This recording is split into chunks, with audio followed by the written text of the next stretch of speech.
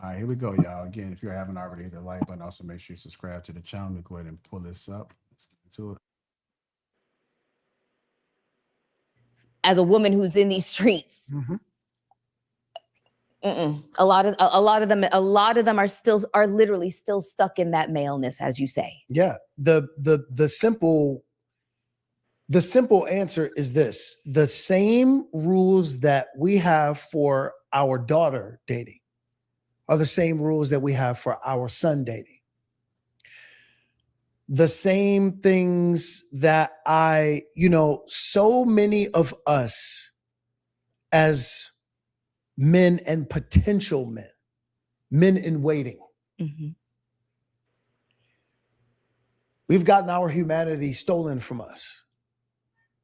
So the minute that you tell a boy that he shouldn't cry, because boys don't cry, is the minute that you have stolen that boy's humanity from him. So many of our women have been programmed into seeing men as stoic as their great grandfathers and grandfathers, but just don't know it. So when they have a conversation with a man who is emotionally in tune with himself, and he talks about something that hurt his feelings or something that he doubts about himself or something that he may fear, it gives a woman the ick. Very few people, our brothers are suffering, but I'm going to say this very loud, full-chested. Our women are doing better, but they're not doing well. Explain that. Because when I just gave that example about a woman hearing all of those things from a man and then getting the ick behind it, what you don't realize about yourself is that you're still caught up in the idea of what patriarchy is. Yes. Because we're all poisoned by it. It's not just the guys. It's the women too. Oh, I've met quite a few women with internalized misogyny and that are really for sure. Yeah, so when this woman, now watch this, if we're talking about our sisters being the most educated demographic in the country, if you're the most educated demographic in the country, it would stand to reason that eventually that's going to turn into dollars. And if that turns into dollars, it stands to reason that you will probably be the bigger breadwinner in your relationship. Are you ready for that? Okay, so let me ask you this. That is a very good Most question. women are not. So that is a very good question. That is a very, very good question. However, because we got to have a real conversation now. I'm done having the surface level fake conversation. I went all the way, and I'm okay with that. I just want him to have feelings. No, you don't. No, you don't. You're lying. You're right. You're lying. Okay, so let me say by way of observation, I have observed in relationships with friends, when the woman is the breadwinner. Yes. Boy, does it get super complicated. But there's complicated. There's two things that are happening. You know why? Because everybody has to retrain their brain. So there's two things that are happening at the same time. Yep. I'll stop it there because that's getting passed away from the first question. Do women really want emotional, open men, or do they lose attraction once a man becomes vulnerable? Well, you said moping men. So I think there's a difference between a man that's emotionally mature or in tune and someone who is moping and crying all day. There's a difference. I said open man. Oh, open. Okay, I'm sorry. I thought you said moping. I was like, dang, right from the jump. I mean, I prefer someone who I would say feels comfortable enough to share certain things with me. But I would offer a safe space for that. And I think a lot of times women don't offer the safe space. I'll chime in. There has to be balance. There can't this. I'm not here to counsel anyone. So it can't be a regular thing, meaning that we should come into situations our best self. Yes, life does happen. And when it does, you have your partners to help you through that situation. But it can't be like a Kanye type dude. You know, he's a whiner. He's a person that complains so much. And it's not just like guys. I don't want to be around a griping, complaining woman. If you don't like what's going on, then do something to fix it. So we can talk solutions and reasonably, you know, you go through a life situation. So if it's a job, like the economy hit, COVID happened, etc., we're going through this together.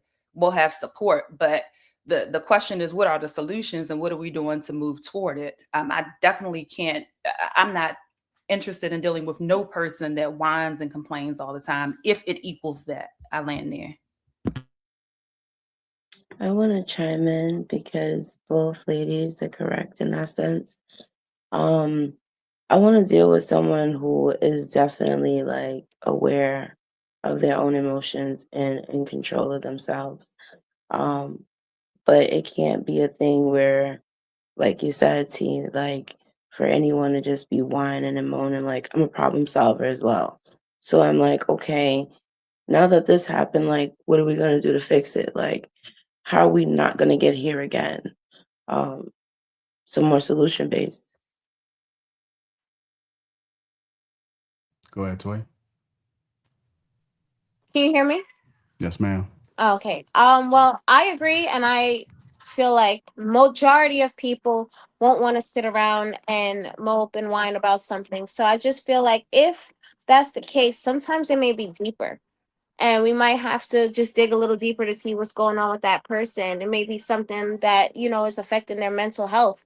And so everything just feels like it's piling on. So we can't just say we don't want to be with someone who's always like moping and whining around. We have to sometimes go a little deeper than that.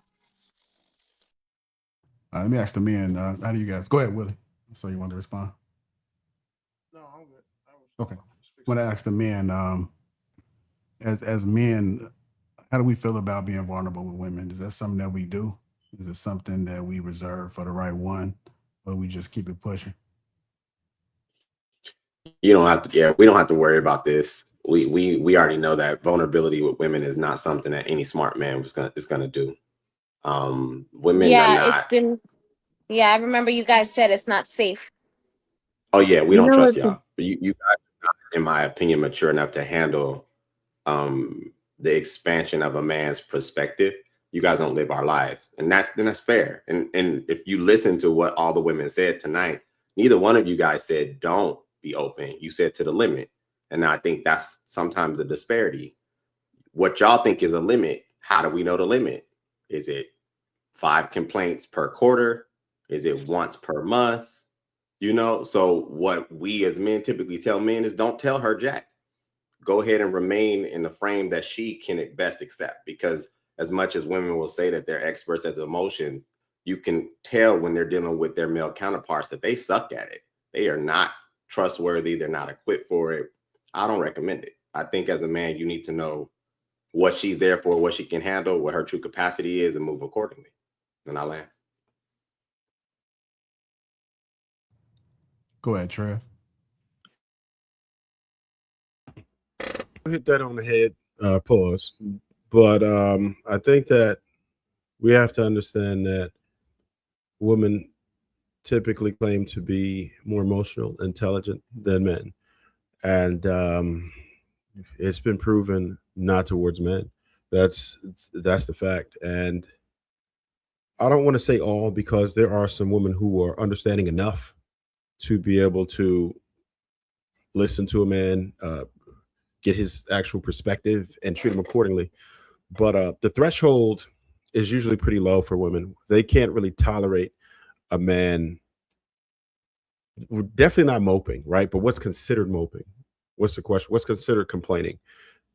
The main thing that women crave out of a man is security. They expect for him to provide her emotional security. So there's usually no room for men to lean on a woman emotionally, right? So it's one of those things where men, we talk to other men about our issues and we might mastermind. We don't necessarily cry to each other, but we get through it. We have that relatability, and we're able to be vulnerable with each other because they don't see us the same way. They're not expecting us to like understand every situation. Sometimes we help each other with things. If I have a strength in one area, then one of my brothers could help me in the area that I'm not strong in, and vice versa.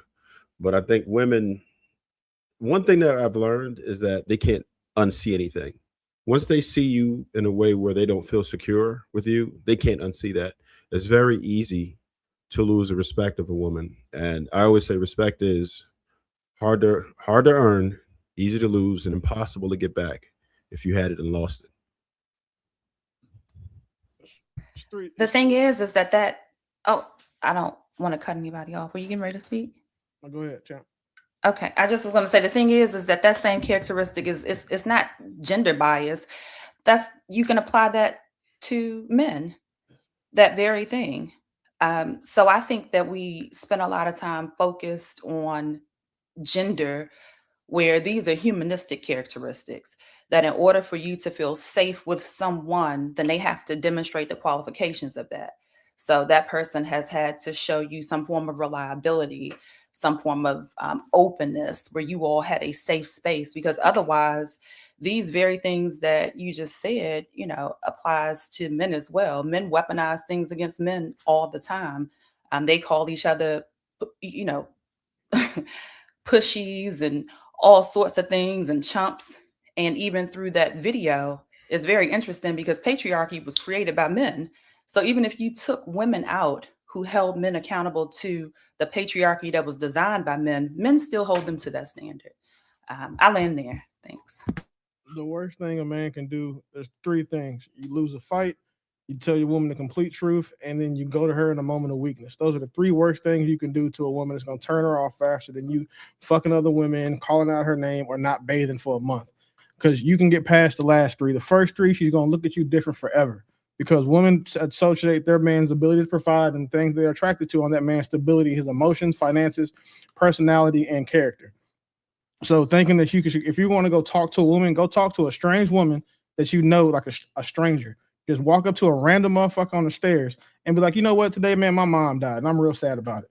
Because if you go tell your woman that, she'll hear it, she'll listen to you, she'll go to the funeral and shit. But if you grieve, if you take too long, you and her girls, you're in the group chat with her girlfriends. She's talking bad about you. That's just women's nature. There are some unicorns who aren't like that. But in mass, women are the most unsafe space for many men, black, white, green, purple, or brown, to go be emotional to or show them some sort of even any type of vulnerability. Because if you show them intellectual vulnerability, they question your leadership. You show them emotional vulnerability, they question your leadership. Any type of vulnerability or shortcoming you show a woman, she's going to use that against you when it comes in time for her to. You get beat up in front of your girl, now she feels like you can't protect her, even though you lost the fight to fucking Mike Tyson. Like, if you lose a fight to a UFC nigga, now you ain't say that, you ain't tell me I couldn't wear this when the UFC nigga was telling me was whooping your ass. Like, that's how women are in mass. Not all of them, but the majority of them are like that. So if a dude thinks that he can tell his woman about how bad something is or how something's weighing on him emotionally, all you doing is turning that girl's coochie into a desert. It's just interesting because it's the same thing. Your dudes are going to, if you get your ass beat by a UFC nigga, your dudes are going to clown you. Yes, they are. They are going to clown you and say, you got your ass beat by the, nigga, you better shut your mouth because you remember when you got your ass beat. It's the same standard across the board. Anything that you show vulnerability toward, anything that you show any form of weakness toward, it's not just the gender of the woman. Your men will also be like, oh, well, you failed in this particular thing. So like, because you mentioned leadership. So if you have questions, if you show vulnerability, there's a POTUS in office. If they show any form of weakness, people then start to doubt. So again, I don't think that this is a gender thing, that I think that humanistically that this is what happens. So two things, right? One, we don't care about what women do or men do. We're asking what the question is about men and women. So all you're doing is say men do it too. But to fellas, for the rest of you niggas, actually men, like we're born men up here. which one of you niggas would look at me crazy if I lost the fight to John fucking Jones or Mike Tyson? Like, y'all probably actually give me credit because I fought the nigga. So like, this is a perfect example of how like irrationally unrealistic women are about the men they swear they know. It's 4 men up here, and we all said the same thing. Trev, if I saw you get your ass beat by Bruce Lee, I ain't gonna hold you. I'm gonna be mad at you because I gotta help you fight. The nigga gonna beat both our ass now. But I'm not gonna make fun of you because you lost to one of the most dangerous niggas on earth. True, you get beat up by Chuck Norris. I mean, my nigga, I'm sorry, that's Chuck Norris. Like, what the fuck are we supposed to do with that? That's not how that shit works with men. But a woman, though, knowing that John Jones is literally the most dangerous man on earth and the most prolific fighter in the history of combat sports, she thinks that her 5'7", 180-pound man is supposed to be able to defend her from him when he grabs her ass. That's how unrealistic women are. I don't know. I kind of like, I hear you, and I'm glad you put those unicorns out there because I kind of experience things a lot differently. And so I actually deal with a lot of men, like even in my personal situation where they are extremely vulnerable. And like they cry, like they do all of that. And I don't look at them as like less of a man. I look at like being able to like express how you feel and get that stuff out as like a form of like communication. Like if you can't communicate, like things become stagnant for me. So I hear you. What capacity? Mhm. I'm sorry. Go ahead. No, go ahead. The difference with what she's talking about are those niggas she's not in a relationship with. So now, I actually was including actually a dude that I am in a relationship with, and male friends as well. But just in general, I would say that if we were talking about just women being sympathetic to men in general, not their men, I would say that there are a lot more women that could do that because y'all are typically the more sympathetic sex. Y'all see somebody get hurt, oh, you know, y'all do that. We see somebody get hurt, we take videos and send it to our homeboys. So like that's where we differ. The problem is we're talking about in relationships, and men being vulnerable in relationships is significantly different than romantic relationships. It's significantly different. There is a significant difference between me and you as friends and me coming to tell you about my bad day, or me and you as husband and wife and complaining about that same bad day. Because you get the multiple for me being able to complain when we're just friends will be higher. At some point, you get tired of me as your man coming to you with problems. And it's not anything wrong with that. Just a simple fact of just women's nature. Y'all expect men to be stable. We're supposed to be rocks. And when we're not,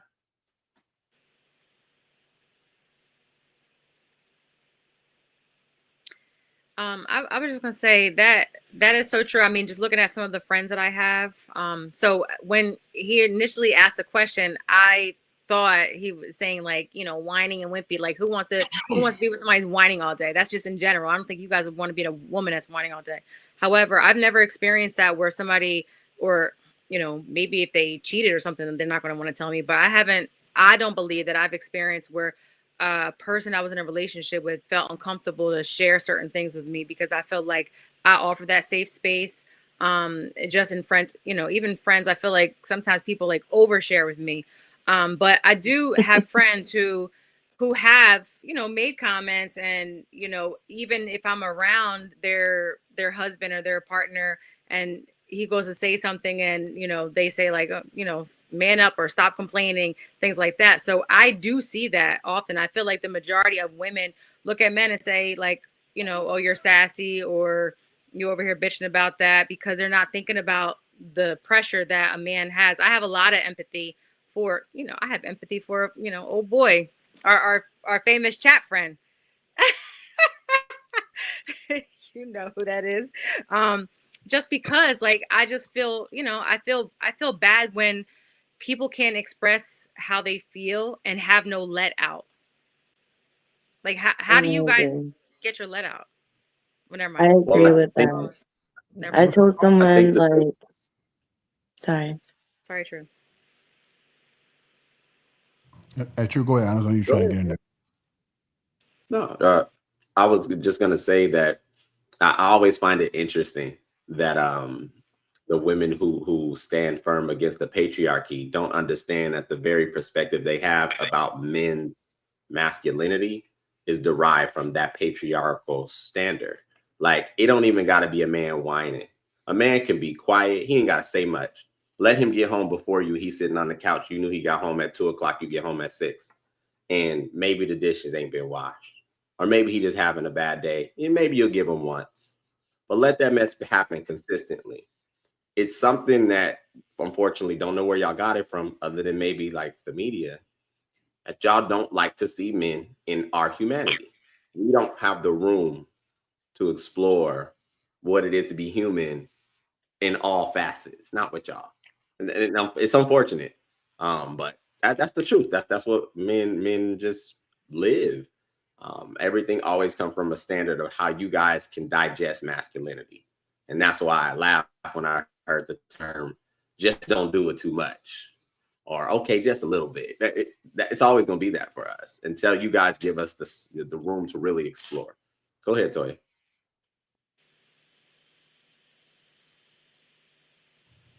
All right.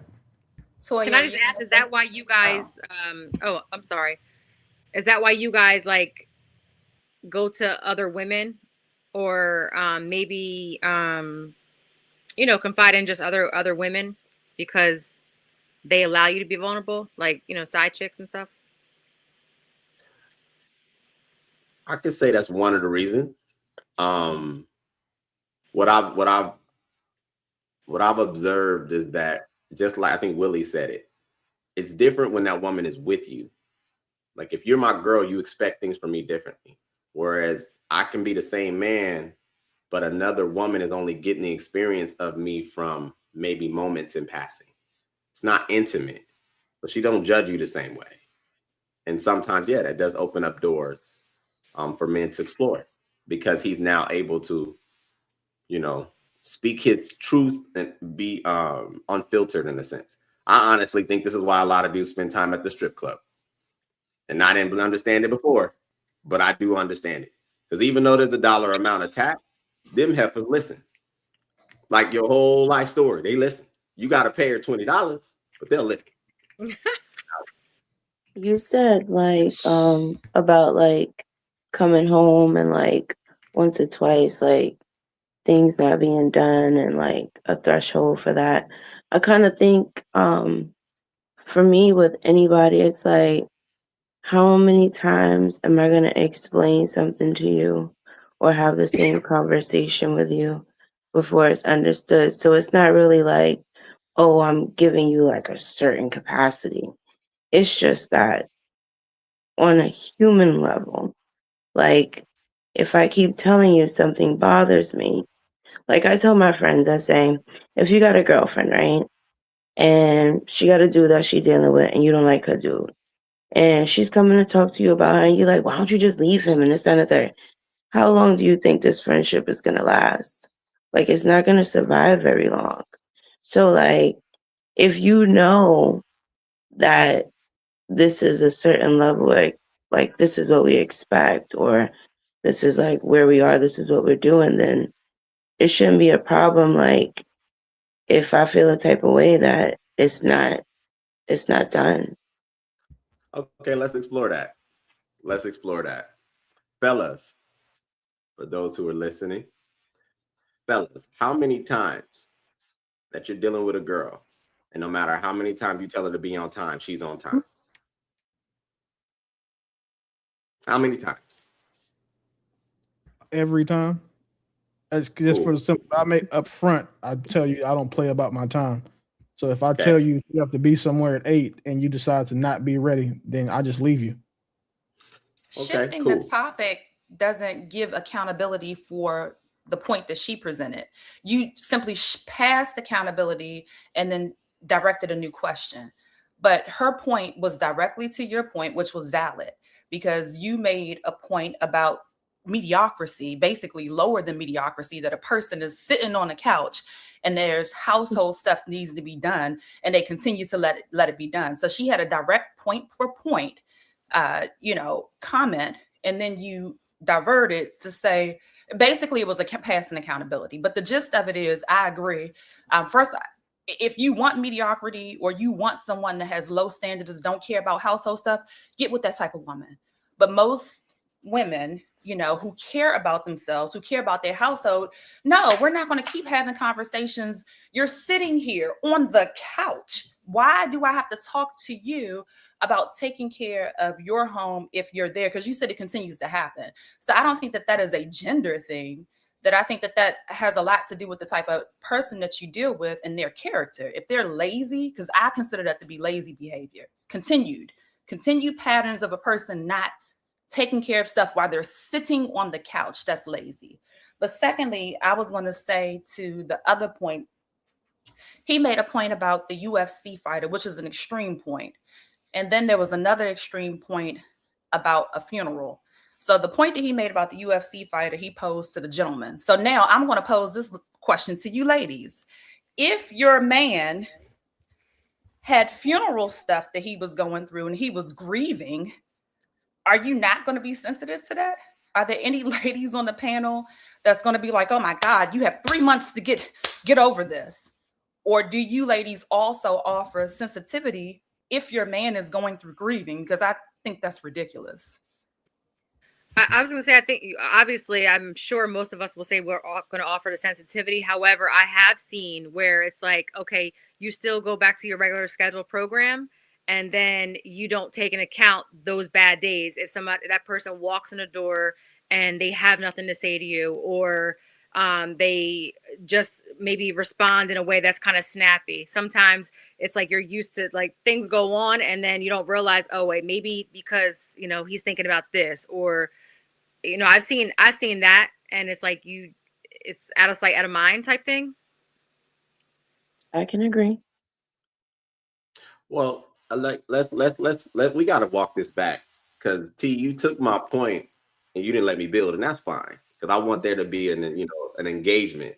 But you completely snowballed my whole premise that I was attempting to build, even though I get that the example wasn't adequate to what you believe. What I was trying to point at is the fact of the example that I used and I illustrated is that it removes the humanity, in my opinion. You went straight to lazy, you went straight to mediocrity, which I find to be interesting, because I'm assuming this person is in a relationship with you. How they all of a sudden became lazy and mediocre, I'm not sure. I'm explaining again that most of the men understand this. Being with a woman, even out of your own conveying of your thought, has the thin performance aspect. He's man. Things need to be done. Why are you not being productive?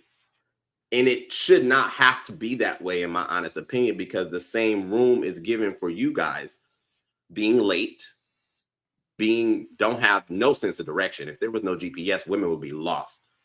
And I've yet to meet a woman who performed consistently more proficient than most men. Consistently. They need days. They cramp, they have headaches, they need to take naps. You got to feed them every 2 to 3 hours. There are so many things that go on with you guys just existing through your day. And the man shows moments of maybe weakness, maybe even ain't weakness, maybe just tired, whatever it may be. And you see that there is sometimes, you're just on the panel, so I'll use it as an example, a response of, now you're lazy, now you're mediocre. And I used to ask women this: when do men get credit for consistency? Because the one thing I do see with women generally, when they mess up one time, they typically say, well, I don't always do this. But when you flip that, you don't seem to get that same type of respect on our side. What I typically see. And I'll learn. When you're saying that they don't get that same kind of respect, like in what capacity do you mean? I think that, just keeping it simple, when men are dealing with women, we kind of already operate with, she's going to be inadequate and make a lot of mistakes, probably more than once. There's so many men that I meet just in passing that talk about their wives still spending more than a budget, and they've been married 13 years, 14 years. But he ain't divorcing her. That can be considered abuse. That can be considered inadequate. That can be considered retarded, because why do I got to keep on explaining to you that you don't need to go over the budget? But when you flip that, women say what y'all say. well, I shouldn't have to continue to repeat myself. And it's like, interesting. That's what I mean by It goes both ways. Like, I don't think as a man you should have to say the same thing over and over again either. At some point in time, it's going to get to a point where he's just going to walk away. Like, he's just going to go find another place where he just doesn't have to talk as much. I don't really think it's like women just treat men this particular way, even though the mass is like the number is higher than it is the other way. Because I hear men say the same thing. Like, I don't doubt that it exists because I hear a lot of men say that, and they talk more so like, oh, it's our type of women that do like this. It's not the other type of women. But even in those statements, like, I feel like Black men like tear Black women down a little bit to build them back up in the end. Like, it's like, we don't want to deal with you because of this, but we love you. And it's just kind of a little weird to me. But I don't know.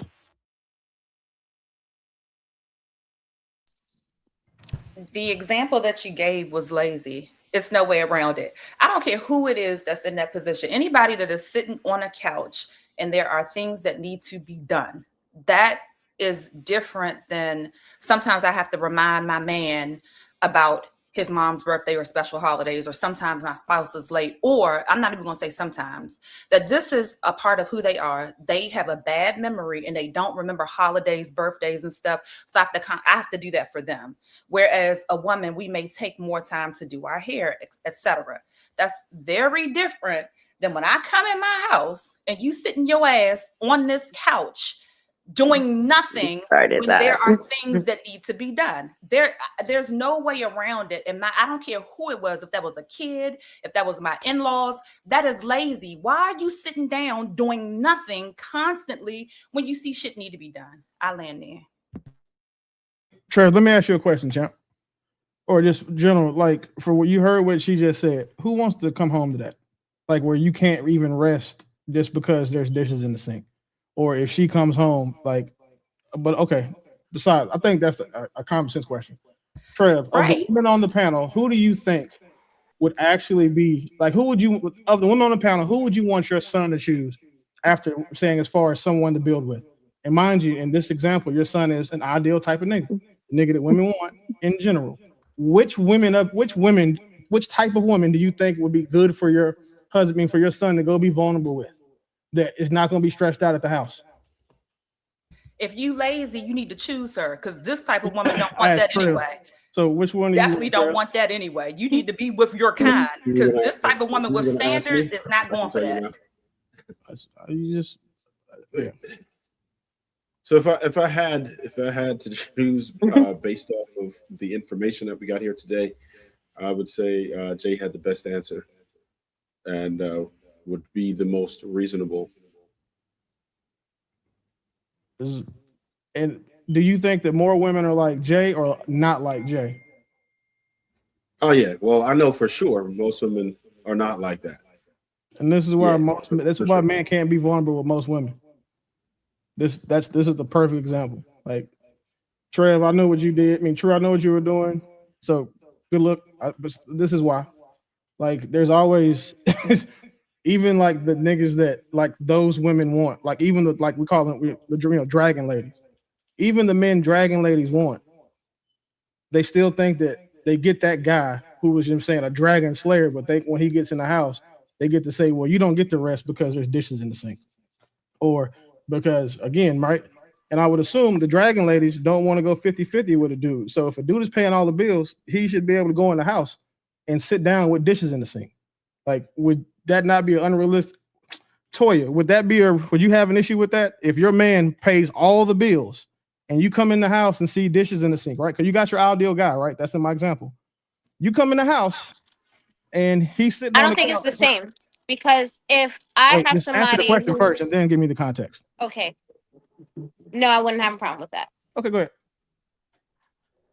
If I'm with somebody who's paying all of the bills, obviously I don't have to work. if I don't have to work, I will be the one handling all of those things, you know, making sure that there's no dishes in the sink and stuff of that nature. So like, I don't think that would be an issue. So you think that to be fair, the majority of women who men pay all the bills, you think they don't work? No. Okay. You said you don't think that, so we're good. No problem. All right, he just shifted this scenario to fit his narrative. First off, the scenario never was about who pays what. The scenario was specifically that I get off of work, and then he said constantly. So again, I don't care. That wouldn't be if you have standards. If it's like a consistent thing, then that's different, because I feel like that would bother anybody. Like if I'm home all day and my man is at work and he come home every single day and there's dishes in the sink and I ain't cooked nothing every single day, sooner or later he gonna get tired of me too. Like, let's be for real. Yeah, but can we just say, like, okay, what is this man doing? Does he have a laborious job? Is he like playing video games all day, working 10 to 2? Like, is he getting up? No, I'm just saying. In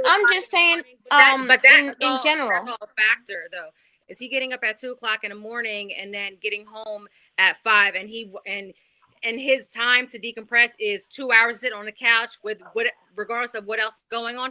I don't give a shit. I don't have that laborious job. That's what I'm saying. I just think that is that the context or what is? Maybe Miss T can answer that. I don't. That would be the context, because I'm saying, like, I wouldn't have a problem with me coming home and having dishes in the sink, especially if he's out working all day. That's the least I could do, to take whatever off his plate. But do you see how you guys are continuing to add variables on something as trivial as? Because I think the variables matter, though, because everybody's relationships are different, and what works for other people may not work for some people. Okay, I'm not arguing that, Toya. I'm trying to keep things on a the variables are important too, because if you're just saying about like she said about a person who's just sitting back, like doing absolutely nothing, playing video games all day. And it's like, let's just say like you deal with a woman and you come home and all she did was play with her fingernails and her toenails all day. And you didn't work all day. I mean, like, I would think that you would expect like something to be done. Like, you wouldn't want to walk in and be stepping all over stuff in the floor and laundry all over the place and nothing to eat, no groceries ordered, and like you would expect some sort of balance there. No? I think I'm not. This is the challenge sometimes in talking to women, is because you guys have this keen ability to find the hardest examples of almost abuse. I didn't say anything about video games. I didn't even say anything about a laborious job. I said if that man got to the house before you and he just so happened to not get to the dishes and you walk in after you get off work and you notice, and I'm saying in that exchange, and then I said, and let's say it happens a few times, then how many times is too many times? The whole point of that was to bring I thought you said this was happening consistently all That's the time. what I thought I heard you. So that means every day we come home every day. That's why I added Trev. That's true. That's fine. That's why I added he pays all the bills, but he does that consistently. So I gave him something that he does good consistently, because all y'all do is focus on the negative. So let's he keep it was real, the one though. that It's not changed even- your narrative. Let's be clear. It wasn't the women. He changed your narrative. We stuck to your original narrative. And because he started adding all of these additives, then we're like, okay, well, if you consider paying bills, well, how about consider this? How about, but just sticking to your basic narrative, which is this happens all the time. Again, there's no change with me. I don't care who it is. If it's a pattern, you know, this is your household too. You got home before your mate, whoever it is, even if it was the female, vice versa. Your ass got home before your mate, and you just continuously in a pattern are sitting there when there's stuff that needs to be done around the house. I just don't find that to be acceptable. If he gets home if you get home before him, you're not paying bills. You're still waiting him to do that. Again, you added that to the narrative. That was not his I'm just using your scenario. own logic against We can then spin this to so many different narratives if you keep adding to it, I but just just use sticking your to own what he logic. said. Whoever gets home first, do the stuff at the house. The bills, there's a bill on the table needs to get paid. I bet you she walked past that the same way he walked past them dishes. All right, I'm gonna play some more clip, but before I do, Kayada, you wanted to chime in what you heard so far? Well, salute JR, man. It's been a long time. Salute to the panel. So I just got in on this part, and I've been saying this for years, JR. A woman's hands should be wrinkled from her days of washing dishes, man. It's not for men to do. I mean, it's common sense, man. So, from what I've heard so far, you know, this is what God made women to do is domestic chores and tasks. If you're a guy and you leave a dish or two and nobody's around, you should probably wash your own goddamn dish. But generally speaking, these tasks are for women to do because women don't have a problem with asking you to fix a tire for them or something that a man is capable of doing that's laborious. So yeah, man, absolutely, absolutely. Yeah, How you feel about that, T? that's it. I think T agree with you, Chaotic. Go on and play the clip because I'm gonna come back to you. All right, here we go.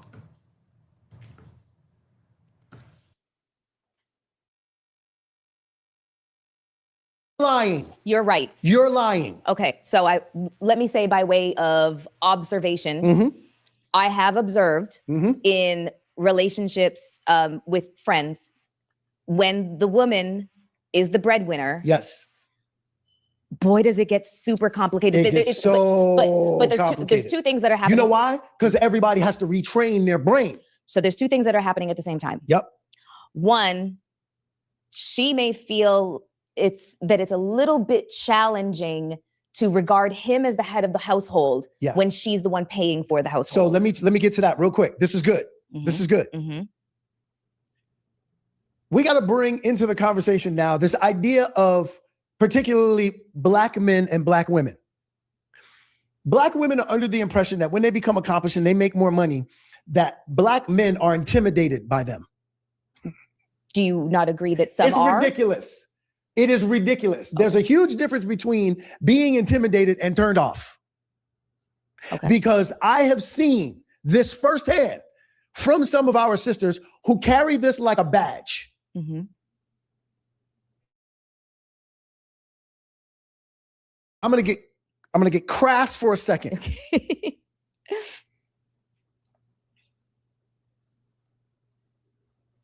If you are not bending over your man, and if you can't beat him up, you can't intimidate him. It's not possible. Let's stop the garbage. Okay. No man is going to be intimidated by you unless you are bending him over or beating him up. Okay. Now watch this. Okay. We're going to have a real conversation now. We are. Because we got to start retraining our brain because we've all been poisoned. I know this. Okay. 3 o'clock in the morning. My wife, by the way, right now, Mrs. Whitfield out-earns Mr. Whitfield. There's only one man in that house. One. At 3 o'clock in the morning, when my wife wakes up and she says, babe, I heard his sound. Babe, I heard something. If it were difficult for her to see me as the man of the house, she would get up, grab the gun, grab the Roddy, and go see if everything is okay. While I lay underneath the covers and wait for her to get back. There's one man in that house. I don't care what listen, be a boss outside that house. When you come in here, you are Mrs., not Mr. I am the leader of my house, not because I tell anybody what to do. I'm too smart for that. My wife is from the South Side of Chicago. I'm from Brooklyn, New York. If we don't do life right in our house, somebody will die. That's yeah, it's true. You understand? Yes, you guys are both tough cookies. I do not tell my wife what to do. I show my wife what to do. That's what makes me the leader of the house. Okay. In what way? I am the model that everyone in the house mirrors. Okay. We talking about getting into shape? You talked about, what do you see on social media? You in the gym. Mr. Whitfield is in the gym. Yes. I am modeling for my wife what she can do. whenever there is a what I call a spirited verbal joust going on between the two of us, I have to model for my wife this volume. Because if it goes to 10, somebody's going to get hurt. I'm not talking about physically. I'm talking about emotionally, spiritually, because you know anything past 6, 7, 8, it's going to get nasty. So the first thing that I have to do is become the model that I want mirrored. Okay, but so the money has nothing to do with the leadership. Okay, but let me ask you this, because you and Sally are a perfect example. Correct me if I'm wrong. Yep. It hasn't always been that way where she out earns you. Absolutely not. This is absolutely not. Not. So this is relatively, in the grand scheme of 23 years, yes, fairly new. And Sally is her in Hollywood right now. No question. Showrunner for the Gilded Age. She is a boss. She is a boss. From top to bottom. Yes, she is. She's her right now. Yes. But so this is fairly new in the grand scheme of a 23-year marriage and a 28-year relationship. Yes. So there has been time to adjust because it happened incrementally. Yeah. When you're talking about a woman who comes to the table initially and she is a 6 or 7 figure earner and she's trying to attract a mate, we're going back to the intimidation thing. So what? We're going back to the intimidation thing. It's not necessarily the money. It's not necessarily the money. It's not necessarily the career. Yep. It's the access that is afforded to that woman that could be the source of intimidation for a man, because he does not have the same access that she does. She doesn't have the same doors opening. And in addition to that, there's a certain type of man that is in her sphere that earns the same as she does, if not more. So it's not necessarily that the intimidation that when women are talking about he's intimidated by me, that's too simplistic. But I want you to remember this. But hold on, that's too simplistic. Yeah. It's the intimidation of the situation that she finds herself in. It's the other men in her sphere that really is the intimidation factor. The men that he's imagining, because she might just be surrounded by a bunch of white men that she finds repulsive. Yeah, but see, this is why my book is so important. I'm gonna go ahead and stop it there. Can a woman genuinely respect a man's leadership when she pays most of the bills?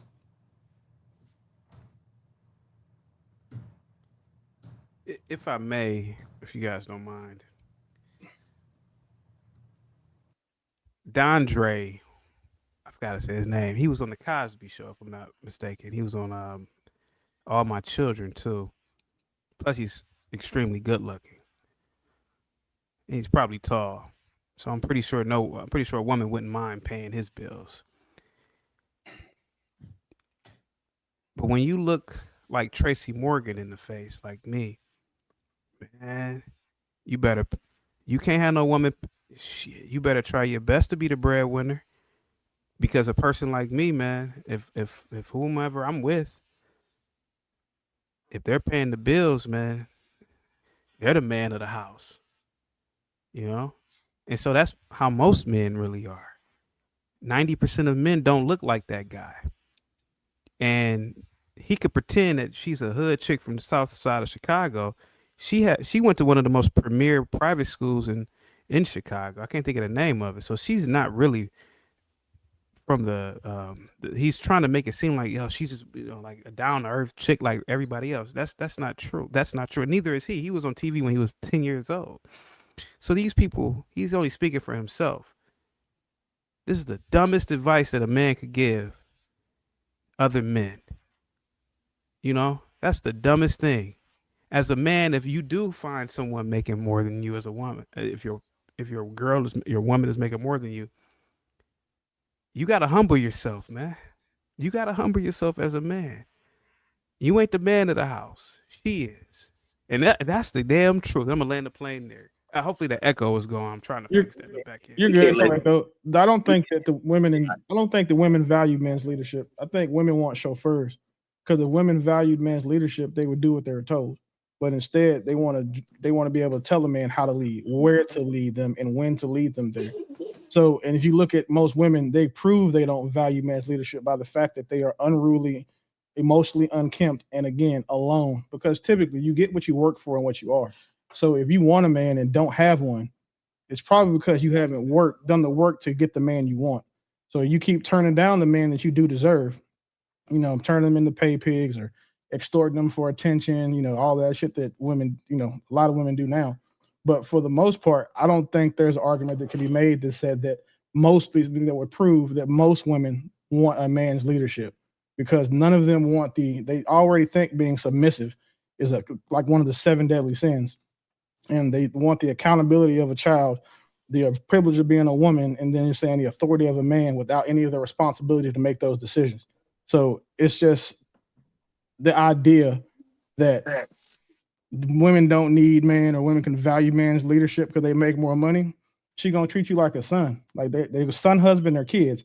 Now they're gonna treat you treat their husband like a child because she makes more money than you. I'm not even gonna get too pissed off too early with this, talking about listen and obedience and stupid shit like that. But this is what I will say to the concept.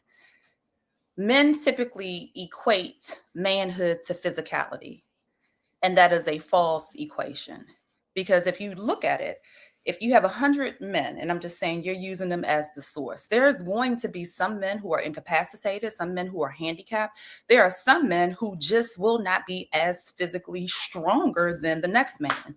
If you look at the army, of course, you're going to put out your soldiers, which are going to be your young in their prime because they're physically, but they don't have the mental capacity to run the army. That's why you have commanders and the commander in chief.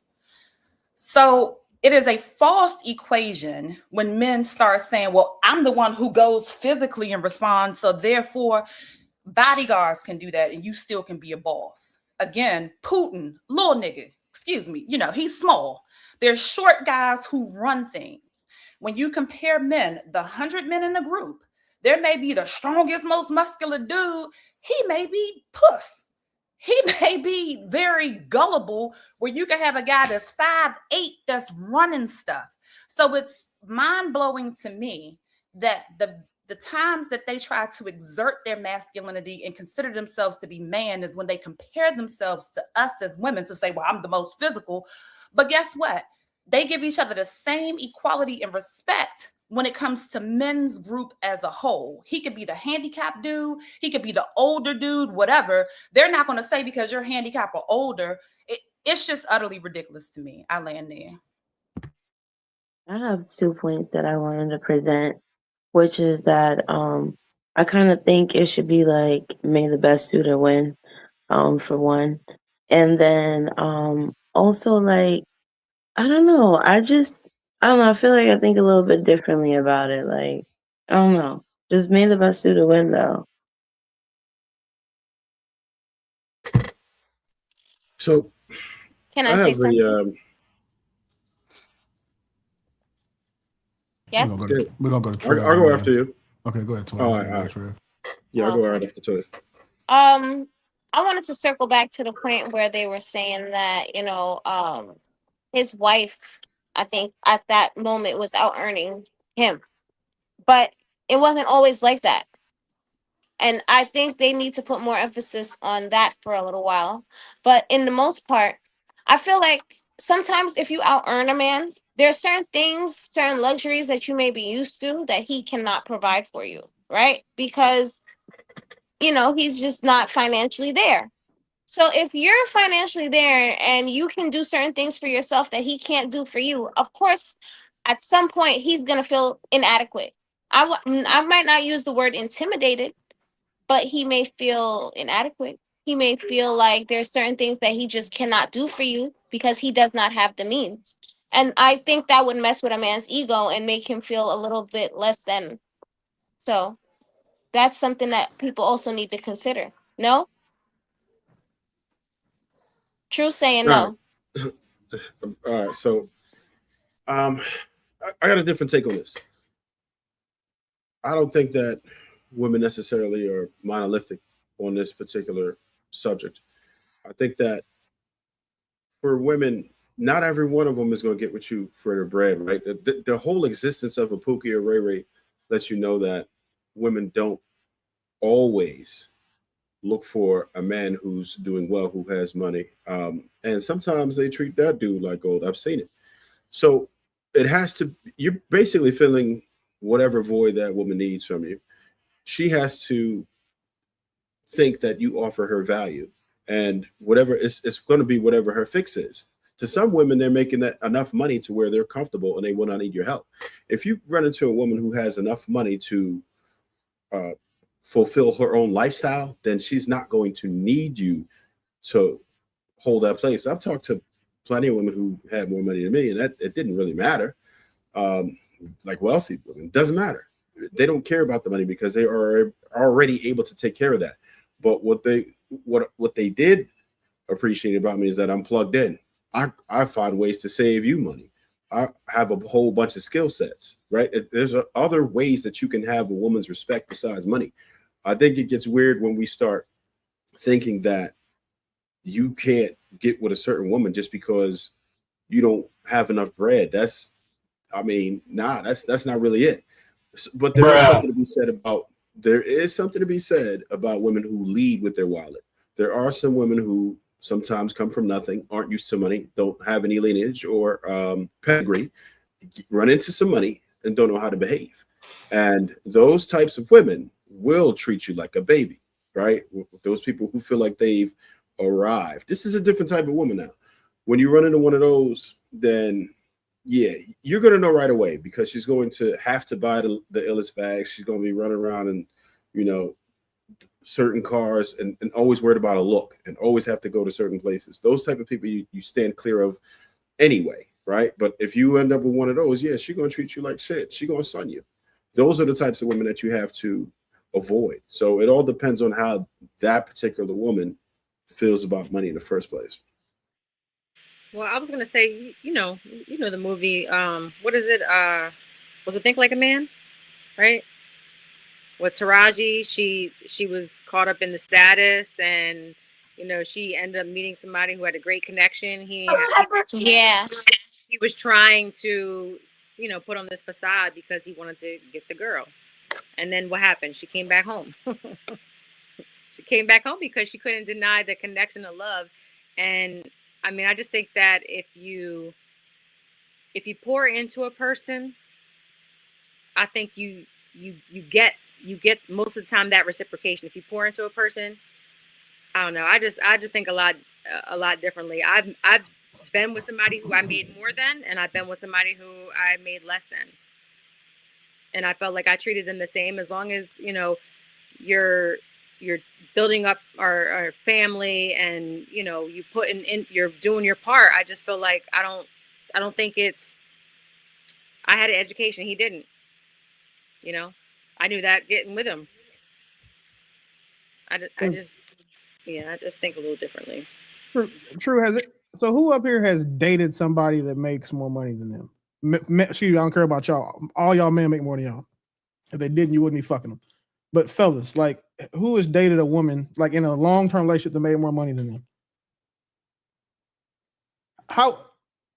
Was this your experience with the woman that made more money than you? Trust me. I wasn't the leader, bro, when I dated a chick who had more money than me. Trust me. Man, I don't look like Tay Diggs in the face, man. She let me know. Come on, I'm telling the truth. And I'm short. Shit. So I'm short. Are you bro? Are you crazy, Willie? That's not my experience. Are you crazy? Short too, and not making more, man. Man, you better be humble, Willie, bro. The average man better be humble. Not my experience. So Jay up there. Jay up there. Oh, I dated a man, and he didn't have any money. Well, I bet that man. I don't know. Did he look like who's the guy who played? Did he look like what's that? Henry Cavill who played Superman? Jay He was average looking, but I was also younger. I married him and I had children with him. Okay. That's different. And even that's a little bit different. See, Jay, we need that context. That context would have mattered before. But I'm saying even when you said it, he still didn't. He still didn't make the money, and I ain't go after a dime from him. So I'm just saying. I feel like all the women that make more money than me are either unattractive or sell pussy. So like I haven't run into it yet. But Trev, what did you say your experience was? It was cool. I didn't have no issues, man. But again, I offer value in a lot of other ways, and I understand women are emotional creatures, and it's how you make her feel. So, not every woman is looking for that money void to be filled. If she doesn't really need you for money, then you can offer plenty of other things. There's nigga, you are also a super nigga.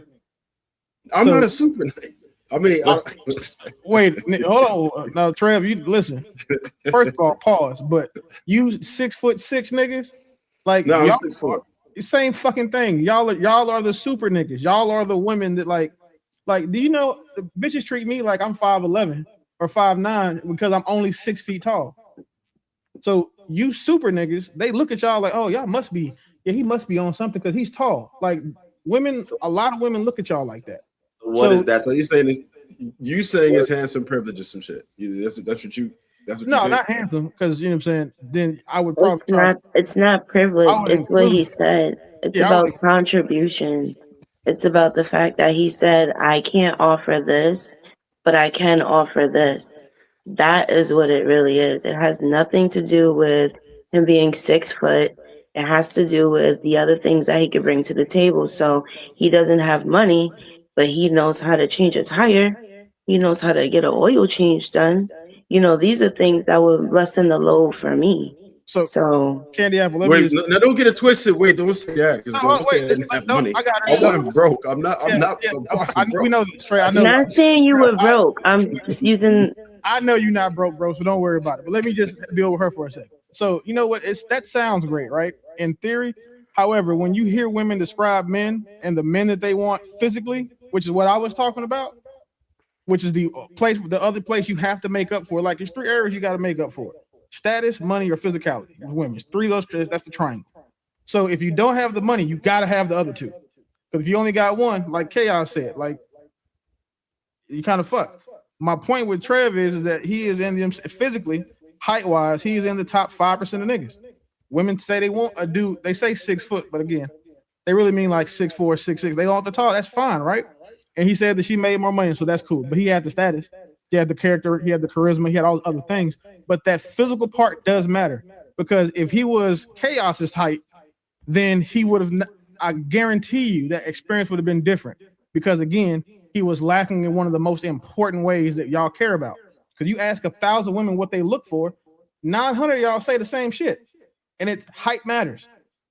Like as someone who every now and then benefits from it, height matters.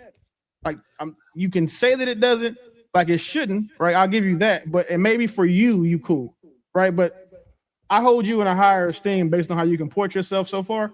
But the rest of these women, they're lying. They want a nigga that's 6'6", got, you know what I'm saying, make 6 figures a month, and that they can tell what to do. It depends on the level of the female that you're dealing with. Sorry to cut you off, because I'm totally different from that. Like, and I see a lot of women that are around me that would move differently. But I do agree with what you're saying, though. I'm not going to take any point away from that, because you're correct. But I just do want to shed light on the fact that there are more than just a handful of women that don't look for a dude that's 6'6". Like, he could be 6'6" and dumb as shit. Like, what can I do with that? Like, but then when you do think about procreation, like you think about like the better characteristics. You know what I mean? Like, you don't want the worst ones. You kind of want the best ones, in my opinion, too. Like, when you go to, like, let's say like the animal shelter and you're looking for a pet, like, you don't want the one with like the shaggy fur and missing leg. Like, you want the one that looks like somebody cared about it, like somebody wanted it. No, Candy, Candy, you are a very, very beautiful soul. Unfortunately, the world does not work that way. Imagine being under 5'10" over at your girlfriend's home, who earns more than you, and your legs are dangling off of her kitchen stool. Man, she looking at you like, man, this is a sorry ass. I listen, you're a sweetheart, but that's not how the world really works. That's some movie stuff. It's unfortunate. And you can't be a leader in a situation like that with your legs dangling. And she like, damn, man, this dude, it's no. Women It's treat better men- not to even date. women treat men that are under 6 feet tall like they all sit Indian style still, Yeah. like Chris applesauce still. That's how they view men. I think you guys like totally glossed over what Trev said, because he said some very prominent things, and collectively you guys said some things that were dope, right? But he spoke to the specifics of the woman. And what I find interesting is that a lot of women who think they got money because their job pays them a lot of money, but they don't have money. They just got a high salary, and then and there's levels to this. Trev, I'm sure, maybe even Willie, I'm sure. See, when you've dealt with women who are accustomed to money, one thing, if they're interacting with you and they come from that, they can tell where you're at already. So if they interact with you, they're not basing it on the fact that this man is ultimately going to elevate me, because I'm not a woman who needs to be elevated. Money is not an issue. So I'm interested in having a human connection. I'm interested in maybe getting to know what he has to offer, and that's not based on a bank account or reach of credit. And this is how I can tell that a lot of women either broke or assume that they actually are paid because they have a job, which is cute. So you fly first class, great. You may have a nice FICO, all right. But when you really are immersed in money and you really have done that, you typically deal with people a lot different. This is how I can tell that a lot of times we shouldn't listen to these heifers, because they can only conceptualize, oh, why would I deal with a dude if I'm on this level? What level? No one knows you. If you walked into the office tomorrow and they say you gone, because that's where most women are anyway. If they're earning in the capacity where they got to punch somebody's clock. What are you really going to do? And so I think that's where it gets dangerous for me. In a sense, laughable. It's not 6'6". Bo said it in the back chat. If you are a solid dude, women who have money are able to see you from your human level, whatever that may be. And it's not just based on you being an animal in a sack. It's definitely not you sitting on the edge of the bed, chaotic, swinging your leg. I think it's hilarious, but I don't think that that's factual. And I think people need to travel a lot more too. Give you a lot more perspectives than just this little low level, low vibrational, sometimes limited perspective we have in the inner cities and in the Americas and in our community, to assume that you got to be 6'7" and hauling UPS packages for some girl who money to give you a chance. That's loud. True. Did you ever watch Howard Stern growing up? Yeah, I have. Do you think I forget the guy's name, the actor dude? You ever seen his wife? I can't recall seeing his wife. No. You should look her up. She's super hot. You think she date Beetlejuice? Do I think she would date Beetlejuice? The black dude from the show. The black dude off of Howard Stern. The little 3 foot tall black dude off of Howard Stern. Because she's so privileged and she doesn't care about the money and the aesthetics. Do you think she date Beetlejuice, sir? See, that's a nigga. No, we're all human beings, right? We're all human.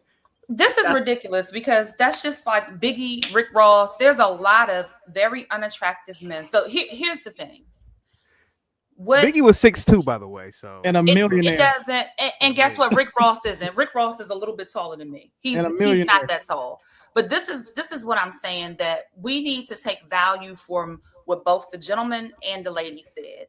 That it goes well beyond these physical characteristic wish lists. Because if you give anyone a wish list and say, tell me what you want for Christmas, clearly they're going to choose all of the top things. They're not going to say, well, let me go for mediocrity.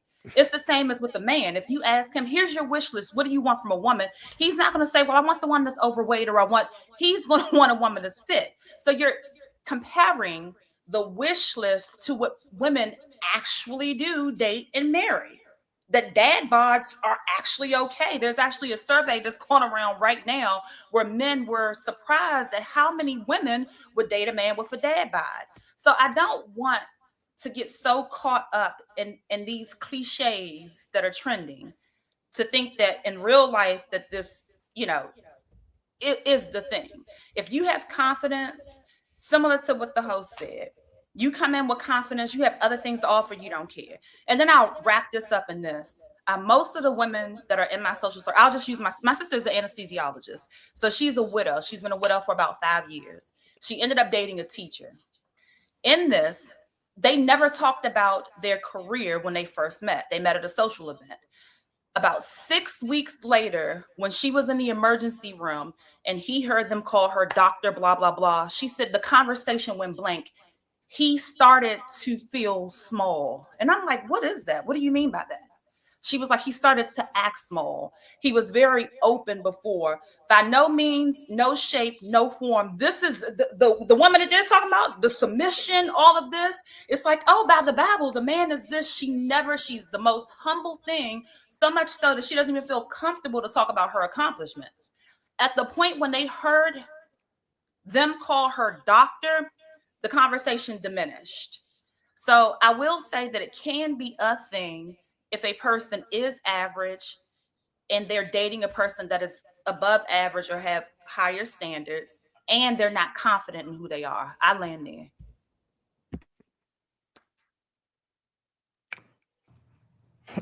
Hey, Bo, you want to hop in? Sure, why not? I think that inadequate men are threatened by a successful woman. But in general, I don't think that men are threatened by successful women. What I think is that men don't like successful women for several reasons. Some successful women are full of themselves and treat men like shit. But some men don't like successful women because if anything happens, they can get the fuck on and be straight. Like, I'm not bound to you because I don't need nothing from you. And a lot of men don't like that. But I just don't think that wholly men are threatened by successful women. I think that a lot of men want successful women. They just don't want the bad attitude that comes with some of them. And I know that sounds real strange coming from my mouth, but it's true. Like, I know a lot of them, but I also know a lot of successful women that can't get men because the men do not want women that have more than them or equal to them, because they want to feel like the man. I got to make the most money in the relationship. And I think a leader is a leader, honestly. Like, if you get in a relationship and you feel like you're not a leader, that means you're not a leader. That don't mean nothing about that woman. That means something about you. You got to check your own weakness. So if you can't be a leader with a woman that makes more than you, that's on you. That's not on her. So, but yeah, I don't generally, I used to think that men were intimidated by like me being successful in my industry. Not like in general, because success is relative. But I used to think that, but that's not really what that is. It's those men were inadequate. I don't think that it was my success that had anything to do with it. Bo,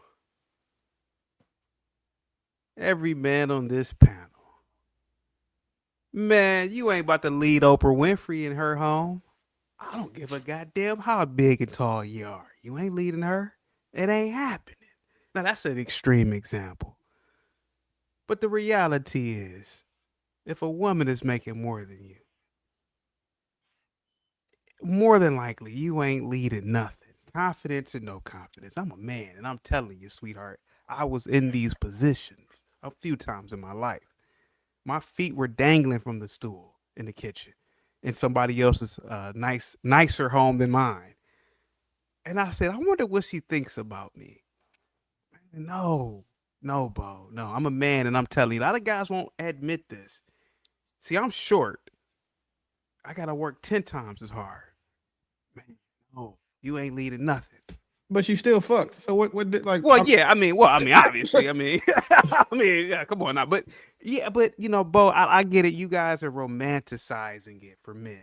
It ain't like that, Bo. Trust me, It ain't like that. So, question: when you say you're short, right? How short is? What are you talking about? Like you 5? Put it this way: I'm taller than Muggsy Bogues. So you 5'3"? No, well, Bogues is 5'3", so I'm taller than Bogues. Oh, okay. Between 5'4". 5'3" and 5'10", put it that way. That's fair. Well, yeah, okay, yeah, but Put it this way, I don't look. Put it this way, I'm not that short where people think I'm short. People, yeah, put it that way.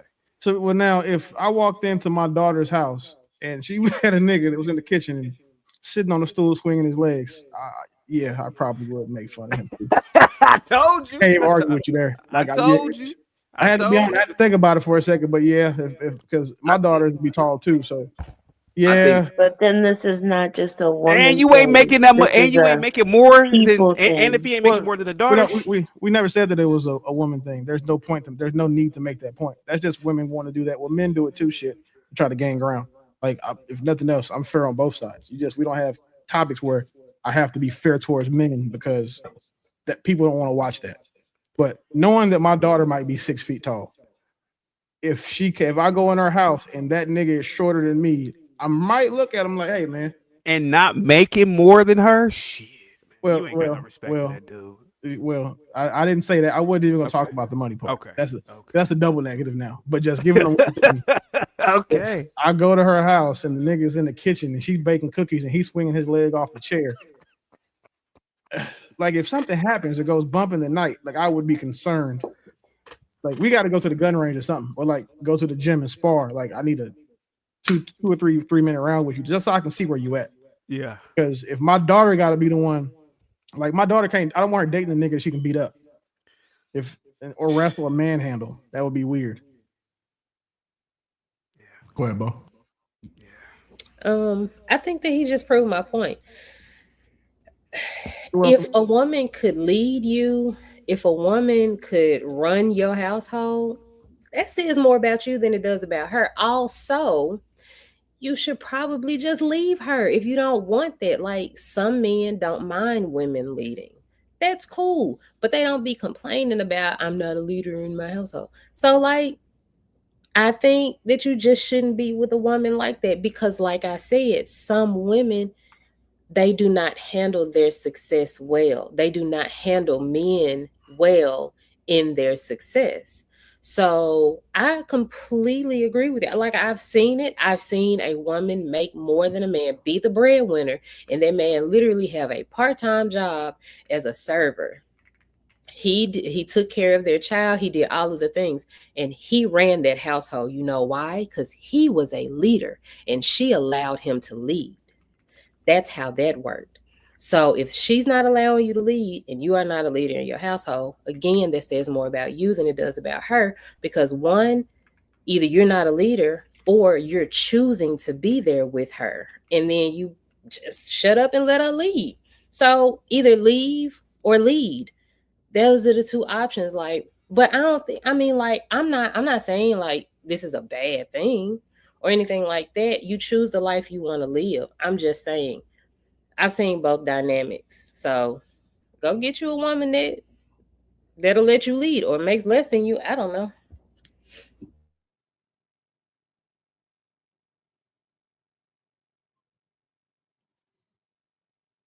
All right, let me go ahead and run some more of this clip. And a couple of super chats came through. Everybody hates mine 499. Jay, first man probably looked like me. He was tall, handsome, charming, can talk the draws off the nine, kisses babies on the forehead, saves cats. He can ain't $5, says a woman without earning doesn't make anything for me. If she loses that job, I'm stuck with her debt and lifestyle. I prefer a stay at home. I think everybody has contributed. Let me go ahead and run some more of this clip. Here we go. Why the notion is so important. Because what it sounds like is that our sisters are choosing males and don't know it. There's a lot of males out there, honey. There's so many males out there. But there are so many. There are so many females out there too. I bet you Agreed. know. I don't Like I hate said, females though. our brothers are struggling. Yeah. Our women are doing better, but they're not doing well. Our sisters are still choosing males and don't know it. And then what they're then doing is they're disparaging the men that actually exist because they keep choosing males. Well, here's a sitch when it comes to like choosing males. That's basically the whole choose better argument. And I will say from my standpoint of being a woman, I'll speak for, a lot of other women here, you would have to have like superhuman powers of discernment to weed through because here's the thing. So I'll give you an example. Okay. This is where Let me tell you. We get ready to lock in. We are getting ready to lock in. So let me tell you the level of deception that that males can actually have. Yes. Men can have whole other families on the other side of town. Absolutely. And women find out when the man dies. But you know what? See, so this is now you're hearing what you're hearing right now? What am I hearing? You're hearing the importance of partnering with a man. Yeah. You need a man. I do. I'm not talking about in terms of that part to me is, I mean, you're heterosexual. I am hetero. Yes. Very straight. Yes. So now I'm not going to say that you need a man because that's not for me to say. Yeah. What you do need is a man. I do need a man. You have one. Your big brother is here. We are getting ready to lock in. Let me tell you. Now here's what's going to happen. Wait. You heard it here first, folks. I'm putting him to work. He gonna find me a man. Big bro is here. Okay. This. So you thought this was an interview for your podcast? Well, no, actually, no. I knew this was going to happen, and I was very excited about it. 1,000%. I knew it way before, but I just couldn't say it. Right. Now that we're here and we got to this part of the conversation, this is what this is. Yay. This is what the day was about. Because you need a big brother. I do. Jeff is and you know what? I can't wait to tell you a story. Jeff is my big brother. That's my bro, Jeff Friday. Yes, Jeff Friday. That's my bro. Yes. But even he will tell you this is another level now. Because here's what's going to happen. Okay. You can't detect that stuff. The stuff that we talked about. The dudes who got the whole other lives and all of that. Guess who can? You. Your big brother. Okay. Because when the last thing that a male wants to be around is a man. That is true. The last thing that a male wants to be around is a man. Because he knows that man sees him. You understand? I do understand. So when you sitting there, I got somebody I need for you to meet. My big brother. Because here's what's going to happen. I'm going to tell you exactly how this is going to happen. Let's say we're talking about Rob. Sorry for all the Robs out there. Don't take it personally. Let's say you call me and you say, big bro, I need you to meet Rob. And I go, word. I say word because I'm from Brooklyn. Yeah. So I get together with Rob and I go, sis, see you in a few. And you go away. Because now I got to talk to Rob. My conversation with Rob goes like this. Rob, this is not my DNA sister, but this is my sister. This is what I want you to understand. I got 2 rules. Don't ever abandon or abuse my sister. If either one of those things happen, you and I are going to have another kind of conversation. And I'm going to see you. Because this is my sister. And I'm her big brother. I'm not giving this to you as a threat. I'm not a gangster. I'm not a thug. That's the conversation I have with Rob. So what happens for all the other women out there that don't have a big brother, a father? I'm going to go ahead and stop it there. I don't know who you're speaking to Rob. But does every woman need at least one trustworthy man in her life, even if she never marries? Yeah, her father. Well, what if her father's not living? Well, she's fucked. I'm not trying to be funny. That's the only man that she could ever trust and genuinely just want her best interest and not want anything from her. Because just to be fair, if she's attractive, she's double fucked. Because again, there's not a man that's going to want to be around her and not see or have some sort of inclination about what he can get from her physically because she's attractive. If the less attractive she is, the less fucked she is. But that's the same like in real life. But the odds of an attractive woman finding a man that she can rely on and trust and is not giving him some shit, it's got to be a daddy. That he's the safest bet. Her brothers, her uncles, a lot of them serve equivalent roles.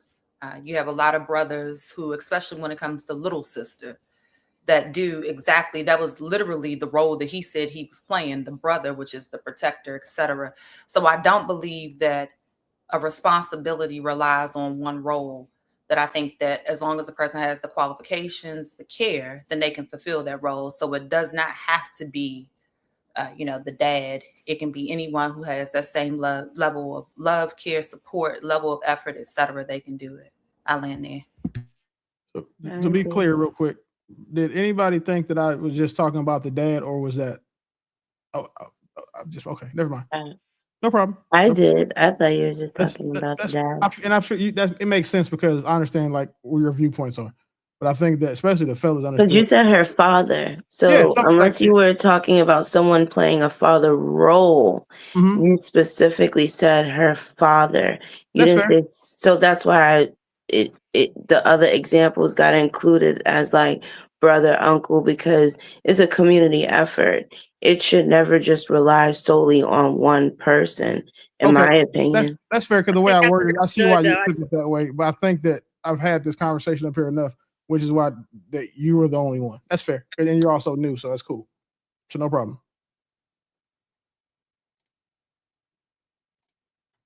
All right.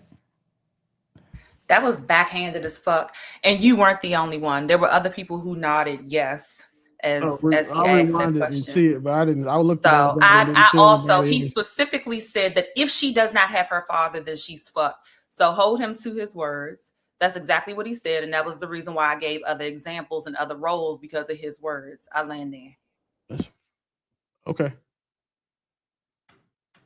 I like the respectful sarcasm back and forth.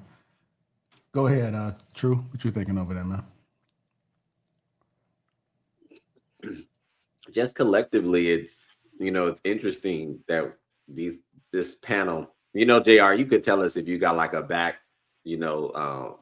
background deal with Melissa Ford or whatever, because we keeping her so relevant. Like if I see Melissa Ford, if I come to Dallas and we link and I see Melissa Ford run into the bathroom at the crib or something, bro, I'm gonna know why you was talking about her ass so much. For real. And I wouldn't even really be mad at you, to be fair. Like that, I don't need a man vagina when they give it up. That shit is spectacular. So go off, big dog. I hope you are successful. I don't know her, man, but go ahead, True. No, just I think that it's kind of very rich that we keep building these narratives around who got what and how much money and the intimidation. I definitely like what Bo said as far as the leadership is concerned. I do think even T offered, something of substance in regards to her sister, and using a personal example. I think a lot of times if you're dealing with a man who has not arrived at understanding his talent, his abilities, and all he knows how to do is show up in the world with his little contribution. Now, when I say little, I'm trying to be respectful in a sense. Most of the time, there's very few outliers that are in our community that are standing prominent when it comes to finances. It's just the truth. To build wealth takes time, and it typically is not one layer, one dimensional. There are some exceptions, but we don't live in exceptions. We live in, majority, right? And so sometimes having this energy behind why women are claiming to not find adequate men because they're making so much money and we can't keep up. I see that to actually not be true. Even the women who think that they're actually doing it, when they find value in you and they do just so happen to have a little bit of money, they are more than generous, not just with money, access, experiences. And that's why I say it's laughable, because when you're around wealthy people, rich people, you start to understand that they don't spend a lot of time talking about money as much as y'all think they do. They actually just talk about life. Now, are there business deals that are being discussed? Absolutely. Are there masterminds that you're being invited to? Absolutely. But they're trying to figure out what's between your ears. Who are you as a person? What have you done thus far? What have you done is not necessarily tied to your income stream. That's why I always, again, laugh. I mean, that's why, maybe an hour ago, I was talking about your job as a woman, because a lot of women think because they have a high salary, they're actually doing it out here. And that's fine. But yeah, I think it's a dope discussion thus far. Interested to see where we go from here. And I'll land. Dondre Whitfield in that segment reminded me of something that happened to me. I don't know, way before I got married, about maybe 20, no, I don't know, 15 years ago. I'm dating this chick. Now I'm from Northeast Ohio, I'm from Cleveland, but this chick is from, I don't want to name the city she's from, but I'll name the cities her two cousins are from. She's from this Bama ass city in Ohio. Now her cousins are from Warren, Ohio. Have you guys ever heard of Warren, Ohio? A god awful little town in uh, Northeast Ohio. Practically sharecroppers. Here I go. I come from a great family, upper middle class. I'm dating this girl from this little crappy town. I'm not gonna name the town she's from. Nice girl, nice girl. We go to a one of those buffet spots. I can't think of the name of it. I think it was like Old Town Buffet or something. And she said, I want you to meet my family. Now, these two sharecropping Negroes, her cousins, now these some big sharecroppers. One of the dudes, he does that tap. You know, like a lot of black dudes do that tap. He tapped me on my knee.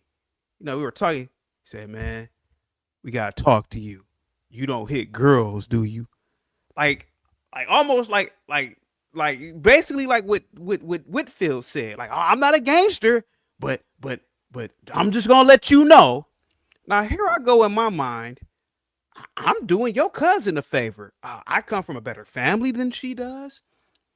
I come from a better city than she does. And here I got two sharecroppers, para threatening me. Now they didn't come out right and say anything. They just said, "You don't hit girls, do you?" I'm like, "What?" Like, I was caught off guard by these two sharecroppers. What does this have to do with Dondre Whitfield, CT? Well, a woman should have a male in her life. If my current wife's father, had he called me and said, or asked me a crazy ass question like that, I probably wouldn't even be married to this day. That's the setup. That friend, that guy, that male person, even a father. This movie's fake, but The Godfather. Vito says never interfere. That's The Godfather. I don't interfere in Connie's life. And that was a good lesson. A woman should not have the interference of some man in her life because she could weaponize that man. At any given moment, she gets mad. So Dondre Whitfield, he's giving some bad advice, man. Again, he's this really good-looking guy who doesn't represent the overall male population. He's giving bad advice. See, I don't want to get my ass whooped by some sharecroppers from a little mid-town, some little shitty town. Oh, man, that's horrifying. So, no, a woman shouldn't have that guy in her circle. I'm sorry. Even your father. You're a grown-ass woman. You chose to marry this person. That's your responsibility. Call the police. That's just me, though. That's just me. That's just me, man. True, that's just me, buddy. That's me. That's me. Cause she'll call for anything. Oh man, he did this, he did that, child. I dated a girl a few years ago, not a few years ago, but pre C19. She gossiping and carrying on about everything we do. I said, man, you a chatty patty. Her uncle, who I used to drink with, he used to tell me all types of stuff. Man, she said this about you. I'm like, what? Man, that's a dangerous thing. And again, it's these guys who don't represent the overall male population giving advice. Short, ugly dudes need to give advice about women and about manhood. I'm just gonna be completely honest about it. Because but wait a minute, aren't you married? I am married. I'm married to a beautiful woman. Beautiful. There you go. Woman. I don't know. So you're kind of defying you're like, oh, you're short, your legs dangle, this and that. But here you are married. So you because one thing right? I have mastered the gift of gab, Clearly. confidence. Listen, I used to shock a lot of females, man. You shock a motherfucker. You know, I walk up to a group of super hot chicks and get to talking. And that's a mind F to them because, you know, a lot of chicks, they're like, whoa, this dude looks like, I was about to say this joke, but I ain't gonna say it. But, you know, I've done things to cultivate who I am now. So I don't have I never had a problem with chicks, to be completely honest with you. But I've mastered the game, and I know a charlatan when I see one. Dondre is a bad person for what he's doing with that advice. He doesn't represent 90% of men. 90% of men are ugly. Let's be honest. You're proving what the gentleman on the panel Chaotic. Come on. Oh, you mean land a plane? Okay, I'll land a plane, buddy. Go ahead. Land a plane. I got you right after. So Dondre is saying every woman should have this man. No. Bad girl. And if a guy believes in that stuff, he's a dummy. Because at any moment, again, some man could be weaponized against you by that woman. Hell no. No. Mother F no. Go ahead, guys. All right. So chaotic. You kind of went against everything you said earlier, right? You basically made it as if you had no shot. But universally, right? What do we tell men to do? Is to lean into their strengths, right? That's why you notice a lot of dudes who are tall, who have the handsome privilege, they usually got no game, right? Because they don't have to, because their strength is just to exist. So it is easier, but it doesn't mean that you can't get yours. You don't have the look, so then you do other things. Just like there's women who may not look the part, right, as far as being attractive to all men, but then they may have some other talents that are very attractive to men. So it's the same thing. And that's all we really have to do, because it's not impossible. Women aren't gonna. So if you don't have money, that's fine. You just got to be something else that attracts women. And most of these things that attract women, we can actually do, just like you did. If you say you got everything against you, right? You say you're short, and by your own opinion, you're ugly, Look like Beetlejuice in the face, right? Okay, Howard Stern, yeah. And you still got it. And you said you've never had a problem with women. So I wouldn't say never. No, you said never. I must have made a mistake. I must have been speaking too fast. Oh, don't get me wrong. I've been turned down before. Listen, all I'm doing is I'm just take on that. Everybody been turned down. What you said. That's all I'm saying. I'm just saying what you said. None of this is manifesting from my brain, but I think everybody else heard you say that too. But either way, you haven't had a problem in quite a while, right? So as an adult, I would imagine you've done well. You feel like the gift of gab, which you have to develop, because I had to develop that, right? And I'm going to tell you, it's things that you work on, but it doesn't mean that it's impossible. Anything else that we want in life, we work for. We tell women the same thing, right? If we want to obtain certain things, we want a certain result, then in order to get that result, you have to work for it. We encourage women to work very hard to get men. We say there's things that you need to work on, there's things that you need to correct, and you need to make the adjustments. So guess what? The same rules apply. You have to make the adjustments to make yourself more marketable. But Dondre, I mean, Trev, that's not what Dondre was talking about. Dondre was saying that a woman should have a go-to man in her life, like her father or something. And all I was saying is he has the privilege to say that dumb shit. A guy like me, it's just I don't want to get beat up by somebody's father because but that sounds like an something. Insecurity on your end. You goddamn right it's an insecurity, Jay. You goddamn right it is. Listen, do you want to get beat up? I don't want to get beat up. I don't want nobody putting their paws on me. A person like you would just listen. Listen. If you're scared, then you might as well just exercise. Is it really worth the risk, Trev? Is it really worth the risk? Answer it for us. Was it worth it? That's different. I think results may vary. I think it depends on the. Now, Dondre is saying he's rich. His wife is rich. He's living in the lap of luxury. He can say whatever he wants to say. But in the real world where I live at, making a certain amount of money per year, I don't have these luxuries. But wouldn't you want your daughter to have somebody who, if say you're no longer around, Wouldn't you want your daughter to have somebody who can, help her with, like, she doesn't have maybe the best discernment. Maybe, she might need that person. You don't want that? Hold on, Is she real not quick. is she not an adult? For clarity, when you say she might not have the discernment, what is the man supposed to do? Is he supposed to help her choose, or that's Yeah, what you're just talking like about? Fighter well, battles? I mean, Jesus Christ. no, How many it's men have been? not. Go ahead, Jay. Go ahead. So it's support, right? It's, hey, listen. I mean, well, I don't know if you watched the whole thing, if you were on here the whole time, but it. Why are you shaking your head? Jay, Jay, there have been so many men who have been maimed, K-worded, hospitalized because they were that man that Dondre's talking about in some chick life, they cousin, they daughter, whatever, brother, and that woman weaponized them to get effed up. Man, those days are Jay, over, man. Jay, I'm just saying.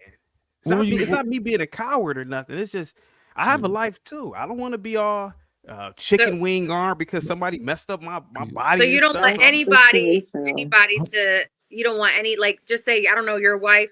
I'm not sure. Did she have anybody that was supportive in her Of family? course. That she could- Of course she does. Okay, were you still alive? But Dondre said he called someone. He called his sister, the guy, and said, "That's my sister now. And you drive turkey, and you better be careful." And I'm like, that's what I'm talking about. That But that's intimidation protection thing. for. I get I do the the same thing father, with my daughters. But I'm but a Jay, woman. the father I'm or the their mom. brother. I get that. The father or the brother doesn't have to call me to say these things. It's already known, right? But he's saying that as a man, you should make that phone call. Did he not say that in that video? We can play it back. He Yeah, said, he called him over. I think it was in you person. drive turkey. That's my sister now. And I'm if a dude called me, Usually men do it by I'd hung the phone up on him. They give him that handshake, that firm handshake, letting them know. But he didn't say. But see, Jay, here goes the thing about men. He didn't say that. He said call. He said I'm gonna call and I'm gonna talk to the sucker and the drive turkey. No, you don't do that as a man. No, I know I wouldn't do it. Imagine me calling some Trev. You said you 6'5" or something. Yeah, you dating my sister, 6'4". Trev, man. I need you better, hey man, you better be careful. Now, you'll be like, dude, I'm not saying you have to do that. You'll be like, who you talking to, man? Remove height out of the equation, though. Like if somebody called and was like, something is going on with your mother, like you're not gonna just be like, oh, I'm only 5'3", he's 6'9". You're gonna be like, that's my mom. It's like, I do want to kind of get back on Jay, track. that's not what happened. It was in person. He called before anything happened. That's the problem, and that's why I gave you the story. What happened with me? I had never even met this woman's cousins, and they coming up to me doing that power tap. Hey man, that's our cousin, and you hit girls. No, it's intimidation. And me being a smaller guy, I felt intimidated. I was scared, and I didn't like that shit. Yeah, I think it's stupid. I do think it's stupid to do that because it is. Of course, it depends on the type of guy she with. But it's like for me, like I'm different from Chaotic. It's like, yo, who you talking to? That's all it is with me. See, like what you like? You think you can whoop me? Like when when like you shake a guy, shake your hand and he do it extra hard. You think you can beat me? What's going on? I think it's now imagine.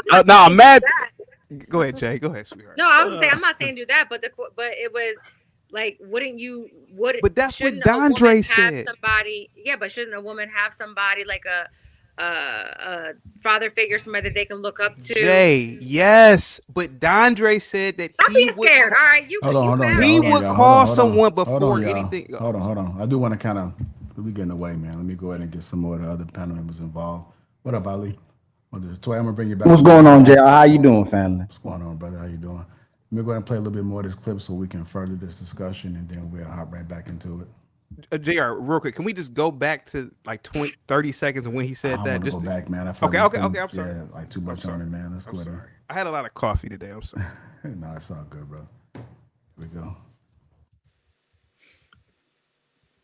The vast majority of women that we are talking about right now have one man in their life. One. But here's the poison that's being put in the water. I don't need no man. I don't need no man is killing our women. Because listen to me, Okay, I'm telling you right now as a big brother, and I'm telling y'all right now, we can sit here, we can play games if y'all want, but we're gonna have a real conversation right now. I don't need no man that's killing all of our women.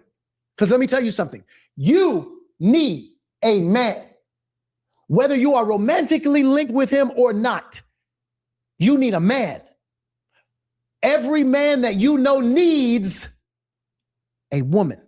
What if I weren't with my wife, I would need my sister, because my sister has certain things in her that she's a perfect example. My wife and I are together. Mhm. She is designed in her vision to see certain things that I cannot see, and vice versa. Mhm. The reason why we are a potent partnership is because I have the ability, the unique ability to be able to see north, and I see north really well. Mhm. She sees south really well. Mhm. We both see what? East and west. Mhm. So it's not that we're walking this way together. We don't see south. We have each other's backs. I see north. She sees south. I see north. I see east and west. What's my blind spot? South. South. Yeah. What's her vision? South. South. Mhm. If we're facing the same way, which is where everybody wants, we see everything the same way. Mhm. Both of y'all are going to get killed by that train coming from the south, because y'all are both, you got me. Mhm. I need my woman, because my woman has the ability to be able to see what I can't. Mhm. She needs her man, because I have the ability to see what she cannot. But if she keeps subscribing to the notion that she don't need no man, she's going to get killed by the train coming from the north, because her man is designed to be able to see her blind spot. In a perfect world, yes. In a perfect world, yes. That is not always the case. The world don't need to be perfect. It does need to have polarity. Agreed. You understand? We don't need to be perfect. Agreed. We got to stop trying to re-engineer this thing. There's certain things that nature has taken care of for us. We have to, and I'm gonna introduce a word that's gonna set everyone on fire, and I cannot wait. Go ahead. We all have to submit to what nature has taken care of for us. Now, notice, the submit is coming from which side? Both sides. You got me. Who's? I'm gonna go ahead and stop it there. As I don't need a man protected women or made it harder for women to recognize the value of good men.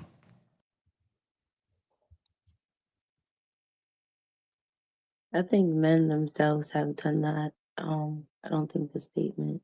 I think they've done it themselves. What did she say? I didn't hear her. I said I think men have kind of done that themselves.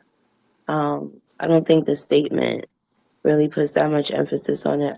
Only because I hear the way some men speak and the conversations that they have, so I feel like they kind of just do it themselves. Done what? Sorry, say that again. Men have done what to themselves? Basically, like, I don't want to say like portray an image, but like, it's not like women. Well, I mean, I guess some women have put them in that light, but I feel like it's just like almost like not necessarily an assassination of character, but it's just something that they kind of just do themselves with their actions and the way they move. I feel like the man that is like looking for this type of woman doesn't exist as much as we think he does. Or maybe you lost my question. I said what have men done to themselves? I was just more so talking about, I feel like it's like an assassination of character in a sense. And I feel like that's something that they kind of do themselves. Like I mentioned something before about like building women up and then tearing them down, or tearing them down and then building them up in the end. So I just feel like it's just something that not really necessarily women portray, but what they do to themselves. Are you referring to like men making themselves like, or are you trying to say that it's men's fault that we say that we don't need them? I'm not saying it's their fault, but I'm saying that they contribute to like their own demise. And so how do we have a demise? Are you saying basically women view us in this negative way and we're at fault for that? I'm not saying that you got, well, yeah, I am kind of saying you guys are like at fault for it because, again, like I said, I hear the things that are being said and some of the conversations that I hear from men. And it's like, even just sitting on the panel, like, I don't really see, like, even in myself, I don't have any of these things going on around me. I hear it, but I'm not really like exposed to it like that. So from my perspective, I see men kind of like just creating like it on their own. I'm so confused. Could you give me an I example? think I lost. So like when they were talking earlier, and he mentioned, and he was talking about the man and the woman, I was just saying like the man that's looking for like the submissive woman, like he doesn't really always present those characteristics to even get that submissive woman. I don't really feel like it's necessarily something that women present. I think it's something that they do. I think it's in the way that like, I don't want to say like they were raised or like anything like that, but I think it has a lot to do with stuff like that. I don't think it has a lot to do with the women that they're interacting with. That's What are just those characteristics that he doesn't possess? he just was talking about submission. And I was just saying like sometimes you ask for something and you're not even in a position to like receive what you're asking for. So give me an example of that right there. Give me an example of a man that's asking for a submissive woman, but he's not in a position to receive it. If you can. I couldn't give you that example.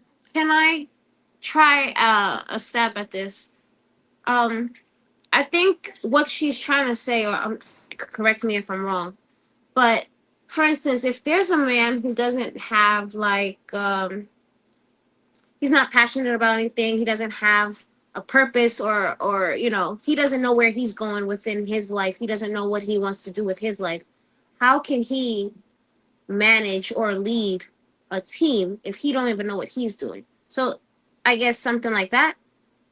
Oh, okay. So you're trying to say that that reasons like that are the reasons that women look at us this way. No, I'm just trying to give the characteristics that she said that he may not may not have that you need. I think that was actually like a decent example. But if you don't like, if you're not qualified, you're just not qualified. So how could you like be looking for something like that you're not qualified to receive? What qualifications do women believe men need in order to lead a relationship between you and him? That's for everybody. I'm not picking on you, Candy. You might be sleepy. No, it's cool. You might be sleepy, Candy. No, I'm not sleepy. I just see things just a little bit differently than exactly how you guys see it. Like the examples that I've had and the things that I've seen aren't exactly, again, like I told them earlier, like I hear men who say stuff like this, but I don't. Yeah. Well, Candy, we want to understand. We truly want to understand your point of view, and we want to see things the way you see it. If you can, we're just trying to get you to.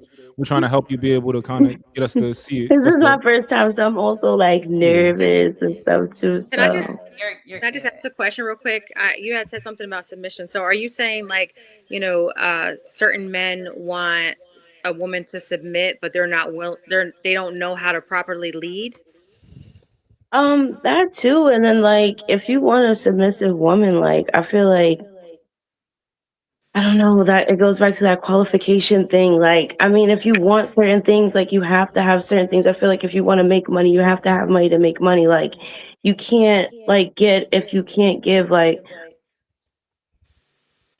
So you're saying like women are or men are expecting a woman to be a certain way, but they aren't bringing their part. absolutely. Okay. I just wanted to chime in really quickly on the specific topic, right? So men or women don't need a man. So that was the context of a lot of what they were talking about. And they have taken a lot of men have taken that out of context. That first off, the conversation is about relational. It's about a woman requiring. So if we think about need and necessity, the difference between a need and a want, at some point in time, women depended on a man financially to take care of household, even to get married. Like, the goal was to get married so this man can take care of you, etc. So that there was a need. There was a biological need. You have my foundation. You're putting food in my mouth. That was the need. So now we are in a position to care for ourselves and handle those Maslow's hierarchy of needs, right? All of those biological things. So there is no need. And then there's weaponization. So guys take it out of context to mix need with want. That the gist of it is that we have been given the opportunity because we fought for the opportunity to say, hey, can we have equal education? Can you just give us a stab at equal pay? Can you just give us the opportunity? And then you see, especially with Black women, that once we have the opportunity, they say that you can, that we have been excelling in those areas. So now it shifts to the man being qualified, being charismatic, that this isn't just a default, that now we need you to survive. So we have to fall into marriage and depend on you. Now, oh my God, you actually have to bring fucking something to the table. You got to have some sense. You got to have something behind there, some substance. So I just think that it gets taken out of context a lot of times where they're conflating like need with want. I land there. You get Bo in there.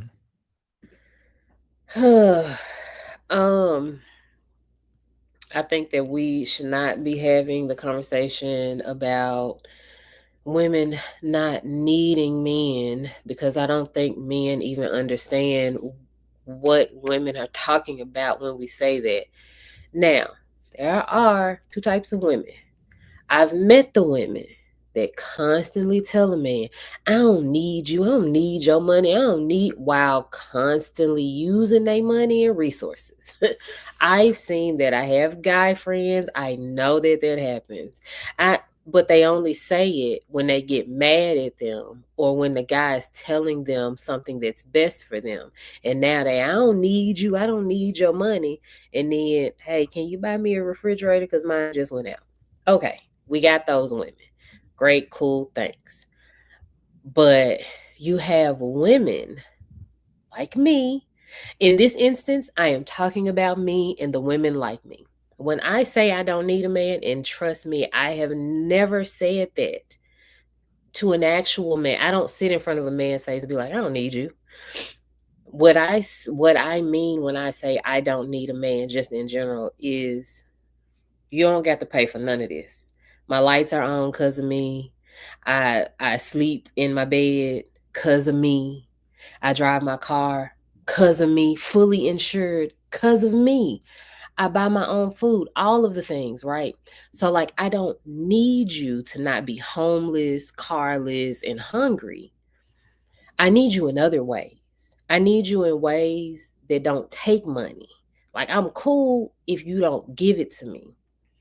I'm cool if you don't have no resources. I need you in other ways. So that's why I think we don't need to be having these conversations with men, because men cannot tell the difference between those two women. So I get it, guys. Like, I know what y'all go through. I have guy friends. I'm completely sympathetic and empathetic with when it comes to that. But you demonize women like me for just living, paying our bills, and not using you for your money and resources and only wanting you for the person that you are. And I need more from you guys in that way than I do your money, because I can pay my own bills. So that's all I'm saying. Ali? So let me just say this first. Men love women and we need women. But the more y'all talk every single day is a more case to why they should repeal the 19th. Why y'all should never lead nothing to nowhere. Y'all don't even deserve a father. You don't deserve the hell that you give yourself into the people every day. That's what you deserve for trying to save y'all from yourselves. And y'all don't listen to nobody. Y'all don't even listen to your divine intuition that y'all say that y'all got, that we never see actually come into fruition, because y'all keep making those horrible decisions. Y'all deserve what y'all keep getting. That's piping misery. And I think Trav was talking about women just liking men for their finances or because of their height. So if y'all like us because of that, but y'all have sex with everybody else until you're ready to settle down with a man that does what you want or gives you what you want, then men should only settle down when y'all give them sex, when you cook and clean, and when you shut up. That's when we should start entertaining y'all. Because at the end of the day, most of y'all are dealing with DNV. Having to tell you what to do is order, and you listening to me, so I take care of you. That's why you lead with sex, and that's why you lead with trying to get attention instead of a family, because y'all lead yourself to just attention. That's it. All you want is sex and attention. So all y'all deserve from now on is sex. If y'all can come on here, whether it's one way or another way, it could be option A, B, C, D, whatever you want to go through, and come with an option and say you don't need a man. No man, I would never respect the man up here to say he doesn't need a woman. Or he doesn't respect the existence of women. Y'all keep saying those things, and then you want somebody to chase you down and pay your bills and marry you. So if you don't need us, all you deserve is the pipe in the misery that you've been creating for yourself for all these last generations. That's what y'all deserve. T, Bo, I see y'all both making faces over there. T, you got something on it? That sounds like that sounds like a preference for a male. That's what that sounds like to me. Because if we talk about the failure that the patriarchy and the men have led us to, men have driven this country from day one. They said, you little feeble women, you stay in the caves, you're not capable. So all of the wars that we have gone through, your POTUS, the idiocy that he has, that all of these leaders, these male leaders who have led us to hell and poor decisions over and over and over again, the majority of the wars that happen are because of you men and your brilliance, right? And your smart emotional decisions. You have a president in office right now who is the biggest fucking So here's what I'll say to that. If women are unintelligent because of his reasons, that means that men will be even more, because their performance record is worse than what women's are. I land there. I got a question. I would love to know, what is the alternative for the patriarchy and its quote unquote demise? I would also like for you to point out the institutions that are led by women, instituted by women. I would like you to point out the societal standard that women have set that we can enact as a collective and that works for male and female alike. I would like for you to point out any leading industries that women overall dominate. Because what I find interesting is that, I said this a few broadcasts before, women are horrible losers, in my honest opinion. They arrive at having a loud presence after the game has already been won. The rights you have, the privileges you have, you did not fight. No woman fought for crap. The only reason why you have rights now is because men were benevolent enough to say, okay, you know what? Maybe we need to go ahead and open up some reins of some things. Maybe we need to create society in a way that is a little bit more balanced. And what is interesting is that the men who have done that, and this is what I find interesting, is that women like to point out from their viewpoint generally that if you were so great, there would be no imperfections. In your vast leadership, you should be perfect. You shouldn't make mistakes. there can't be any bloodshed, because if women were in charge, they clearly would do it better. And what's interesting is that the one thing that y'all could control collectively, your womb, the women that typically get pregnant at a high rate abort those very, very babies in mass. So I would like to know, where in society is women's ingenuity? Where is their prowess? Where's their leadership? Because I've yet to meet a woman who was educated and didn't get that information from a man's books, from a man's logic. I've yet to see it. So I'll shut up. I'll pass it. I want to be educated in this. I equate, and you can just fill in the blank. This is equated to racism to me, because this is like the white massa who came over and colonized us and told us that we are not equal, we are not worth, I think it's like 1/10 of a man or 3/5 of a man, that you ain't shit. And therefore, they are going to provide, because these are some of the same reasons that were used to promote slavery. It said, oh my God, why are you all complaining? Don't I provide you with a home? Don't I give you all wages? Don't I treat you good? You can fill in the blanks and put female to male with that. You robbed us. You literally told us that we were not capable, and you put us in a bucket that said you ain't shit, similar to what the white man did when they colonized black men. I'll even equate it to, if you ever heard of a person called Jackie Robinson, do you understand that at some point when it came to sports, they said that niggas were not equivalent to the YT people, that they weren't qualified? All we needed was an opportunity. As soon as Jackie Robinson got the fucking opportunity, he showed, that, oh my, we're more than qualified, we're great. So that's what happened. You all have told us that we weren't shit from the beginning. We're not equal to you. You have stripped us from our rights. You told us that you were greater. We are only feeble women. And now that you're seeing, just like Jackie Robinson, when you give us the opportunity, we're actually fucking great. So this is a circular argument. The same people who have stripped and raped us and told us that we weren't shit, similar to the white man telling the black man, are then saying, well, you have the opportunity now. We don't even have the same track record. You have had years and years and years. So you have had a long track record of performance to be able to show up in comparison to the umpteenth period that you have allowed us. But I will tell you that there have been great women. There's been Sojourner Truth. There's been Harriet Tubman. There's been Queen Amina. There's been Queen Elizabeth, that we have actually reigned once we were given the opportunity from you all raping and taking it from us. It's ridiculous.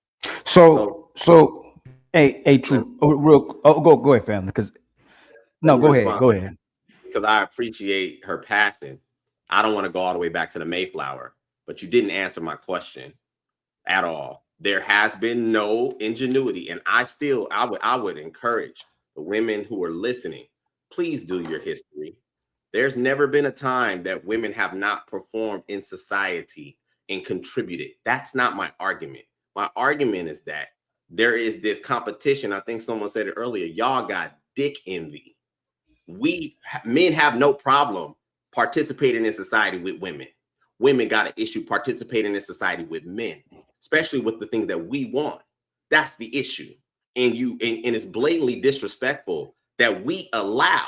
If men woke up, we're not even talking about all of us, a fraction of us woke up tomorrow and said, y'all ain't doing nothing we don't want you to do, that's what that is. You couldn't change it. You couldn't stop it. And that's why I said, please point to me where their society benefit outside of patriarchy would exist. Because if women, there's a lack of comprehension. And this is, respectfully, because I've actually given 4 examples. Again, Queen Elizabeth, Queen Amina, who's from Africa. I'll just land there. I'm not sure if you know, but Harriet Tubman was also a leader in the army. But here is the sheer point that you're missing. If a person is robbed and stripped of something, if you have a group of people who says, I'm never going to give you the opportunity to do it, how is it that we can even prove it? Now, during the times that we do get the opportunity, we have reigned. Look up Queen Amina of Africa. Queen Elizabeth has reigned for a very long time. So I'm not going to give, like a multitude of examples, but it has happened. The gist of it is, if you are stripped, similar to the white man stripping slaves to say, you ain't shit, you ain't worth nothing, you're not qualified, you're not better than us. But once they are given, just open the doors and give them opportunity, then you will be able to see a comparison. So we don't even have quantity. We don't have the years of time because you have taken it from us. And now that we have been provided with some years to demonstrate, because this has just happened over the civil rights era, we don't even have a comparison, a fair comparison in history and to compare our performance. It doesn't make sense. So true. You let her scapegoat the point of the fact that we're supposed to be talking about relationships, not a history lesson, right? So we could talk about Malcolm X, we could talk about Martin, we can talk about Nat Turners, we can talk about the Black Panthers, right? But Black women are the ones using feminism in the court system against their men. Black men aren't using the system against their women. Y'all pro-Black until it's time to delete babies. Y'all pro-Black until it's time to go on slut walks. Y'all pro-Black until it's time to be a feminist. Y'all pro-Black until it's time to get your man locked up and tied up with the court system for 18 years over a child that's his when he has to fight for him. So we not doing anything. We can't use the system to go against you. We try to get cooperation from you and lead our households. Y'all are using the system against the men. Y'all are anti-Black, but promoting pro-Black. So again, we're not deleting the babies. We're not the feminists, and we're not the ones using the court system against our men. Tell us how it's equivalent to what true, chaotic, or real, or what a man can do to you using the court system against the women in America. How can we use the system against you the way you use the system against us? Can y'all respond that before y'all say, can I say I feel or think? Can you tell me what's equivalent to the Black woman using the system against her man, which is using the white T-man system against their women? What is the white Black man doing to use the system against their women, equivalent to what the Black woman is? I don't think it's the system that they're using, court system. I think it's just the system in general that they're using, because I feel like a lot of times, well, I can't speak for every woman, but I know that there's times where, a woman would take a man for child support if she's not getting the support she needs for that child. Now, if she's doing anything outside of that, I can't speak too much to that. If he's a father and he's not helping her, he's not paying for anything, he's not coming to get his child, he's not seeing this child on a regular, he's not consistent in that child's life, then them going for child support is just trying to get resources for the child, right or wrong. Mm-hmm. Should she have married him? Should she have kept her legs closed? Should she have listened to her father? Should you have listened to the church? Should you have listened to your mama? Y'all don't listen to nobody. Hold on. I'll let you land. Toya, I'll let you land. I let you, Toya, I'll let you land, right? I'll let you land, right? You landed. You landed. No, I'm making the case. I'll let you land. You let her say that we're like the white man going against our women when the women are literally going against their men using the white system, and then you don't want to concede to that. So again, how is that in the same manner? Can you address what she said first, and then we move on to your point? She said that we're like the white T-man against our women. What is equivalent to the Black woman using the system to delete our babies, using the system to be feminists, using the system to over-sexualize themselves, using the system to be on OnlyFans, using the system to make a man fight for his child and have to be tied up with the court system? Can you tell me how the Black man does anything equivalent to that, to what the Black woman does using the white system? Which point do you want me to start at? I gave you a list of them, so you can pick 2 or 3 of them. So let's start at this. You're using the court system to have they a man. say that there's a bunch of single women running around raising children, right? This is what the story is. There's a bunch of single women who are just bitter, horrible women raising children on their own and putting these children in jail because there's no father figure around and it's all their fault. Where's the dads? Where are they at? Are they hiding? So you Or is it that again.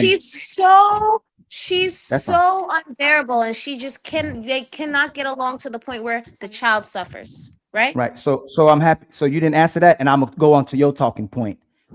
If you got a baby daddy if you got 2 baby daddies, 3 baby daddies, if you can get cash apps, if you can get a guy to change that tire, if you can get a man to get stomped out, if you can get a man to take you on dates, if you can get a man to fly you out, if you can get a man to take you shopping, why can't you keep a man in your child's life? Why can't you do it the right way? Make sure you get married before you carry. And every time you let a man bust inside of you without no so condom, in situations I didn't where finish. these women Toya, have Toya, been I didn't land. married Toya, I didn't and land. Toya, I and didn't they land. go through a Toya, I didn't divorce and land. their Toya, I didn't fathers are land. You just landed. gone, Toya. then what happens? Oh, Toya, he Hey, got hey, to hey, finish first. Go ahead, land.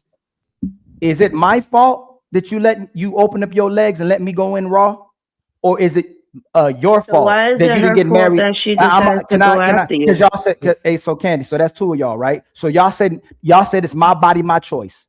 Didn't you say that? Don't We y'all say? both got a choice. Hey, If we Candy, laid hey, in it Candy, hey, together, when it's Candy, time to Candy, take care of this baby, Candy, why is we it my can't do it body? Is together? it my body, my choice? Let Is it him your body, your choice? talk. Let him talk. I Okay. want to hear what he has to say. You pick who has sex with you. You pick who's intimate with you. You pick who can become a father. You pick whether you have a kid or not. So up to the age of 29, 63% of black women don't have no children. You don't have no kids. Black men and black women after the age of 40, most of us will end up having kids, but you don't have kids by then. So even if they want to create the narrative that women are having kids out of wedlock, that's cool. But most sisters still not having babies because they didn't want to have one. If you have 1 kid, 2 kids, 3 kids, you chose to have those kids. If you have a baby daddy, a second baby daddy, a third baby daddy, you chose those men. That's how you dictate your life. You lead with your breasts, you lead with your ass, and you lead with sex. You don't lead with virtue. You don't lead with submission. You don't lead with cooperation. You don't lead with being a lady. And you go, you know what, man, this dude about to put a ring on my finger. He gonna get married to me, and then we gonna have a baby. You have sex first, get bust in, then expect the man to marry you after you did everything the wrong way. Is that logical for sisters? Because that's your womb, that's your body. I gotta watch where I give my money and time and energy to. You gotta watch where you give your box to. So if you control your box, it's your fault that you give it away to all these bad dudes and then want a sucker or a good dude to take care of you and save you from all the bad decisions that you made. And you still don't listen, you still don't cook, you still praising God, but ain't doing nothing righteous. So again, why should somebody save you after you made all those bad decisions when you control your box? Michael? Yes. Yes? And then Bo. Okay. Yes, Queen. I agree with you. I agree with what you're saying. There's no denial in that. However, I see more often times than not, women have been getting married, doing all the things the right way, and then sometimes they end up divorced. And when they end up divorced, these fathers that are supposed to be there for their children that they created during a wedlock are no longer present in their children's lives. And I'm trying to understand why that happens, because even if you go through a divorce with your wife or whatever the case may be, you still made children. Those are still your responsibilities. I don't see why there should be a single woman running around in the world without any kind of leadership for her child if he has a father that's alive and not in jail. Ma'am, I'm gonna ask you again. Should men protect and provide? Toya? Yes, for their children, of course. Should a woman keep her damn legs closed before she's married? You missed the part where I said she was married? I'm gonna ask you again. Should a woman keep her damn legs closed before she's married? That's not realistic in today's world. So But it's always yes, that checkmate and checkmate. in my Y'all want to be opinion. a hoe, and you made my point. You can be a hoe. You can have sex with whoever you want to have sex with. You want to be a hoe, and then you want to somebody to take you away from that wholeness. You want a man to save a hoe, right? Y'all can become you want to be a wife, right? But we can't turn a hoe into a housewife. That's why y'all get. Let me finish. Let me finish, ma'am. Let me finish. Let me finish. Let me finish, Talking about ma'am. being a hoe Let me and finish, people's ma'am. wholeness. If you That's not listen, what I'm you got talking God about. gave you 2 I'm talking ears. about the God gave you 2 children ears. missing their God gave you 2 fathers ears. and the father That figure that they so need in their so I'll lives, address it. I'll regardless of address you that being too. a hoe or not. I'll address that too. Almost 60% of children live with their fathers. Almost 80% of black men are involved with their children. You have to go to the minority to make this point. That's based on the CDC. That's based on black women self-reporting that most of the men are living with their children and most of the men are spending time with their children more than any other race, supposedly as well too. But we ain't got to go there, right? You keep talking about the bad men. You keep talking about the men you let inside of you, and not you in general, women in general. They keep talking about the toxic men, the lying men, the cheat men. You've been looking over good guys since high school. You've been looking over good guys since college. You've been looking over good guys since you graduated from college. Y'all can tell us all about the bad men, but for some reason, you can't identify a good man, but y'all the most educated and got the highest education rate. Why are you so bad at selecting? Why do you still stay pregnant by the bad men instead of just being with the good ones? I got a question. If I okay, oh, true. You gonna please let her answer that, my brother. My fault. I just want to speak one day. Hold on, Bo. Please, Bo. You can speak, Bo. Please let her speak, Bo. You can talk as long. Please let her answer that. No, I asked to speak before y'all started. She didn't even answer. Ask her a question. I asked to speak before y'all started. This So has been 20 minutes ago. Toya, if you can answer that question real quick, minutes. answer that question, But go ahead. and then Bo right after Toya. If you can answer the question, Toya. If you don't want to answer, let Bo go. No, I told him I don't think I can answer that question because that's not my experience. So how can I answer the question unless you want me to just pull something out of So the you've air? been generalizing the whole show, and you were generalizing other people's experiences plus yours. But now all of a sudden, when you have to concede or can't answer the question that you know the answer to, now all of a sudden that's not your experience. I hear you, sister. All right, Bo, go ahead. You get in there. I'm sorry. What did you say? You've been generalizing the whole show since you've been up here and speaking on different experiences of people. You were talking about men who don't take care of their kids. Now that I asked you a question that you know the answer to, that's why I say y'all not emotional. Y'all are logical. Y'all decide to be liars, and then you use your emotions to make those decisions. That's checkmate. That's my point. Go ahead, Bo. Go ahead, Bo. Yeah. Okay. He's breaking up. Am I the only one that he's breaking up for? Just refresh. Come back in. Or am I breaking up? I can hear. Yeah, No, you're come back not. in. Now that's God. That's God trying to Okay. talk to you. You breaking up. You got a I delay. think that's just StreamYard. Ali.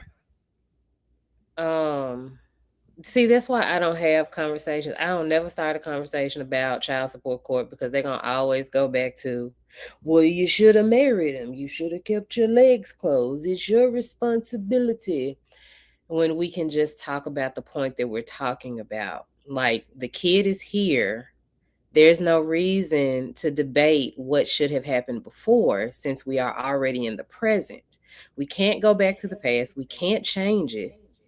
But also, like, once all of this stuff comes up, men want to argue, well, 60% of black dads are in the home. Well, then that destroys your argument about like most women having babies by terrible men, right? The fathers are in the home. Like, the math don't be mathing to me. It may be something, maybe I'm slow, maybe somebody can explain it to me, but it doesn't make sense that all of these fathers are in the home. And you know what I'm saying? Like, a father is in the home. Women have the men in the home with the kids. So so anyway. So To talk about, sorry, I'm not Bo. done. Sorry, I said excuse me. I said I know you're Oh, gonna it's jump. fine. That's why I said You excuse good. me. I know you're gonna jump. I'm sorry, You good. but I know. You good. But I just like, if we're gonna take it back to women should have got married, they shouldn't have opened their legs and all of that, then we have to take it way further than that. Like, we have to talk about the men and what they are doing and what society has done. It like we can go back and debate all of the particulars that end us up in child support court, but it's far too complicated, and it is not as simple as women are hoes today and y'all shouldn't have been hoes, because if y'all wasn't hoes, y'all wouldn't be in the court system. It's so much more than that. Everyone has a responsibility. Everyone's part in this ended us up here. Women are not being hoes. Women, by and large, are making mistakes. That's not being a hoe. Some women are just hoes. Some women love to sleep around. But women, by and large, are not like, you know what, I'm gonna sleep with as many men as I possibly can. And to hell with them condoms. You just bust all in me. It's fine. Don't worry about it. We'll just gamble it. And I'll see you in child support court. As a matter of fact, I'm just gonna let you know that right now. Like, that's why I don't start these conversations.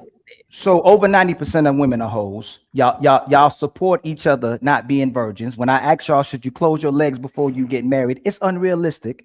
You believe in my body, my choice, and you're pro-choice. So you support deleting babies as well too.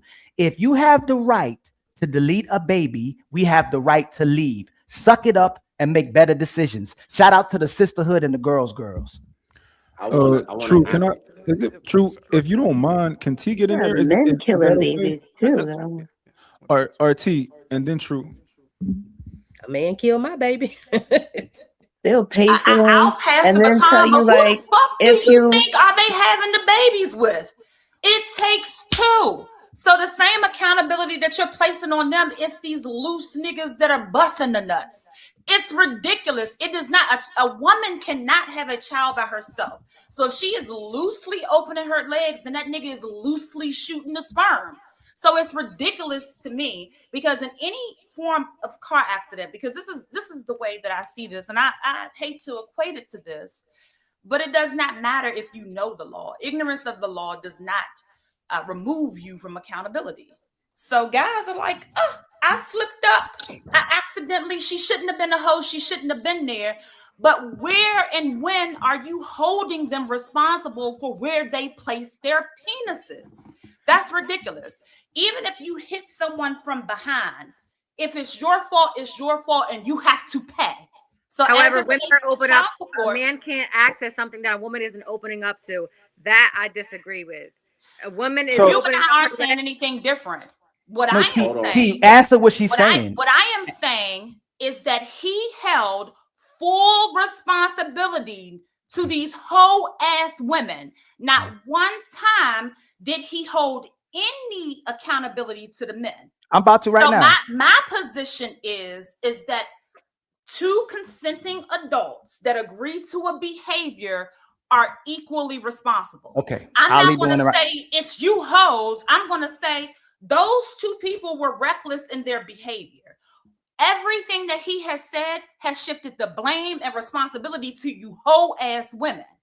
And that's where I have a problem. You're right. So I agree. A man, True, hold on real quick. A man should take care of a woman and his children as long as she submits and cooperates with him. Sisters, if you let a man come inside you and bust a nut in you and you have his child, should you listen to him, cooperate, and submit to that man?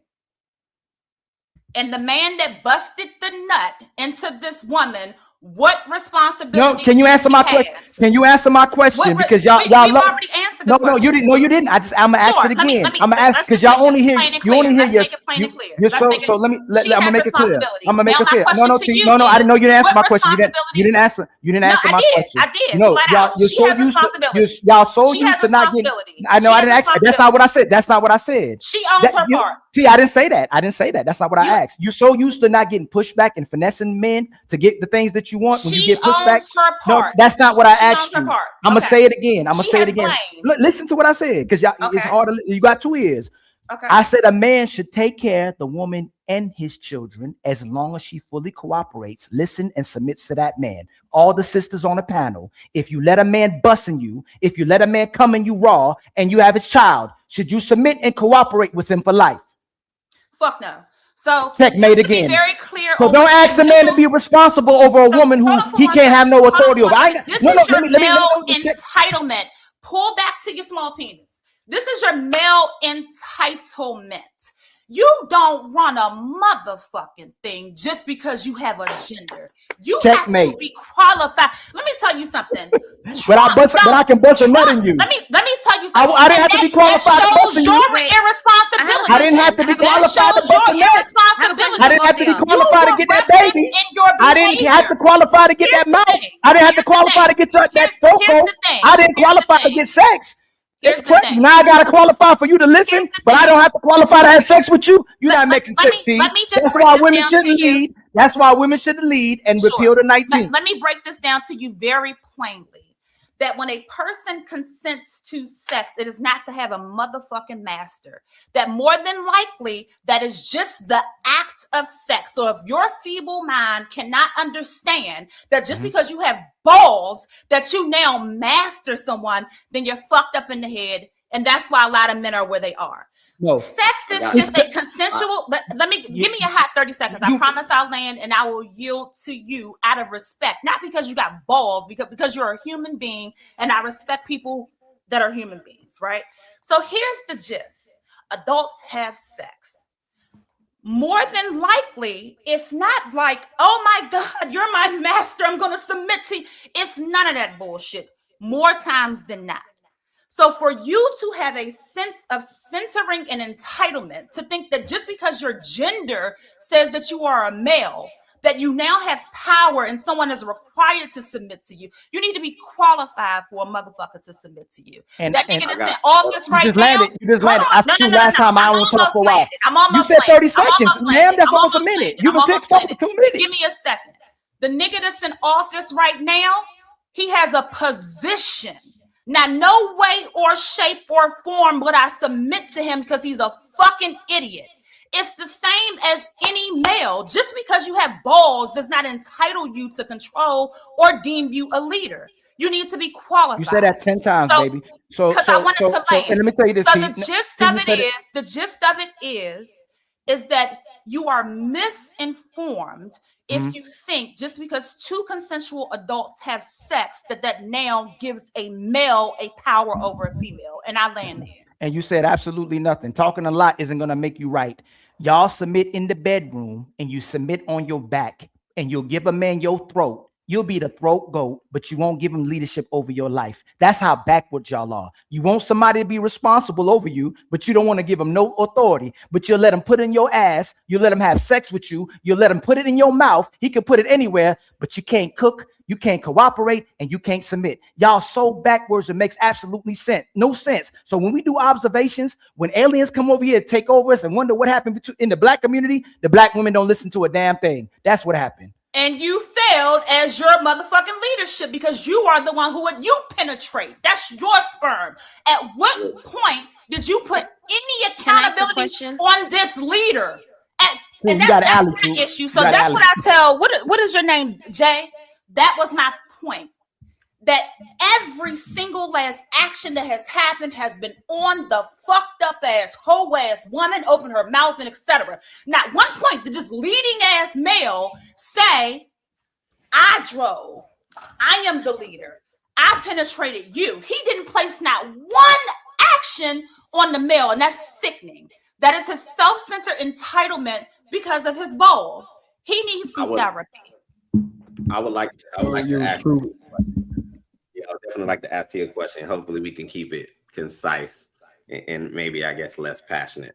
T, if we were to engage in relations and create a child, ooh la la, and things didn't work out, 2 years down the road, you decide that you're no longer happy with me, and now you take our child.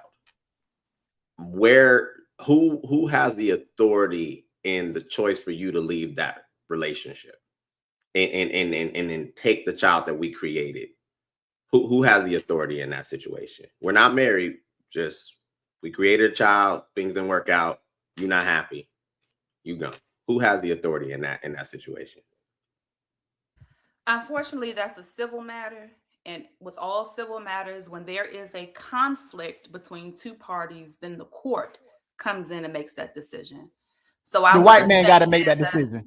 So I will say this, and hopefully a person that I choose to procreate with, I'm aligned with. So I already respect his mindset, the way he does things, etc. So we should be able to co-parent, and there shouldn't be any of these issues. However, at any point, if there are like complete contrasts into the way that I'm doing things or I want things, I would absolutely want to have the majority of I guess participate. Well, I'm not gonna say majority. I'm thinking about a 7-day week split, right? So I likely would want to have like the 4 days.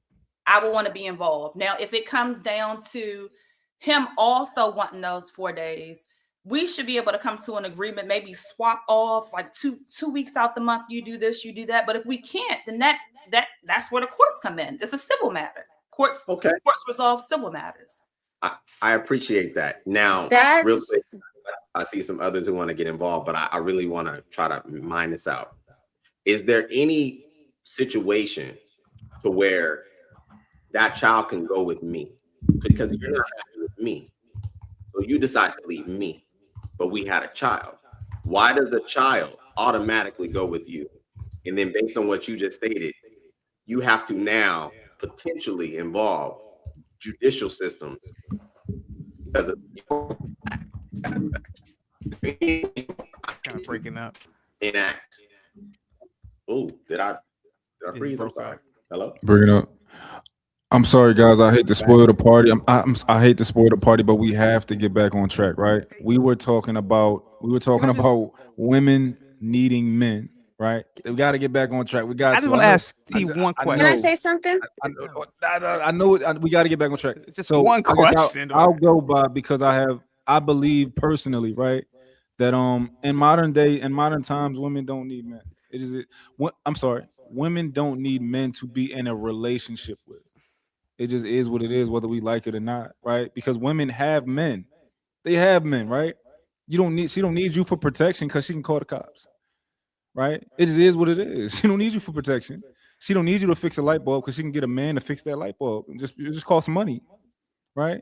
All she got to do is give that man money and he'll come fix that light bulb, you know? She don't need a man. Like women the world that we've created and we've built, right? We've made it so women don't actually need us for relationships, and it is what it is, right? We can it sound good in that video. He said a bunch of nonsense. I'm gonna keep it a buck because I was waiting for him to substantiate it. He said, "Yo, I can see north and west, and you can see east and whatever, right?" And I'm like, "All right, what does that mean? What can she see that I can't? Like, what can a woman see that I can't?" I was waiting for him to substantiate that, and he didn't do it. He just kept repeating it, right? So. Yeah, no, I don't think it's nothing that a woman can see that I can't. I do think it's stuff that I can see that a lot of women can't see. But yeah. T, can I ask you a question? Please forgive me. You were talking very highly of Harriet Tubman earlier. I just want to ask you one question. Yo, please. Chaotic. We can't get on Harriet Tubman in history. No. I just one question. If God were to come to you, we need to hear what True was going to say because I really wanted to get that point. If God were to come to you tonight, T, and say, "I'm going to grant you a daughter tomorrow," but you can only pick between the two. You can only pick between a daughter that looks like Harriet Tubman or Scarlett Johansson. Which daughter would you choose? You were talking real high of Harriet Tubman. So you only had two choices. God gave you two choices. He says either you can pick a daughter that will look like Harriet Tubman or a daughter that'll look like Scarlett Johansson. Who are you choosing, T? You love Harriet Tubman, right? That's a white woman and a black woman, though. It don't matter. It could be a purple woman. I'm just curious to know. Come on, T. You love Harriet. You said you love Harriet Tubman. This is ridiculous. No, you said you love Harriet Tubman. Beloved, you said you love Harriet Tubman. I'm just curious. Would you want a daughter who looked like Harriet Tubman or a daughter who looked like Scarlett Johansson? When it comes to children, no. I mean, she would grow up. I'm talking about when she grows up. I mean, she obviously is crazy. This is kind of wild. What relevance does that have to this conversation? She was saying that women were so great, and she mentioned Harriet Tubman. So I was trying to figure out, would she want a daughter that looks like Harriet Tubman? Do you think looks are great? Do you think looks are equal? I'm just asking a question. What is the relevance for that question? No. This means something. I'm sorry. Never mind. This means something. My question's over. Because never mind. No, I'm sorry. I shouldn't have asked that question. She was talking so highly of women and said Harriet Tubman. But she didn't say anything about looks. Well, okay. Well, if I had a son, I would hope that he looked like Martin Luther King. So would you want your daughter to look like Harriet Tubman? What is the relevance of looks? I didn't ask you, Bo. I asked T. She said she admired Harriet Tubman. Now I curious pass the baton to everybody else on the panel. I'm just asking a question. I'm sorry. About, let's move forward. Let's move forward. I'm sorry. Go ahead. I'd like to address the need a man part if that's what we're talking about. Sorry. We talking about the need a man, right? Yeah. Oh, hold on. Yeah, they need it. Yeah. So these women claim not to need a man, and you just did too, and none of them said nothing, even though they said I can finance myself, just give me loyalty, right? But if you don't need men, I why asked you to so say down? something. I'm waiting my turn here. Boy. We off the topic, Toya. You want to, Why y'all so traumatized? Why y'all so broken? Why y'all so mean? Why every woman I come across always healing? your colors, that projection, that that's lack of three. mother figure. You're showing your hate that you have towards the showing women that have you're showing why you got your problems. You showing you don't like the the men talk. You don't like that, right? You want to hear what you gotta say? They don't need love. They don't need families. They don't want responsibility in what determines their womanhood, since they can work like a man, make money like a man, get degrees and careers like a man. They don't have to be a woman. Women don't need a man because they'd have to be a woman. The responsibility to love men and children. That's why y'all don't want a man, because you would have to actually be a woman, but you'd rather be the version of a man that you think we are. I'm curious. How do they need us? Like in the modern sense, right? Because they'll absolutely survive, right, without being in a relationship. So what context do they need us in? Mont, do you realize do you need your woman? I like to say it. In reality, I do. You have everything you want? Do I have everything I want? I'm working towards it. Do you? No. You know what I mean? Like you solidified, you established, right? You a man. You got everything taken care of, right? My woman, yeah, absolutely. But Mont, you check your mate yourself. If you still need a woman for love, for family, to have a person you connect to in purpose, then they need a man. Why wouldn't they not need a man? No. Listen, they got money, they got a house. They got a car, they got their degrees. Now you just need a family. Yeah. It would mean that we get money to get women. We get money to build a family. They get money to take care of themselves. So they get money to not have to have the responsibility to a family. So if they don't need men, Mont, then they'd be the narcissists that they're talking about. They'd be the men, they'd be the type of women that are full of themselves. That's who they would be. Because if we're the narcissists when we're taking care of ourselves and we're full of it, then that's who they really are. When they're talking, they're actually projecting.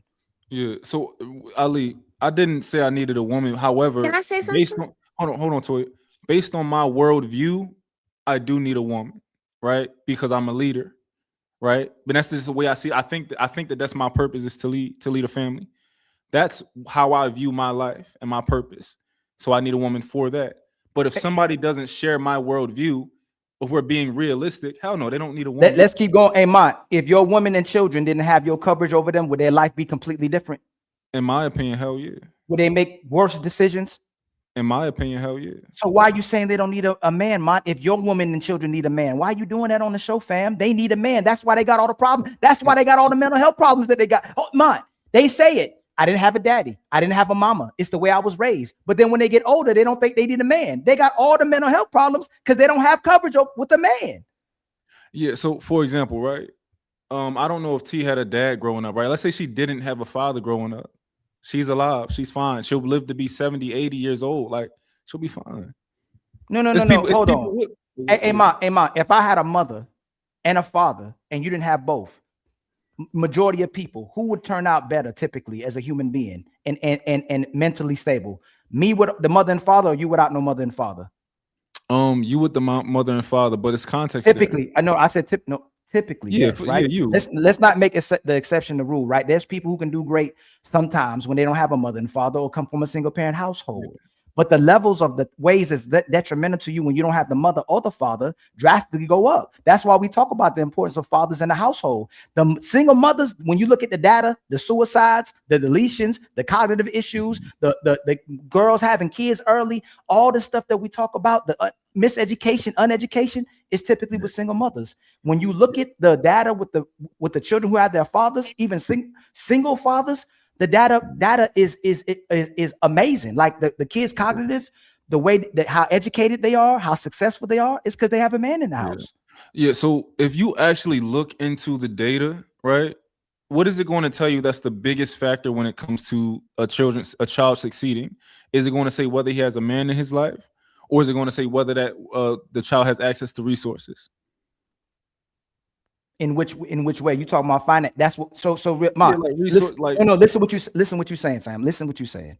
These women brag about having the bag. These women keep bragging about they can do it all by themselves. Yeah. But in another hand, they healing and going to church and trying to find God. So you might be able to be successful financially and superficially, but you don't have a family. You don't have somebody that love you. You don't have somebody to share that with. What serves the purpose in life to have everything and not have someone to share it with?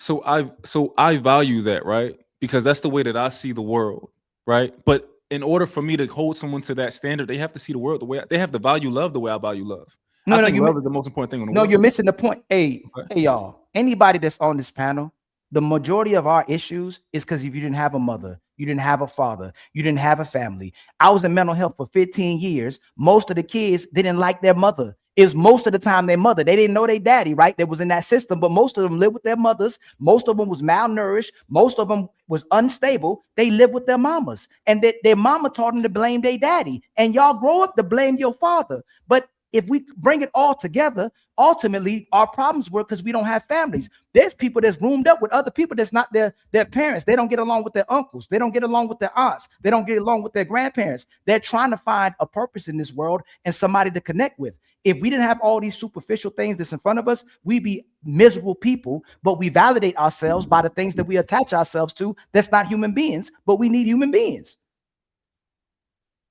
True. And Toya, I'm sorry, Toya. I want Toya to get in there because she's been trying to answer a question. Toya. Yeah. All I want to say is, at the end of the day, women need men and men need women. We need each other. The children need us to work together as a collective. The better off we are together, the better off the children will be. Fair I think we statement. Can all I ask- need to take a second and humble ourselves and understand that we need each other and try to work through our differences, whatever they may be, for the better of everybody else. So can I ask you a question, Toya? Because my conversation that I attempted to have with T actually was sparked from what you said in reference to the man not doing what he's supposed to do, and that's fair, right? Situations are situations. But I would again, if the life is created, and at some point you decide that you don't no longer want to be with this man for whatever reason, why does the default removal of that child fall with the woman? But then you want him to have some level of authority, but you removed his responsibility. Explain. Well, I'm the only thing that I can see with that is that I know majority of the time women are the caregivers, right? So if she's the one that's the primary caregiver for this child, I could see why she would want to have, the child full time. However, do I think that's the right way to go about it? No. But I've seen situations where the woman decides to leave and she has to make that choice now. Okay, well, is this baby going to come with me or is the baby going to stay with his dad? Now, if his dad is incapable of, being that primary caregiver, then obviously the baby has to go with the mom.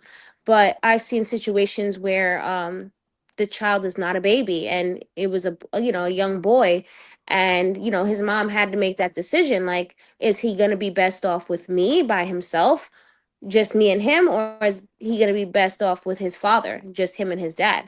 And I think she made the right decision when she decided to leave him with his father, because as a young man growing up, there's just certain things that his mom just cannot teach him, and he needs his father at that time more than ever. Okay, fair. And I'm So it glad really that you explained. depends, but yes. And I'm glad that you explained that. What I always find interesting is that, just like you stated, the women are making this unilateral decision. How do we know he's incapable of being an adequate parent if you constantly default the position of that child in your possession? And I've always asked this question. Some people will tell you. Some people will let you know. Like they'll be like, "Listen, I am in no shape or form to take care of this baby. I work from this time to this time. When am I going to have time to, spend with this child? I just don't have the resources to do that right now." Or he'll have to figure out a way to create structure in his life that would, make a space for that child. Whereas most of the time, women, I can't speak for all women, but most of the time we rearrange our lives for our children. Okay, so Our let me. lives fit our children's schedule, not our children fit our schedule of our lives. You know what I mean? That's fair. And obviously, this situation is not meant for anybody to shoulder the weight of raising a child. We know it's not easy, but I'll lead you to where I'm trying to go so I can speed it up. Again, I find it convenient that women default them taking responsibility of children we created. Because one thing that T said, you said, and some other women alike, we created. We're supposed to be responsible. It's our seed, right? It's my child, right? So you want to take my child wherever you deem to be the best case scenario. And then you want to hold me now to the financial authority of my position. And I don't think that's right. I don't understand that part. Because true authority, in my opinion, just like removing a child, if me and you dated 3 years and you decide you don't want to be with me no more, no children alike, you done. You X'd me out. Do I have authority in your life moving forward after you decide that our relationship no longer exists? Can I call you in the middle of the night and say, hey, I'm hungry. Come over here and make me some food? Probably not. So why is it that with a kid that is created, you get to now, because you're the parent, dictate in my world how I parent? When you remove me out the equation, it's asinine. It doesn't make any sense. And I think that I would like to see some maturity on the women's side. If give those kids to that child, to that dad, or woman up, as you guys say, we got a man up, woman up. If you decide that you no longer want to be attached to this man with that level of authority, contribution, and so on, then you shoulder the weight of your decision, you grown woman. And I'll let. But not only So how that. is that equivalent? I'm sorry, I'm confused. As a mom that, had to carry a child for 9 to 10 months and actually go through the labor of birthing that child, and then you say that I should have a choice of either just giving it up or getting help from you, how is that equivalent? I know you smart. I know you're smarter than this, Paris. I know I you am. are. That's what I'm trying to figure out where you're going. Where I'm going with it is that, and I explained it, we had consensual sex and created a child. Your 9 months is irrelevant because your body is made to make children. Yeah, that's not irrelevant because our body do go through a whole cycle and we're bonding and we're carrying that child in our womb. So that's not irrelevant. Yeah, true. I don't think I you should think say men irrelevant. discredit. Use No, different y'all words. can't listen. Every species on the earth walking is a female part that That's counterpart that irrelevant. has a baby. That's irrelevant. It's your role to have a baby. So why That's do we always irrelevant. why deflect from what he's saying to speak about the 9 months that you're going through That's when having a irrelevant. baby? No, what is it? What it's a moot point. Why are we talking about it? This is why men and women can't get along. It's because we see things in two whole total different ways. So for a man to tell a woman that that's irrelevant of her having to bond with a human being inside her body for 9 to 10 months, then birth that child and what we go through to do that versus you just coming to me enjoying some sex and leaving your sperm. Paris. And then say I don't think that's equivalent. I don't think that's the context that he was trying to say it in, That because was definitely That is what he just said. No, it's He not. said Maybe that we should let- be able to drop the child off. Hold explain on. Let's get him to clarify then. Thank you. Paris, if a child is going to be born on this earth, who is going to be the one holding the child inside of their body? Of course, the woman. Okay, so that's why it's irrelevant. Because it doesn't make sense to explain to me how life is created. I'm not dumb, neither are you. So sake of time to try to bolster up the fact that your body is literally engineered to do this is irrelevant, regardless of how someone may feel about it. The fact is that your 9 months to my lifetime contribution as that parent, in my opinion, is irrelevant.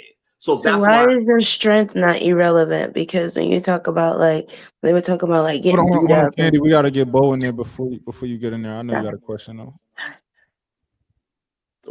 what I was trying to get to again, because the statement was made, and you said it's a false equivalent of some sorts. I don't get it. Babies, we know how they're made. We know how they're created. And I'm saying that it's still convenient that the women, because of what you said, Paris, since you bonded with that child for 9 months, which that's an experience no man will ever understand from that perspective. How does that give you the unilateral right to remove my child from my life, and you go do whatever it is you deem worthy or necessary, and then now hold me to the responsibility of the contribution that I made to that child's life?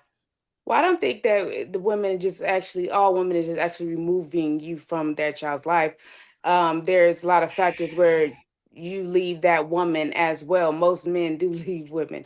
I don't know why we make it seem like the women is removing a man. But anyway, if it was created for you to actually hold that responsibility to take care of that child, why didn't God give you the resources to birth the child? So anyway, we have the resources to birth the child. So why is it so hard to understand that we ultimately have the say so in the child? Who's taking care of the child? Because you're doing a horrible job. Y'all raise. I mean, answer a question. True. Why? She asked you why. I got it. Because of the fact that Can I say something? Hold on, let me finish. We gotta get Bo in there before you. Okay. You've seen it that way, Paris, and women alike seen it that way. There'd be no child support. There'd be no contribution from that man. But that's not what is the case. So whoever leaves, men don't leave women en masse. That's statistically inaccurate. But if you were saying that you are the dominant figure in the equation, then there's no point of having to reach back for assistance. And that's what my problem is with this equation, is that women want the convenience of our financial authority, but you don't want my true actual authority. You cannot remove my child from my authority and then dictate to me that I'm supposed to take care of it. That's not how that works, which is why I asked Toya, if me and you are together, you're in a relationship with me and you break up with me, can I now reach out to you and say, hey, I need girlfriend privileges. I need you to go ahead and take care of these things. When you decide to go from up under my covering, it's no different. But for whatever reason, women do not seem to understand a simple principle. If you take my child and decide to be the authority in that child's life, leave me alone. I should never hear from you. I shouldn't get no letters. You shouldn't be asking me to contribute. But what you guys want is the convenience of what that. True, I have a question. Sure, go ahead, Toya. No. True, I have a question. It's Bo's turn. It's Bo's turn. But I do understand when you say it like that. I do understand that point of we that try part. to fight for you. But go ahead, Bo. Go ahead, Bo. All right. This is where I disagree wholly with women. The fact that women will have a man's baby and then, if they are not together, choose single motherhood. This baby's coming with me. Agreed. You got to see them every other weekend. Why are you choosing to bear the burden, most of the burden of raising that child? 1, 2, that man is also that baby's father. That man is that baby's parent. That man should have that baby 50% of the time. You should not have that baby most of the time. It makes no sense that you are choosing most of that burden, and then you're going and saying, I need money to take care of that baby. So give that man, and I'm not saying that women don't need assistance with babies. Of course we need financial assistance. That's why a lot of babies are in the position that they're in. That is why poverty exists amongst single women, because they are not getting assistance. However, if you have a man that is like, I want my baby 50% of the time, give that man that baby. Why women choose every other weekend? Brother, you gonna have this baby every other week. Hear me? Because that's your child. You are going every to other day. You see what I'm saying? Whatever 50% means, 6 months here, 6 months there, a month here, a month. I don't care That how sounds 50% good. divides up. That is what is going to happen, especially if the man wants that baby. Give that man that baby. I would never be in every other weekend giving my child to their father woman. Fuck no, hell no. As a matter of fact, I'm giving you the car seat. That baby's going home with you. I will send you milk, maybe, and because I didn't breastfeed the first time. Well, the only time. That baby's going with you. I will see you in a week. I don't like. That sounds good, but what happens when the I baby don't go to agree with. school? Like, how are you supposed to have a child in a healthy system and school system, and the dad lives somewhere totally different? How are you going to split the Ideally, the duties? parents would live in the same town to That's co-parent for their ideally. They don't even children. have to. Ideally. No, That's they don't even have ideally. to, because there are children, if their parents live in different cities than each other, the child stays 6 months with one parent and stays 6 months with the other parent, or during the school year with one parent, and then yes, it works out. However that works out, that man needs to have that baby. You all, I think that mothers, and I understand the mama bear thing, and you want their child. I understand in theory. I don't understand it in practice, because it's burdensome to be raising a child by yourself. That father needs to be there, especially if he wants to. There are so many fathers that want their children that cannot have them, and all they're trying to do, a lot of women, all they try to do is keep that baby from that man, keep that half custody from that man, so that they can get more child support. And in the end, it does not pay off. It's not even enough money to bat an eye at. It's pointless. You going back and forth to this court system, doing all of this for a couple of dollars, because most of the men don't make enough money to pay your bills. So what the fuck is you doing that for? Give that man that baby and leave that child support court alone. As a whole, like, do it if you need to. Because my mama, when I had my baby, and that man was like, that ain't my baby, my mama was like, forget him. You have a community, you have backing. Don't even worry about it. Because I'm like, I'm gonna put him on child support. My mom was like, don't even worry about all that. It don't waste your time. But not. Oh, go ahead, Mike. No, I was about to It's say, just I not don't. worth it. I mean, it's not worth it. It's really not. I think everybody's making good points. One thing I will say is, from my anecdotal experience, kind of knowing women, a woman will light herself on fire to light you on fire, right? Like, she will, and it's just kind of how they made. And also the way women like to leverage the things around them in order to get at people. So, for example, I don't know if you ever disagree with a woman in the comment section, but she will take anything that she can to turn the crowd against you, the people against you. And it's just, it's just my anecdotal experience. I wanted to qualify it, as that. But that's just my experience. That's something that they typically do. Now, men, we're physically stronger than women, obviously. That's one of our strengths. But women will typically go the other route in order to get what they want out of something. And they just want to make men hurt. Like, which is why, like, a lot of women, if you cheat on a man, most likely he either gonna stay or he gonna leave. If you cheat on a woman, she gonna cheat back. A lot of women, they gonna cheat back, right? Because they want to hurt you.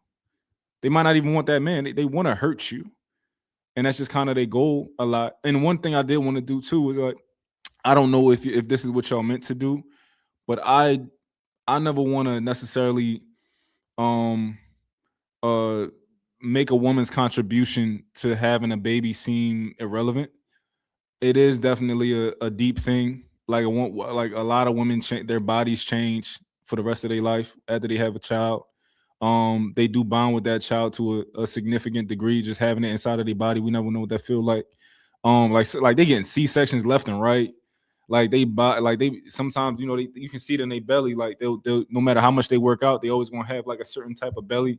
So I know y'all appreciate that about women. I just didn't want it to seem like to the women that we don't appreciate that part and understand that their investment when it comes to having a kid. So Facts. And that's why I say what I say before I say what I'm going to say.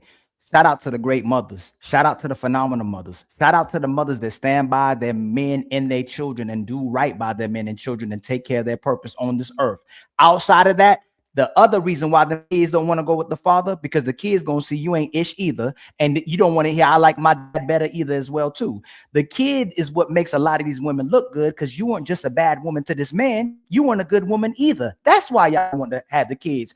That's why you don't want them to have the kids. Turn your social media on. Put on I Hate Me and a Mother. You see countless videos of women who can't stand one kid. They can't stand being around them. They put them in the daycare so they don't have to watch them, just like they leave to go to work so they don't have to be with their man. When you look at the videos of the men are crying over divorce. Men are crying over losing their family. Men are crying trying to see their kids. Men are dying to see their children, and they demonstrate they love their kids. Endless videos of women complaining and hating their kids. Call me cap and prove me wrong. Don't make me pull up all the videos. Women can't stand their kids, just like they can't stand their men. Well, you can't find the men who don't want to be there. You can't find them because they escaped. They weren't interested. They don't like you, TP. They don't like you. They built in this. And hold on for 1 second. In this circumstance that you just mentioned, where you said there are videos of men who say that they love the women they want to be. What you fail to account for is the men who abandoned them are running. So clearly you're not going to have the men who ran and escaped and said, who is that? That's not my kid. They're not going to be in that video. I land there and I'll yield over to I'm going to say what Bo Candy. told you. I'm going to take, because y'all talk from both sides of your mouths, right? Bo, thank you so much for that alley-oop. The other reason is that you don't want them kids to be with the father, right? The other reason is because of how you treating those kids when they with you as well too, and you don't want that to be aired out to the father as well too, because the kids gonna compare you as well too. Y'all, why can't you admit that the reason why that man is there, because what True said as well too, you're not letting him parent, and you're being chaotic, you sabotaging the relationship he has with that kid, so he'd rather be by himself and have peace than to be around you and this child. That's why a lot of men leave and go start a whole new family. That's why dads be phenomenal stepdaddies, but they don't take care of their biological kids because the women don't let them. So again, if you suck at being a mama, give the kids to that man and stop getting away and stop making them kids make the horrible decisions that you was making. Let that man take control of his kids. I don't know. I think those women need to be on the panel so you can have that conversation with them. 100%. Now that's most hey Candy, that's most women. When we walk outside, we see y'all kids walking behind y'all. We see y'all kids running out in the street. We see y'all kids. We see y'all kids eating McDonald's. We see y'all kids malnourished. We see y'all kids being disrespectful. You know you know why you just get smashed? Them kids go, dang, Candy kind of attractive. T kind of attractive. Chris kind of attractive. Toya kind of attractive. Damn, Bo, you know what? I want to get. They meet y'all kids and see how disrespectful they are. Oh, she ain't a good mama. I'm just going to smash her. That's what I'm going to do. I'm just going to smash her and let her be this horrible mom that she wants to be. I'm going to sneak in during the week and I'm going to come over on the weekends because ain't nobody hornier than a single mama. Because for some reason, women who marry can't sleep with their man, but the single mama can sleep with men, right? But y'all going to still have men sneaking in and out of that house and neglecting your kids, and the men don't want to take care of those disrespectful kids, and a woman who got a mouth, and a woman who still goes, they already got a father. They already got a daddy who don't see him, but he's financially supporting them. But that man can't even hold them kids accountable, tell them kids what to do, and they gonna tell you you're not my daddy. So again, what we should do is give the kids to the father so y'all can be stress-free, so y'all can find this happiness that y'all still can't find, and be able to heal on your own, and let the kids live with the father, and y'all be miserable by yourself.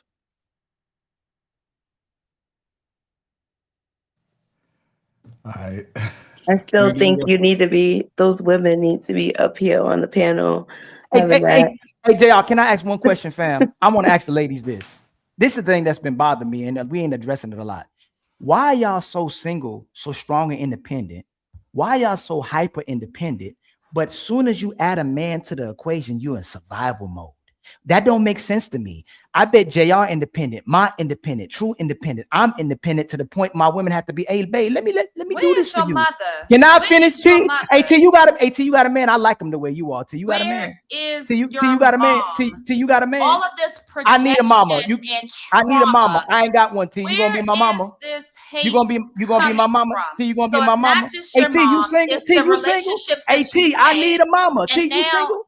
T, I'm everyone asking you. I has need help. Arlene, victimized hey, you. I'm looking at this camera. There's Arlene need not help. Hey, one T, can you inkling be my mama? of accountability Can you be my on a mama? man. Can you be my Woe mama? is me. You women did. T, I'm the can you be? leader, I'm but you asking all did you. all these I'm things begging. to me. T, can you I'm be just my a mama? feeble man. Can you be Boy, my gone. mama? If you can't be my I mama, don't then even don't say care. nothing. I'm done Yeah. with you. And like I said, when the All right, man y'all. mouth, oh, go ahead, Jr. Oh, JR, that's the question. Let me finish, please. If I was independent, everybody would have to beg for me to stop doing what I'm doing, and they would ask to help me. Why do y'all claim y'all are so strong, independent, or hyper independent? But when you add a man to the equation, y'all are in survival mode and complain about the man supposedly not helping. Can y'all clarify that to me? How are y'all strong and independent, but when I'm you get a man? confused. So wait, so she was independent until the man came in, and now she's There you in go. survival Hey, so mode all of Toya, a sudden? women said they strong, independent, and happy by themselves.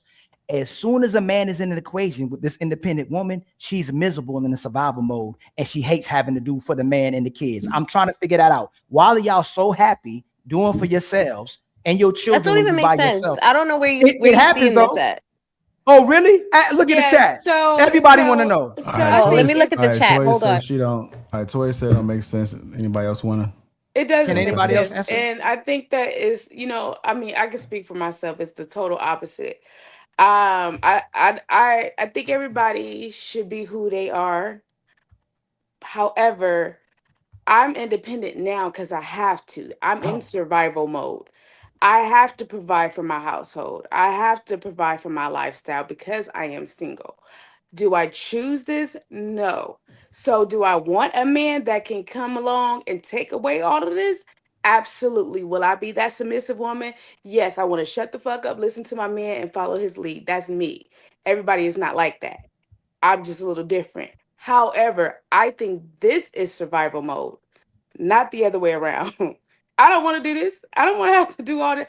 I don't want to have to make all these decisions for my household, my family, and everything be on me. I don't want to have to do that. I want to be able to sit and have a leader and look, he tell me what we about to do and what we about to move. Because at the end of the day, if it don't fall through, he has to hold that, but I'm going to still be there to support him with it. I don't want to have to carry that burden. So women want help. They don't want love, right? What? I think it's about an addition, though. Isn't it about You know what like? I find? I find that nowadays in this. Oh, go ahead. Women want both, just like men. Men want, isn't that where the help meet come from? Don't you need that you want your wife to be a helpmeet to you, a support to you, to your goals, to your dreams, to your ambitions, to whatever you got going on. She's supposed to add value to that. She is the one that's supposed to keep the house together, keep the children in order. So it's still a help and a love situation. There's not one without the other.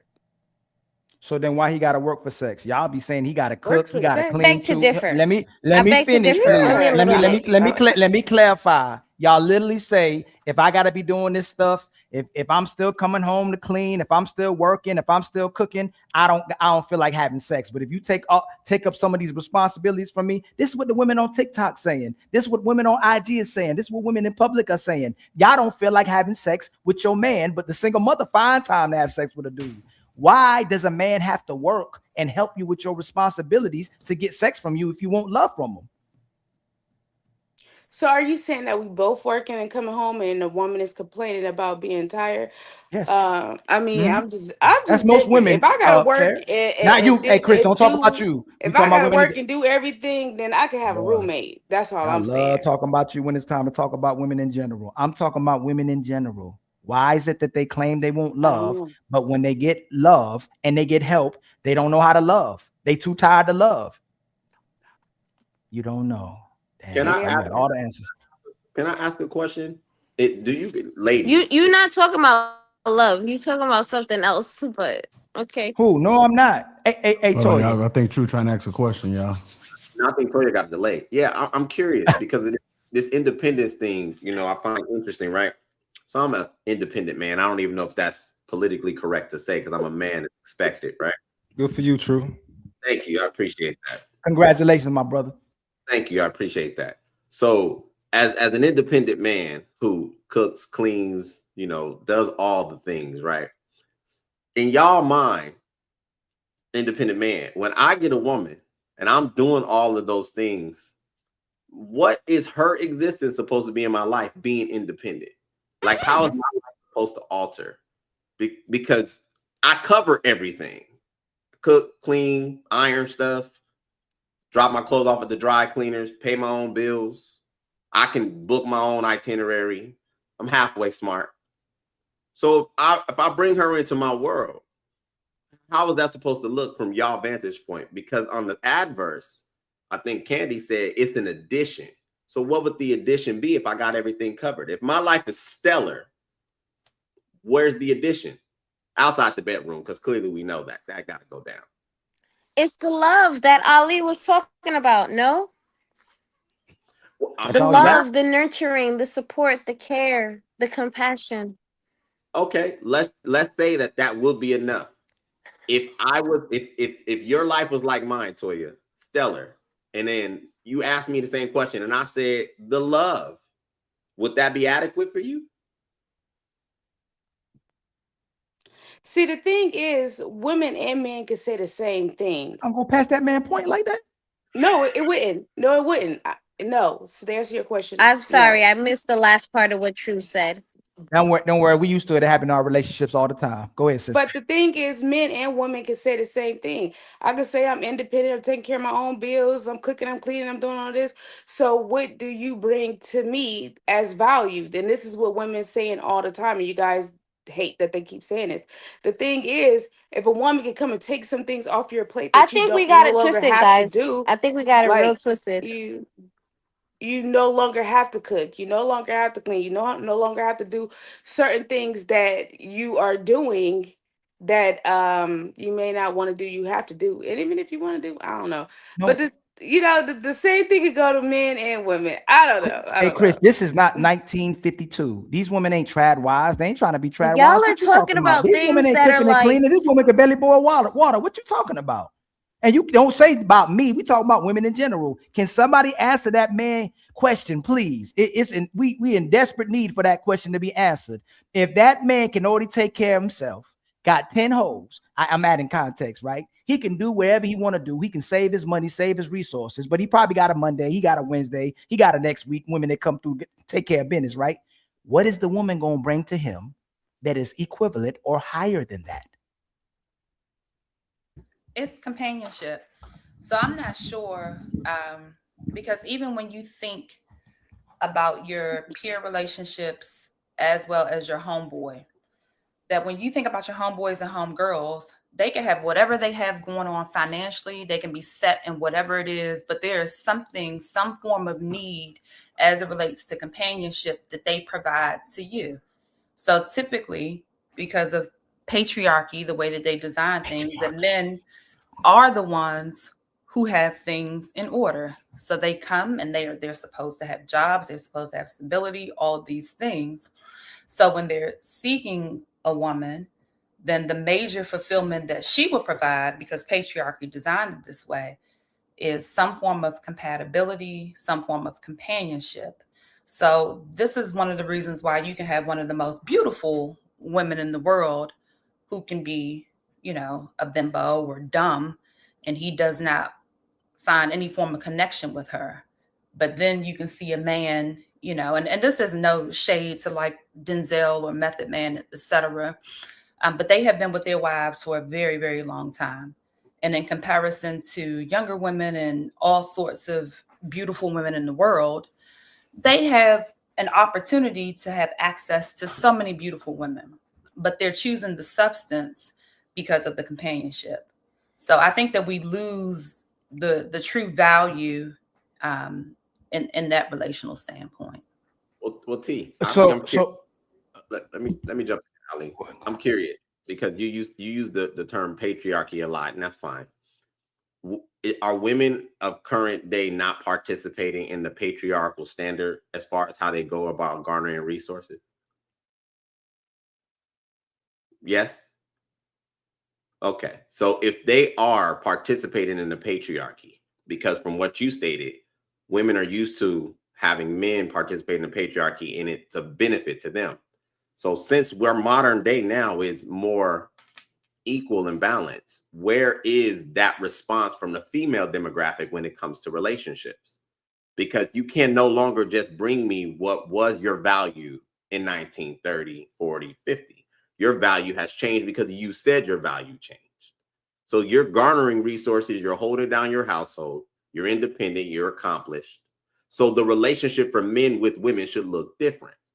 But that's not what's happening. It seems like there still is a fight to maintain the day of old. Causation doesn't equal correlation.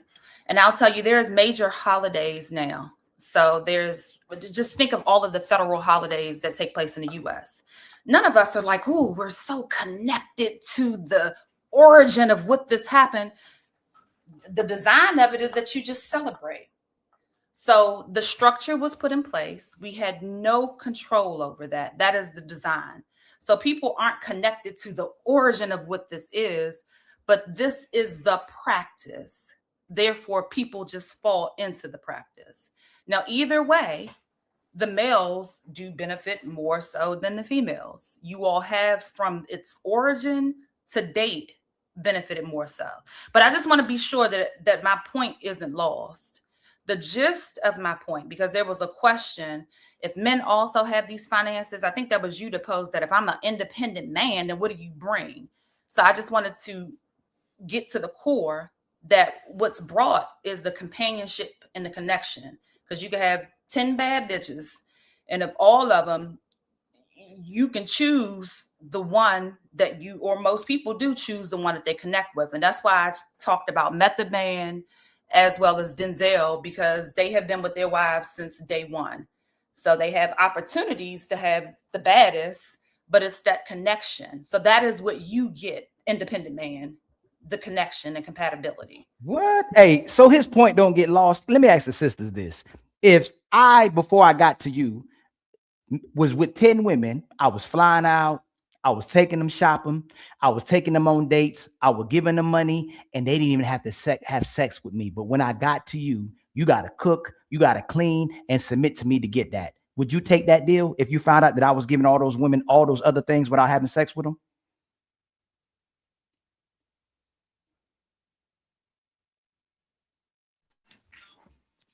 They wouldn't. They wouldn't, right? So if me and True and Trav, see, y'all don't realize how bad it is in society. Even my brother Mont, respectfully, if I already got women who come with use box, why should I settle with another woman who got use box when she's going to be inconsistent and she comes with problems and demands? Why should I take that over what I'm already getting? Can you make that point? True. Since y'all don't want to address it, we got to keep digging and diving into it, right to the core of it. You're not going to spun off. That is no, not I didn't the spin point off. that I he didn't spin made. off. No, yes, it's definitely the point So, he's making. I'm just give me adding 1 more second. context. Give No, me 1 no, ma'am, please. So again. then I'm going to take my second. So No, here's oh, the you thing. ain't taking nothing. You ain't about to take nothing. No, you done messed up already. You ain't about to. I just keep talking. Ma'am, you just said the craziest thing in the world. See, y'all Hey, hold sold on, me. y'all. Listen, Hold on, y'all. We're not gonna be able to. She said she's We're not taking gonna it be though. able to She let. said it was my turn. let She both y'all said she go. gonna take it. She talking about she taking it like she a dude. Too many All masculine right. women.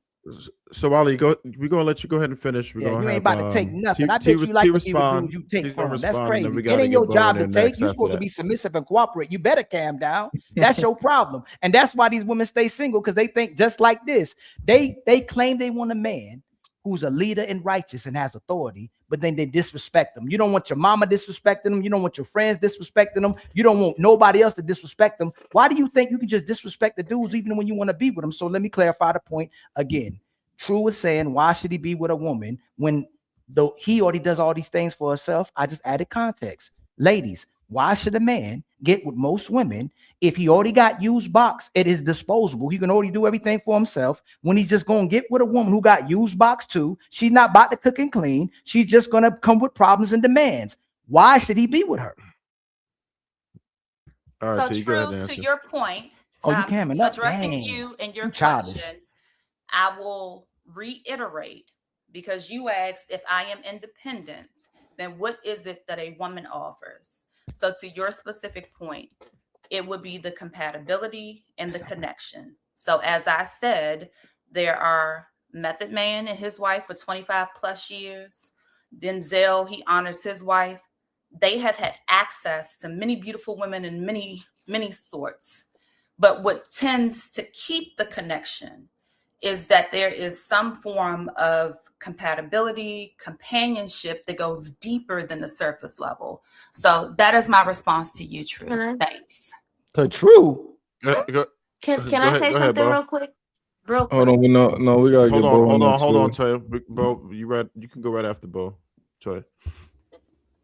So, that's a question that I struggle to answer. Now, here's the other thing is I think men struggle to answer that a little bit too. It varies man to man, don't get me wrong, but I've always struggled with like what exactly is it that I'm doing here? Like how am I benefiting you? How can I benefit you? Because I get like, especially men who are like super independent, they got their own place, they're really nice place, they have their own car, they have a good job, they have like they're really stable in their lives. They cook clean for themselves and they really like they don't need help. And some women have this complex where like they need a man that needs them, like needs you to cook and clean, needs you. So you know what I'm saying? Like some women seek out projects like that. But for like already packaged together men, they complete adults. I'm like, okay, both of us are complete adults. Neither one of us need each other in these ways, in the ways of service, in the ways of like financial ability. So what benefit is it?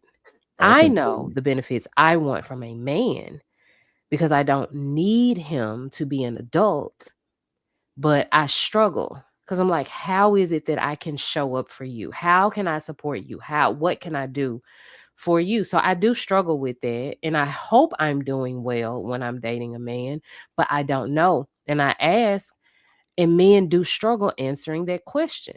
So it's still an unanswered question. I Even can for me. answer it. I can answer from my perspective.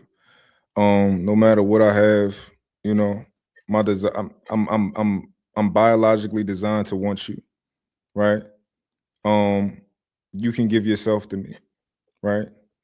You but for me, I'm different. Like I want to own you. Like I want all of you, right? And I'll give you everything in the world, right? But I intrinsically I want you, right? Even though y'all pointed out all of the things like the real world tangible things, right? All the stupid shit, right? And I'm old school. I want my woman to cook, clean, and all that type of stuff. But just the feeling of gratitude, just having her and she's mine, right? I think a lot of what Ali and the guys be talking about is like, okay, that's a part of the deal early on, but then eventually, like y'all rip up that deal and they start to lose y'all. But that right there is what you can give a man is yourself. I think that's what traditionally what it was. You know what I've never heard, Mont, because I don't want you to mont this up, even though I appreciate what you said, right? Yeah. See, the reason why I asked it the way I asked it is because it has created in society current day, and I even said this to T, a lot of women are living similar lives to men as far as having to go out in the world, garner resources, take care of responsibilities, whether that was their choice, whether it was circumstantial, that's irrelevant. But there still seems to be some disconnect. And I appreciate what Bo said. I have yet to hear a woman say, you know what, the value I'm going to bring this man, because I know I'm a whole adult. He's a whole adult. But if he does, decide to connect with me, I'm actually going to not be a burden. I'm not going to exhaust his resources. I'm going to actually create balance and peace where I can. But it doesn't seem like that is a popular opinion because and I said it moments ago, even though you're an adult and you're capable, you've proven you can do this. You don't need me, but you are clamoring for what I can do and stabilize, whether it's resourcefully, connections, and so on and so forth. If the true nature of you not needing a man was existent, you would be dating him, in my opinion, from a humanistic, spiritual, characteristic perspective. That doesn't seem to be the case. It seems that the hyper focus of elimination of men still has to be hyper performance and then even exceed what you've been able to do for yourself. And that's why I asked, if I'm mirroring your life to a degree, because my life is awesome, and you're the woman, you want a relationship as well, what the heck do I get from participating in this thing called a relationship moving forward? Since you don't quote unquote need me. And it seems to be very hard for women to answer that. Can I put my 2 cents? Sure. Go ahead, Toya.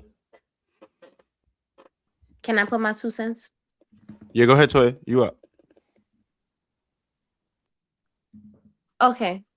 Well, I just wanted to say that, for one, I feel like for most, I don't know if you want to call it hyper independent men, because he got, everything that he's supposed to have for himself. I don't want to say hyper independent men. For a man in general, I feel like a lot of the times you're saying, what do they need a woman for? Your woman is supposed to be your helpmate. She's supposed to help you further your dreams, your goals, your aspirations, whatever it is. However she's supposed to help is, getting in wherever she fit in. Let's say you work a job and you got to be up at 2:00 in the morning and you don't get off till, I don't know, 6:00 in the afternoon, right? As your woman, in the morning, if he's up at 2:00 in the morning, you should at least be up making him some kind of breakfast, packing him a lunch for him to take to work or something. You just got to show that there's a time within his day that you thought about him enough to try to make his life a little bit more convenient. I hear that. And that's just not little things like, as far as packing his lunch. I'm talking about, everything. Whereas he may come home from a long day at work and he might need to talk to somebody about what happened that day. You should be a listening ear. You should not be there just to criticize or judge whatever he's going through. And there's a lot of different things that I feel like can cover how she can add value to your life. Okay, that's fair. Do the women of today want to be helpmates? Honestly. Or no, I feel like the women of today want help and men want love. It's like a double entendre here. You're being honest, Toya. Thank you. Another thing is I think that a woman, if you can duplicate me, right? If you can be an extension of me, right? Somebody that I can trust to do, be competent for, right? But if I can have you be an extension of me, that makes life a whole lot easier. Whether it be in business, one of the hardest things to find is somebody that you can actually trust, who's going to take care of your baby the way that and view your business and everything that you got going on the same way that you view it, right? Be an extension of me. Be so that I can be somewhere else and I'm not there, and I can just trust your vision because you know how I see the world, right? And you just an extension of me. So you gotta love me.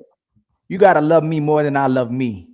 At the end of the day, you gotta love me more than all them other women that love me. You gotta actually bring the peace. You got away from all the problems that I'm already dealing with the outside world, with the black man, with the white man, with every man. You gotta love me more than I love me. That's all y'all have to do. But most of these women, it ain't never gonna happen because the feelings, how you feel, what you're going through matters more so than to be with this man who leverage all those things for you as well too. But you gotta love me, actually nurture me, actually support me, actually want to be there for me. We can't even ask y'all to cook and clean or ask you what you bring to the table because it's so offensive now to ask that. But women ask for traditional men, but we can't ask for traditional women. But where's the woman that loves this man more than he loves himself? You have to live for this man if you're gonna die for you.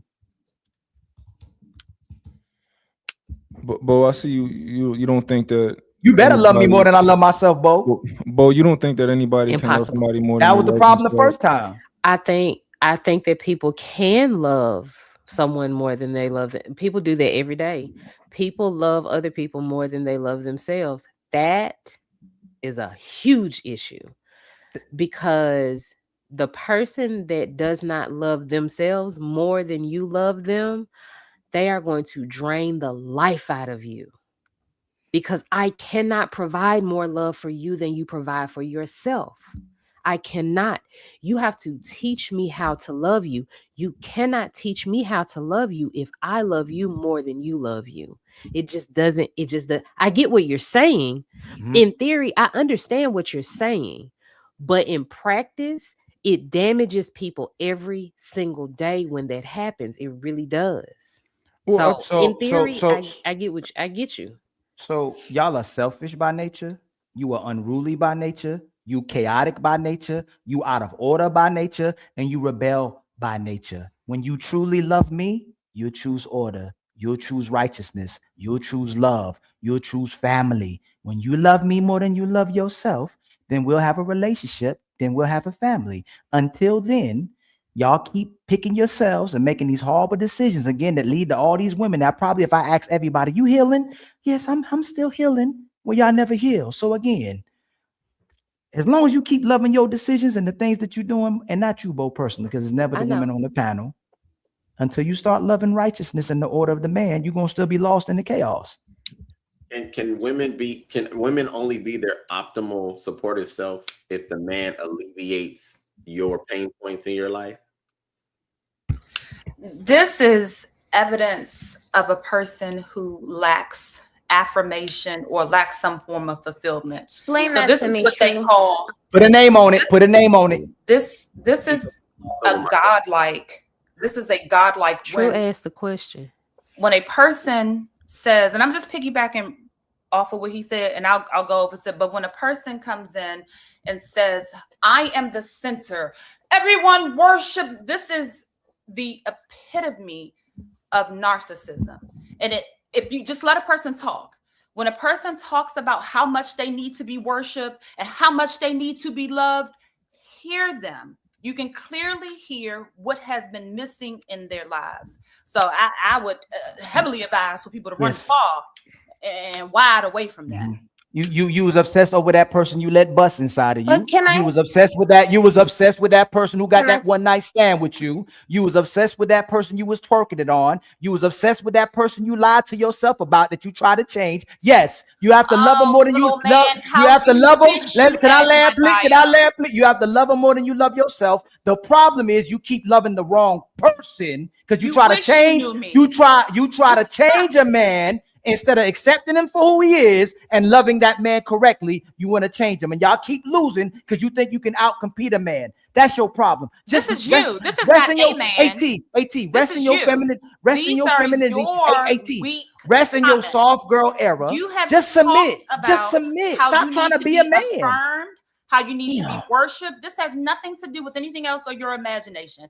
I don't know you. You don't know me. You have literally came here and testified that you need to be worshipped, affirmed, that she needs to love you. Yes. So this is speaking about your comments and being very clear when a person says that. You can clearly hear their insecurities. You lack this in some form of your life, and now you need it. So good luck. Good luck. Hey, late. Who y'all would have nastiest? Can I just say something? Let me just land real quick, JC, to respond to her. Y'all would have nastiest. Y'all would have nastiest, the most filthiest, the most doing whatever the man wanted to when you worship the man. You saw him better than yourself. Y'all know that. So just put the facts on it. If you don't worship him, you don't like him. I think it's like we have to read in between the lines. And I wouldn't think that Ali is saying like, worship me kissing your feet. Although some people are into that, right?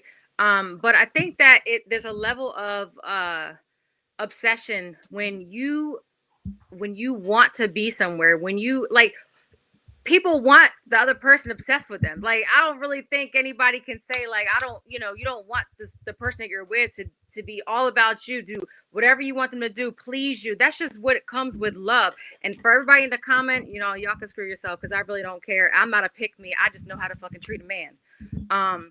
But I think that there is, because it's like, it's irritating. But I think that there's a level of obsession that you have with a person. You like, who wants to be in a relationship and you don't want to please the person that you're with? You don't want to show them, like, I just don't understand it. I just don't understand that at all. And if So you don't know how, That's if you much don't know how to love the different man, if than you don't know how to saying love the man love me correctly, more than I love myself. if you So don't know how to just love to the man distinguish the correctly, difference, you just what gonna you keep talking said when I is talk. normal. What but a I lot of don't the things that you take say that is as normal.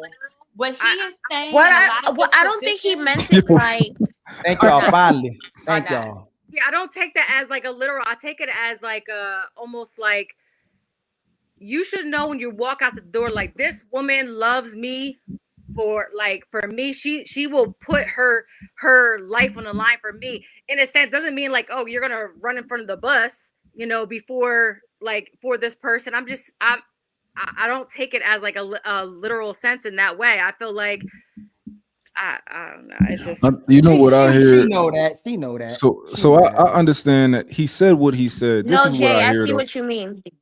This is what I hear. I hear that both parties, they just need to give. Like if you focused on giving, right? I think neither you can go wrong. If my goal is to give to you and your goal is to give to me, we good, right? So when I hear like love me more than you love yourself, or love yourself more, I don't know, whatever you were saying, that's what I hear, right? Just pour into me. I'm gonna pour into you. We already know that. Like, so Would Yeah, y'all, like, dude, Trav, true, do y'all not believe that if this woman love herself more than she love you, she ain't gonna listen to you, she ain't gonna cooperate with you, she not gonna respect you. But if she love you more than herself, she'll put out all those negative characteristics. Even if she have moments at times, she's gonna pick you over her feelings. because I feel like I that's hear what what you're men saying, do. Ali, but I know the way that it sounds, and it does sound bad. But they all three, the other women knew exactly what I'm saying. T had the problem, and you should understand me what I said as well too. Yeah, You should it's just the your way man, you should like me more than I like me, and you should like me more than you like yourself. It ain't women do everything for the people that they look at more than themselves. Women don't actually want to be with a man she sees as equal. She wants to be with the man that she looks up to and that she sees better than herself. Y'all know that. Until you know that, that's why you smiling. You don't want to be nobody on your level or beneath you. You want to be with a dude. Ooh, this is something special. This is better than me. This is what I want to be with. That's what you want to be with. And God ordained us that way. That's why most of us bigger than you. That's why most of us faster than you. That's why most of us more logical. That's why we regulate emotions more. That's why we the leaders. You're supposed to cooperate with us. You're supposed to look up to us because typically we're about order. You typically about disorder. Somebody got to put you in your place. Put me in my place, baby. That's right. I thought about this the other day, and I had a question earlier, but I'll ask this one since I have the mic. Why is it that a man needs a stage in an audience to get the reaction, kind of like what Ali is saying, the admiration from women in general? I'll give you an example, like a Chris Brown. Chris Brown, outside of their relationship, and have them act all out of order off the strength that he's talented. Why is men like that? Why do they get that response from the slew of women, and then the men that you guys choose can't have that same admiration? Where's the Great question? Damn. All I heard we was don't like something them. about a lot of order and guys, I'm trying to hear. All I heard was something about a lot of order and Chris Brown. What happened? Something about he's talented. Why does he get more? Why does he get the type of? Why does Chris Brown and Usher get the type of attention they get and the praise that they get? And women even compromising their relationships. They don't even know these people, but your man doesn't get that type of admiration and praise. Yeah, I can't speak too much of that, but sex Because y'all don't sells, so like I them. guess they're selling Because y'all sex. don't like them. Because y'all don't like them. Y'all don't really like these men. That's why I just tell the truth. We just finessing them. We just using them. We using them as a walking billboard till we get to the guy we That actually sucks like. if you're We in a don't really like him relationship with either. somebody and you don't really like him. Ma'am, listen what you said. We crazy about our women. Like men are crazy about their women. Like we crazy about our women. So Y'all, much we love so y'all that like they that. cheat and all of the venereal We diseases. may, hey, we still love if we cheat. See, you can use that as one. That granddaddy. See, this is the problem with the double standards, right? So We much supposed so to that protect there's them. so many We supposed to side protect and pieces. provide for y'all They and deal with women who appreciate you talk. This is so why much. women Hold on, say one at a single, time, but y'all. she's keep It's trying to talk. just Oh, every time I ridiculous. talk, T want to talk like she about conscious or something like that, but she keeps saying the wrong things. Thank you for calming down. Let But him no, answer. she. Let him answer. I Bro, want to hear what the women have to say. Who? The women. Okay, so here's the thing. Say nothing. We keep making things that are very complex into a very small black and white thing. You're talking about an attractive billionaire celebrity. And you're saying, oh my God, why does this celebrity get all of this attention from women? It is just not a fair comparison. Even when you have unattractive, successful, financially successful people in the public's eye, you're always going to garner. This is just like a fishnet. You're going to get everything: shells, bullshit, moss. You may get a few catches, but you're going to get everything. So clearly, you are going to see when there's millions of people that are going to these successful, attractive men, it's a catch-all. It's just not a fair comparison to the everyday man. And if he were in this circumstance, would women still be at that position? So I just think it's an unrealistic comparison. So I think it's actually a great comparison. And the reason why I think that I it's think actually what a great he's trying to make is that comparison because Paris. yeah, he's I think the reason why it's a great comparison. Bo, what you do? What you doing? We trying to give you the mic. Well, too. no, She trying to- Toya can't. Like Toya got a delay, No, and you Toya had got a already delay. started talking. So I'd be like, "Wait, hold on," because she can't. Like, she's not gonna hear me for a while. Right, So I'd be right. like, "Wait." That's why I do that. Sorry. But I think it's a beautiful comparison. The reason why I think that is because what he's saying is that why women don't desire their own men in such way that they would desire or lust after a celebrity man. And I think that that is relevant because my man, I will desire every single thing about him. Right? I'm the one that can't keep my hands off my man, you know.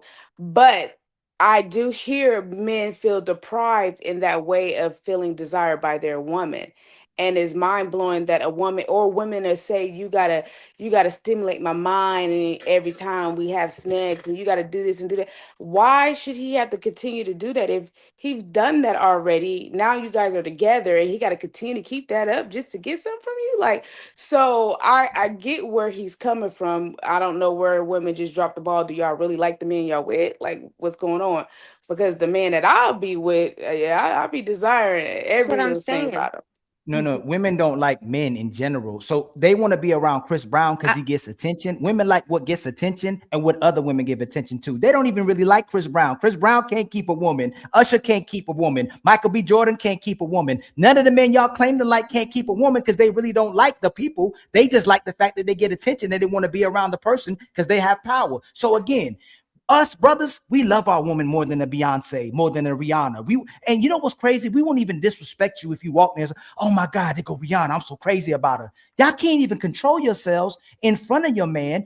You will kiss another man, be on top of another man, let a man hump you, take $1,000 picture with another man, and won't even spend a date on your man or shoes on your man or a haircut on your man. Y'all just don't like men. I don't know if it's nature, which I'm giving you grace. I don't think it's nature, but it's the way you being socially engineered. It's the way you being conditioned, and it's the way you being programmed. But when y'all have the options, you will still pick not needing a man, but you'll still be crazy over a fan.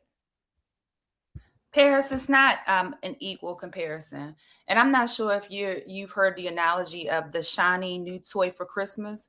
So a little kid could want like, oh my God, I want this thing, Mom. I want this thing. Now they get the thing and they open it up first week. They're so excited. Second week, they're excited. Third week, they're excited. Throughout the weeks, by the time you get to the 6th month, that toy is sitting to the side because it lacks luster. So once a person gets accustomed to something, that's one thing. This is just human nature. It could have been the best Christmas gift that they always wanted. So that's just human nature. Secondly, we're talking about comparing a Lamborghini to a Ford. It's no comparison. We're talking about a billionaire, attractive superstar to an everyday person. I just don't see the comparability. Wow, it says I don't see the everything. comparability to it at all. Wow. And I don't think it's that's human not a nature. good that's not a to good not desire analogy. things after a to while. what's at home with you. And I'll just say this: most kids, no matter what toy that they want, there's always that favorite one that they don't want nobody to touch. They put it in the corner, whether it's in a bed, but that's the one that they go home to, or they want to sleep at night with, and they might play with all the other ones. So I don't really think that that's a good analogy, especially when you talk about the shiny car or the Yeah, I don't think that's a good analogy at all. Right. You're The what choosing True use, but you right. have loyalty at home. I think that's What True use was perfect because y'all say y'all don't care about a man's power. You don't care about a man's status. You don't care if other women like him. Y'all don't want community dick, but it's your favorite type of man. Y'all love a promiscuous man. Y'all love a man to get all the women. Y'all love the man that all the women want, but y'all lie. You will line up and buy tickets from a man that even was supposedly engaging in domestic violence and beating a woman, and y'all still support that woman because y'all don't care about right. You care about what's right for you. That's what you care about. So, I can't see your name. I'm sorry. I think it's Jay. So the analogy that I was using was, even if something is most desired, that at some point there is some form of lackluster. And that is absolutely true. That kids over and over again, you will see when they have desired this toy, at one point, it could have been the best thing that they thought about. And then they slowly, can I say something? Than not, so that's sure, not true. No, it is true. It is true. No, it's not. So just like it absolutely is true. There's actually psychology. I will give you this theory so that I can support it. There, at some point, things lose luster. So that's not true. So just like Jay said, that a child even have their favorite toy, they may have their favorite pillow, their favorite color, whatever. I mean, a cover, whatever it is, that you cannot take it away. You can't wash it. You can't do nothing because they're obsessed with it. So that's not true. Also, I was with a man for 15 years and desired him every moment, even in the situation that, caused me to have to leave the situation. But I still got butterflies every time I was, he entered the room or he left for a while and came back. Like, so that is not accurate. That's not human nature. Bet me $50. After a while, bet me $50. Not desire a person. There's a difference between not true and that there is also another circumstance. What you're saying, there is literally psychological facts that support what I'm saying. It's the lackluster theory. So it is truth behind it. Now, what you're also saying, I feel like that both arguments can have some truth to them. To what I'm saying, man, y'all better stand on it. That there also are circumstances where a kid has their favorite toy. And I'm saying, in comparing the two, that human nature has been shown that a person typically that desires something so greatly, there is a declination in that. So both things are true. There is no discount of what I'm saying. There is a theory that supports it.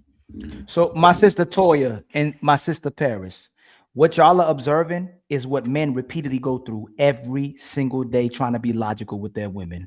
That's what y'all observing right now. As logical as y'all are trying to be, as much as you made your points and gave as much as you gave the context, and see how she talked. This is what happens in relationships as well too. The need to be right is what you're observing right now. This is what we're talking about our sisters. Instead of conceding and we move on to the next topic, T is going to go to the end of the universe to be right, and she's going to be wrong every single time. But it doesn't matter as long as she gets the last word. So I'm going to talk because your opinion does not matter that much to me. And we are on a panel for just that. Then why are you responding to me? These are open. Another lie. These are open conversations to hear thoughts from people. So just because you try to weaponize and twist something to fit your narrative does not change things. So who agrees with T? At any point, why am I bothering you by asking that question? Why am I bothering you? Can I say something? Let her something that is not true. At any point, there's something that says. At any point, if anyone says something that is not true, then I am going to say that here is the information to support that. I'm not going to just sit there and concede and be like, "Oh my God, let you have the." I don't give a fuck about a last point. What I said was true. that there is a lackluster theory, which she said was true as well, which is that you do have some kids who, in the analogy, who cherish that joy. But what she said is a falsehood when she said that what I said was not true. And I'm going to stand on that. Toya, we got to get Toya in there, but I do think that there's credence to what T is saying. I don't think it's as crazy as everybody's making it seem. And I do think it's Paris is saying something too. But let's get Toya in there.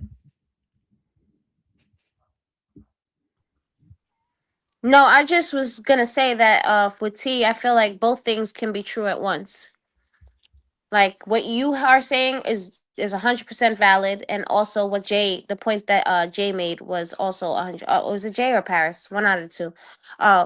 Also very valid. But at the same time, I think the problem is Chris Brown is a celebrity, right? This is something that you maybe it's like a fantasy. It's like something that's just it's like a movie. It's something that's real. You know it's real, but you can't really touch it, right? So if you have a man that's in your life and he is everything that you need him to be, right? I feel like there's a line that most women should draw, but I feel like they don't, and they allow those lines to be crossed when oh well, he's a celebrity, it doesn't really matter, it doesn't really count. It does count, because at the end of the day, are you willing to disrespect your man over this celebrity that you're never gonna get? And I think that's where we have to draw the line. Yeah, I think that the point was just the desire for that celebrity, and it's not being the same at home with your man. I don't think it's equates, I mean, to that's like this. That's like saying I desire to eat 100 chocolate chip cookies over this, celery stick that's probably better for me. You know what I mean? No. I don't think you're getting it quite right. So like, huh?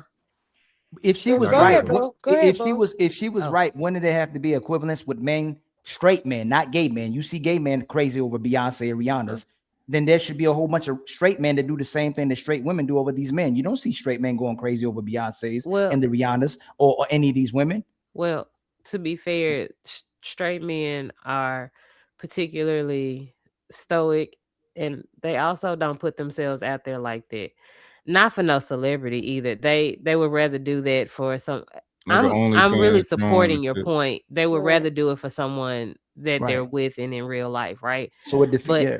no, I think that Toya's not getting it. Like, I get what you're saying, but these women go to these concerts, get pulled up on stage, and do all kinds of crazy, nasty things on stage for this man that they don't even know. Like, I don't know where your hands been. You've been holding on to the microphone. You've been dancing on stage, hands on everything. And then you gonna put your hand in my mouth. You gonna put your hand in some cherries and then put them in my... Sir, first of all, that's unsanitary. Second of all, I would never do that for a man who's not my man. I do not agree with this shit. And so what they're saying is, Yeah, that's you what I'm go saying. and There do has to all be a of this line crazy being thing. drawn. Yeah, you go do all of this nasty stuff with this man on stage in front of this crowd of people, but I can't get you to do no nasty stuff behind closed doors. That is crazy. Yeah, so from what I understand, there's a level of admiration that seems to be unlocked based on a man's status, a man's success, a man's bread, all of that. And the question for the women is, how does the man that you're with get that level of admiration, or is that even possible? And then if it's not possible for you to have that level of admiration, then what is it you're actually admiring? And I really try not to get caught up in the whole love thing per se, because love is fleeting, right?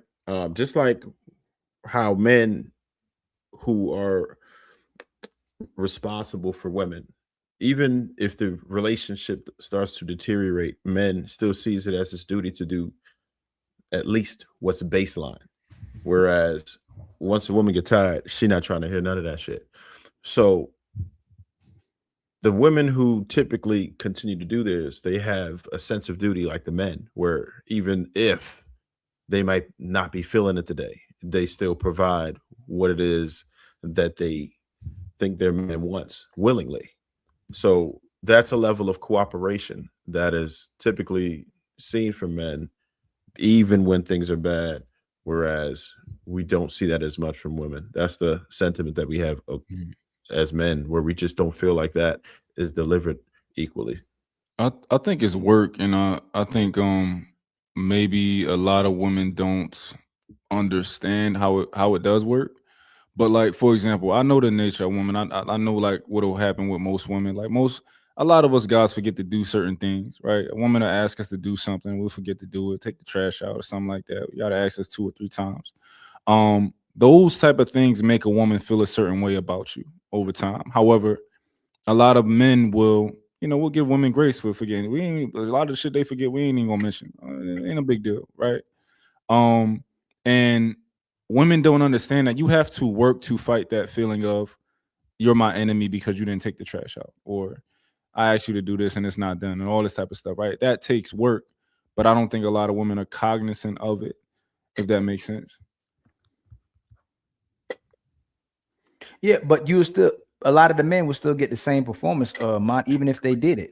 Like the way you see it, the woman likes you the most is when you have the least. When a man has a lot, you get more problems, you get more demands. She wants more of the leisure life. She wants to do less. So even if you're doing what you're supposed to be doing, she's still not. Most of these women not going to perform. Ultimately, the only way this woman will see you in that way is if she actually likes you and she sustains that desire for you. That's the only way. If you have to do something for her, if you have to constantly perform, if you can't make a mistake and she loses interest and she's not into you, then that's her problem. And ain't got nothing to do with us. Like you say, she can not give you head on demand. She might not give you sex when you need it. She might not be cooking your favorite meal. But the man, like Trev said, we still love our women. We still crazy about our women. We can work a 12-hour shift. We still want to come home, break the brakes off of her.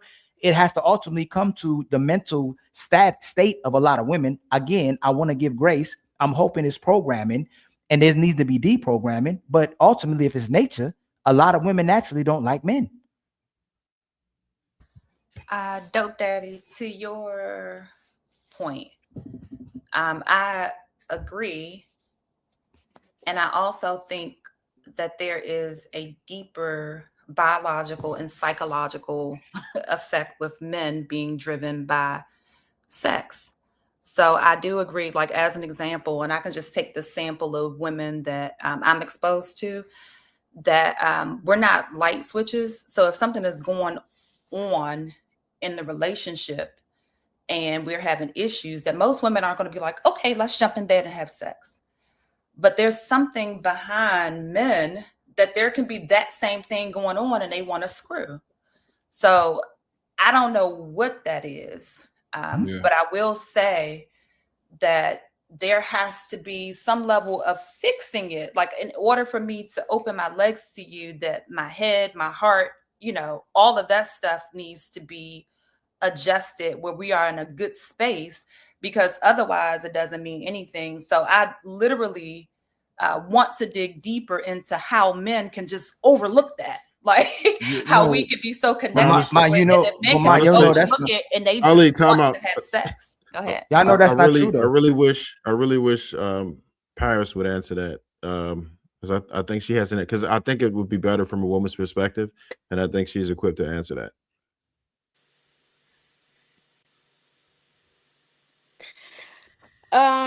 Well, thank you. So I don't know. I think she was No, I asking do men, know, though. but you just put me on the spot. No, the men they really like ain't got to do a damn thing, Trev. I get it. I get it, but I think that because here's the problem, right? Sometimes Ali, we could beat him in the head with it, and it sometimes it don't land, right?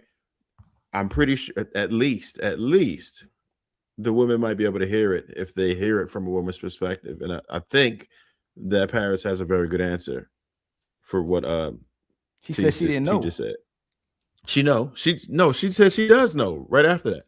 Oh, okay. She just said she was put in the spot, but you still gonna do it, right? Sure. Thank you. So I think that came back to what I was talking about earlier of how women say, you know, you have to stimulate my mind, you have to do this, yeah, and men say, why do I have to do all these things just to get sex from you, right? I think that women overthink things. I'm a little different. That's why I don't know why he asked me to answer the question, because I'm a little different. I'm the hypersexual one in relationships. So, and I'm also Aries, so I get over things very quick. So I want you to love me the next minute after we get done arguing or whatever the case is. I don't care about all that. You know, so I'm a little different, but I know that most women are emotional and they're still in their feelings. So in the moment of you wanting sex from her and you haven't resolved you guys issues, she's still emotionally, you know, connected to whatever what was going on. She don't know how to separate the two. Me, I do, because I don't really care. But Yeah. what you got to Y'all, a say? lot of men said we should expect you to be the same way we got you. That you shouldn't expect the woman to change, right? I was calling you over at 2 a.m. and busting you down every day. You was making me a smoothie at 3 o'clock, and we were probably going for a second round at 4 a.m. So I got you that way. Most of y'all was our hoes before we wiped you up. So what changes again? Y'all, what y'all do is finesse the way men finesse and ghost women when they just want sex. We tell you what you want to hear.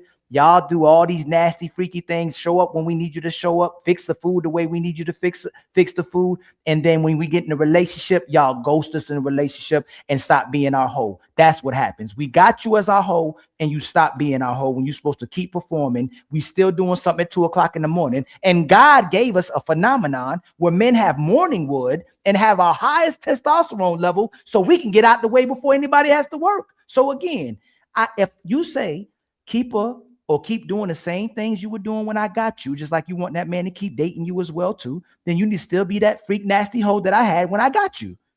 Yeah, I think I agree with that, but I think she's talking about when you have arguments or in a disagreement stage, and then you still want smacks on top of that when y'all haven't resolved that mental disagreement that you guys had. I think that's where she's coming from with that. But I mean, I don't think she's saying anything about not giving your man, you know, Y'all love sex. having makeup sex when we mad. Even when we mad, we had that y'all love makeup sex when we mad at each other. Y'all love makeup sex when we mad. You love it. Y'all know y'all do. Don't do that again, please. I was gonna say, I think the opposite. I think women know that men are wired this way. T's question was, you know, I just like maybe we need to. I don't want to put words in my mouth, but like fix it and figure out how. Like, why do men just consistently want sex when a woman isn't emotionally in that space at that time? But I think that we have to understand, like we have to be a little bit more understanding to how each other work. Like women, yeah, okay, we're more wired emotionally, and yeah, there are those that aren't as much, but like Paris. But it's like, okay, if you know that your woman, this is going to shut her down, then be more understanding and mindful, right? If you know that no matter what, when he wakes up in the morning, I want to send him off, you know, I want him to have a good day. I know this is what he wants. Yeah, we still have a commitment. I think that what people do is they don't continue the commitment. They don't continue how they started with something. You might not always, you shaking your head, but here's the thing. A woman may not always like her man at that moment, but the commitment is having sex with him, right? You're in a relationship with him. I want to get You're in there with real him. quick. Ali, pause. So hey, slow down. When they come to I Slow get down, what brother. T's I get what T's saying, right? I understand it. I've been with women who, when we having issues, they don't mind fucking, right? They actually think that helps the situation, and maybe that's just something. Maybe that's an issue that they had. I don't fucking know. But I've also been with women who, when they feel a certain type of way, their body just don't work like that, right? And I do know a lot of us men want to be leaders, and I can't tell other men how to lead, but I'll give my perspective on what I think. in these situations, I understand that if my woman feel a certain way, I don't want you to feel a certain way and go to sleep. So we're going to have a conversation, and I'm going to try to make you feel comfortable. Let's talk about it. Let's get it. What is the pain point here?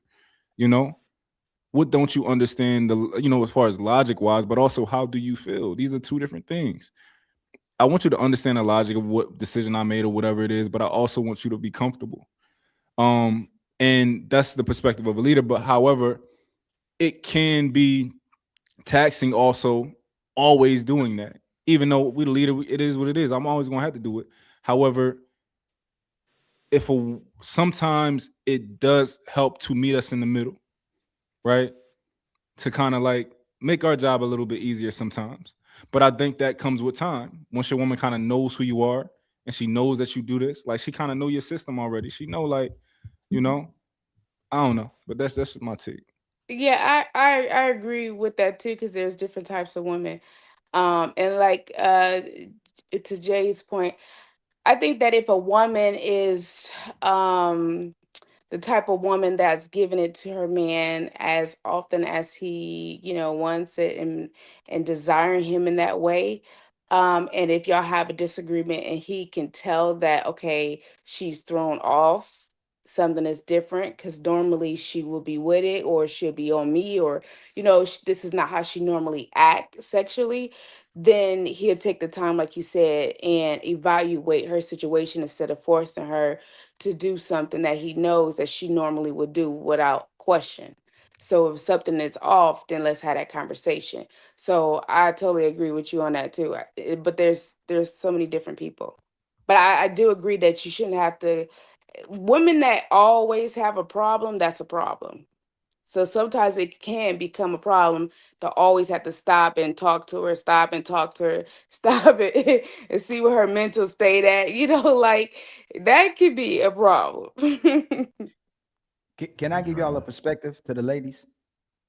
We don't get turned on paying bills. We don't get turned on working. We don't get turned on always having to produce to be seen as a man in today's existence, right? In today's society. But we do get turned on for doing it for you and seeing your reaction. A lot of y'all love us the way you saw your mama love your daddy or disrespect your daddy. It doesn't turn you on to see your man's reaction for what you do to him.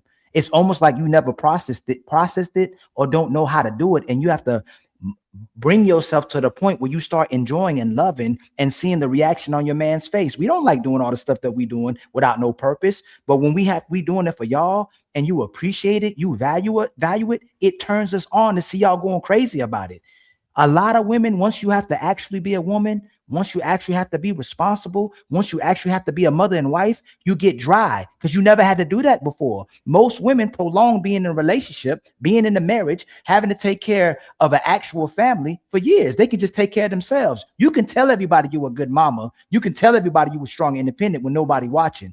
But when you have to get in front of a man that you actually supposedly love and appreciate, and you can't no longer just talk it and you got to perform, it makes you dry because you feel insecure to the point that you're not showing up for the man like you're supposed to. And when he has expectations and standards, you don't like it. You don't enjoy it, but you have to put yourself in a position to be the woman that you might have not been raised to be. I know another thing that women should like really try to be cognizant of. A lot of times women can make you their enemy in a situation. Like they can literally see you as an adversary. I don't know where it comes from. I don't know if it's social, the way they socialize or nature, whatever it is, but that's something that they should at least try to be cognizant of. Is I don't know if it's like from their friendships, because a lot of y'all friendships, y'all kind of be low-key hating each other, but y'all still be friends. But yeah, like y'all look at your man as your fucking enemy. It's like, yo, it's we playing chess or something like that. And I think that's a big problem too. It's natural. We all have it. I think we all encountered something similar as men. If we weren't prepared to be a man and we met a woman that was deserving of being supported and protected and being invested in, and you still wanted to think like a boy, she became your enemy. She's putting you in a position where you have to man up for her. That's the position they get put in. When they be dealing with boys and they can finesse and use them and get whatever they want, they find they ain't got no expectations. That's why they like bad boys, because they ain't got no expectations. It's not because they actually like them. But when they finally get a man and they have to show up as a woman. If she's not prepared to be a woman, it turns her off, and the man becomes her enemy because you're putting her in the spotlight and holding her accountable for her behaviors. All right. I'll go ahead and get to these super chats so we can close out. Y'all good? Let me do a well-being check. You good, Candy? Okay. Yeah, you heard a lot. You're gonna have some good conversations with your folks tomorrow. Like, you don't believe what I And heard. I seen, like, I don't know, like, it was just the way, like, he was speaking too that reminded me of a situation where, like, I met this guy, like, I don't know, a couple years ago or whatever, and it was just like his conversation, like, it was like, if I tell you, like, he called his kid possibles, and I said, could you elaborate? And he said, because if we're doing what we're doing, and I tell you I don't want the babies because I'm not financially stable, and you keep them your kids. And I was just like, it was just like, like when I hear stuff, I kind of like be like taken aback a little bit because that's just not like, again, like the life I live. So it's like, whoa. So yeah, but it was nice. It was really nice. Okay. So when you say he, you talking about Ali? Yes, Ali, no offense, and no disrespect, because I feel like you're just very passionate about what you believe in. I don't think it's that you like mad or anything like that. But that I'm an energy person, so I feel a lot, like I absorb a lot. And so it just reminded me of like similar like or men that I've come across before. And it's like, if we got a dishwasher, you better wash them dishes out by hand. Like, and it's like, just wrong. Like, just everything's okay. So that's why I've been like, not like confused, but like, it's just a lot. Candy, are you fighting saying who hurt you? Are you fighting to say that? To not say that? A candy apple. I love candy apples too. I love me some candy apples, right? No, it's just literally like. Can you tell me can you tell me one thing you disagree with me on? I wouldn't say that I disagree with you. I feel like your opinion is your opinion. And I feel like you have a right to tolerate certain things and not tolerate others. I just feel like that works for certain people and it comes off abrasive to others. So maybe it's not even like what you say, just how you say it. You know what I mean? Maybe it could just be like worded a little bit differently. And I think like, cause I think that happened in like sometimes when like some of the debates back and forth, it was just like a lot with the wordplay, like. You like Ace Metaphor? I mean, I listened to him a little bit, but not really. I'm just in tune with the mind. Like, Do you follow him? I'm in school for Do forensics. you follow Ace Metaphor? Probably, I don't know. I understand now. I see what's going on. But I'm in T, I tune still with love the you, T. mind. T, it's just a panel, T. It's just a panel, T. Just forget anything ever happened, T. That have Okay, you I still feeling love like you, that. T. Because Man. he's so Let me go ahead- passionate in the let way me he go ahead. delivers it. Let me go ahead and get to these Yeah. super chats, man. It's my delivery. I can't. Don't pull out them crystals now. You got to burn some sage tonight. Ali, get Ali out of here. Don't worry, This I got Ali you. I got devil. my crystals and my sage too. knew Don't it. worry, and my ancestors. Don't worry. I knew it. So I we knew gonna it. get the voodoo? Dang. Yeah. That's not voodoo. Listen, voodoo, like we all witches in some sort of way, like, Oh, we all witches now? Y'all, JR trying to get to the super chats. Yeah. I mean, just go outside and get grounded, barefoot. Ikene, $2. A man chooses a woman that accepts that's biology. Fizz with the 440 gems. Uncle Larry, this must be some StreamYard doing. Static Observer, $4.99. How does T not understand men when she clearly? Oh, that's Lakeisha, 6221 $9.99. Hey to the panel. What's going on, Keish? Chaotic Truth 250. Hey Shaq, you better treat my sister right. CT. Camelo 85. $5 CT is correct. Don't weaponize men that love you. About a year ago, I was the ugly guy that ended up his girlfriend's bro's cousin that came to his crib. He free and they not here. What? I don't know what that's about. Trigger Mike, $5. She definitely said I don't need a man on this very show. Trigger might get $5. Female rulers are historically more prone to war than male leaders. Reading is fundamental. Trigger Mike again with the $2. Jackie Robinson. That was word salad. Trigger Mike again, $2. Get her Ali. She tried to deflect True's point. She sure did. Static Observer 499. T. Tropez talks to men like she still has a man intact. Shout out to the DEI on the panel, though. That's major progress. Lakeisha, 6221, $10. 70% live with two parents, 22% with their mother, only 5% with their father, only 4% with their grandparents, and that's according to the CDC. Trigger Mike again, $5. The reason our women always bring up bad men is because they are bad. And we need to accept that they attract what they are. Defiant Brandon, $5. I knocked my wife down on the first date, dumped my girlfriend that night, 18 years later, still married. Only suckers try to calculate emotions. That's how we meet our wives. We smash y'all. Trigger Mike, $5. You can have my baby, but won't listen to my instructions. We are cooked. Trigger Mike again, $5. Mod, women need us more than they ever have. The modern woman without a man is essentially has everything and nothing all at the same time. Brother Noomsy, 2 gems, 100. Defiant Brandon, $5. You can't take anything a woman says on these panels seriously. Women code switch according to the setting. That's one of their greatest strengths. Defiant Brandon again, $2. It's like a dog bragging about being able to bark.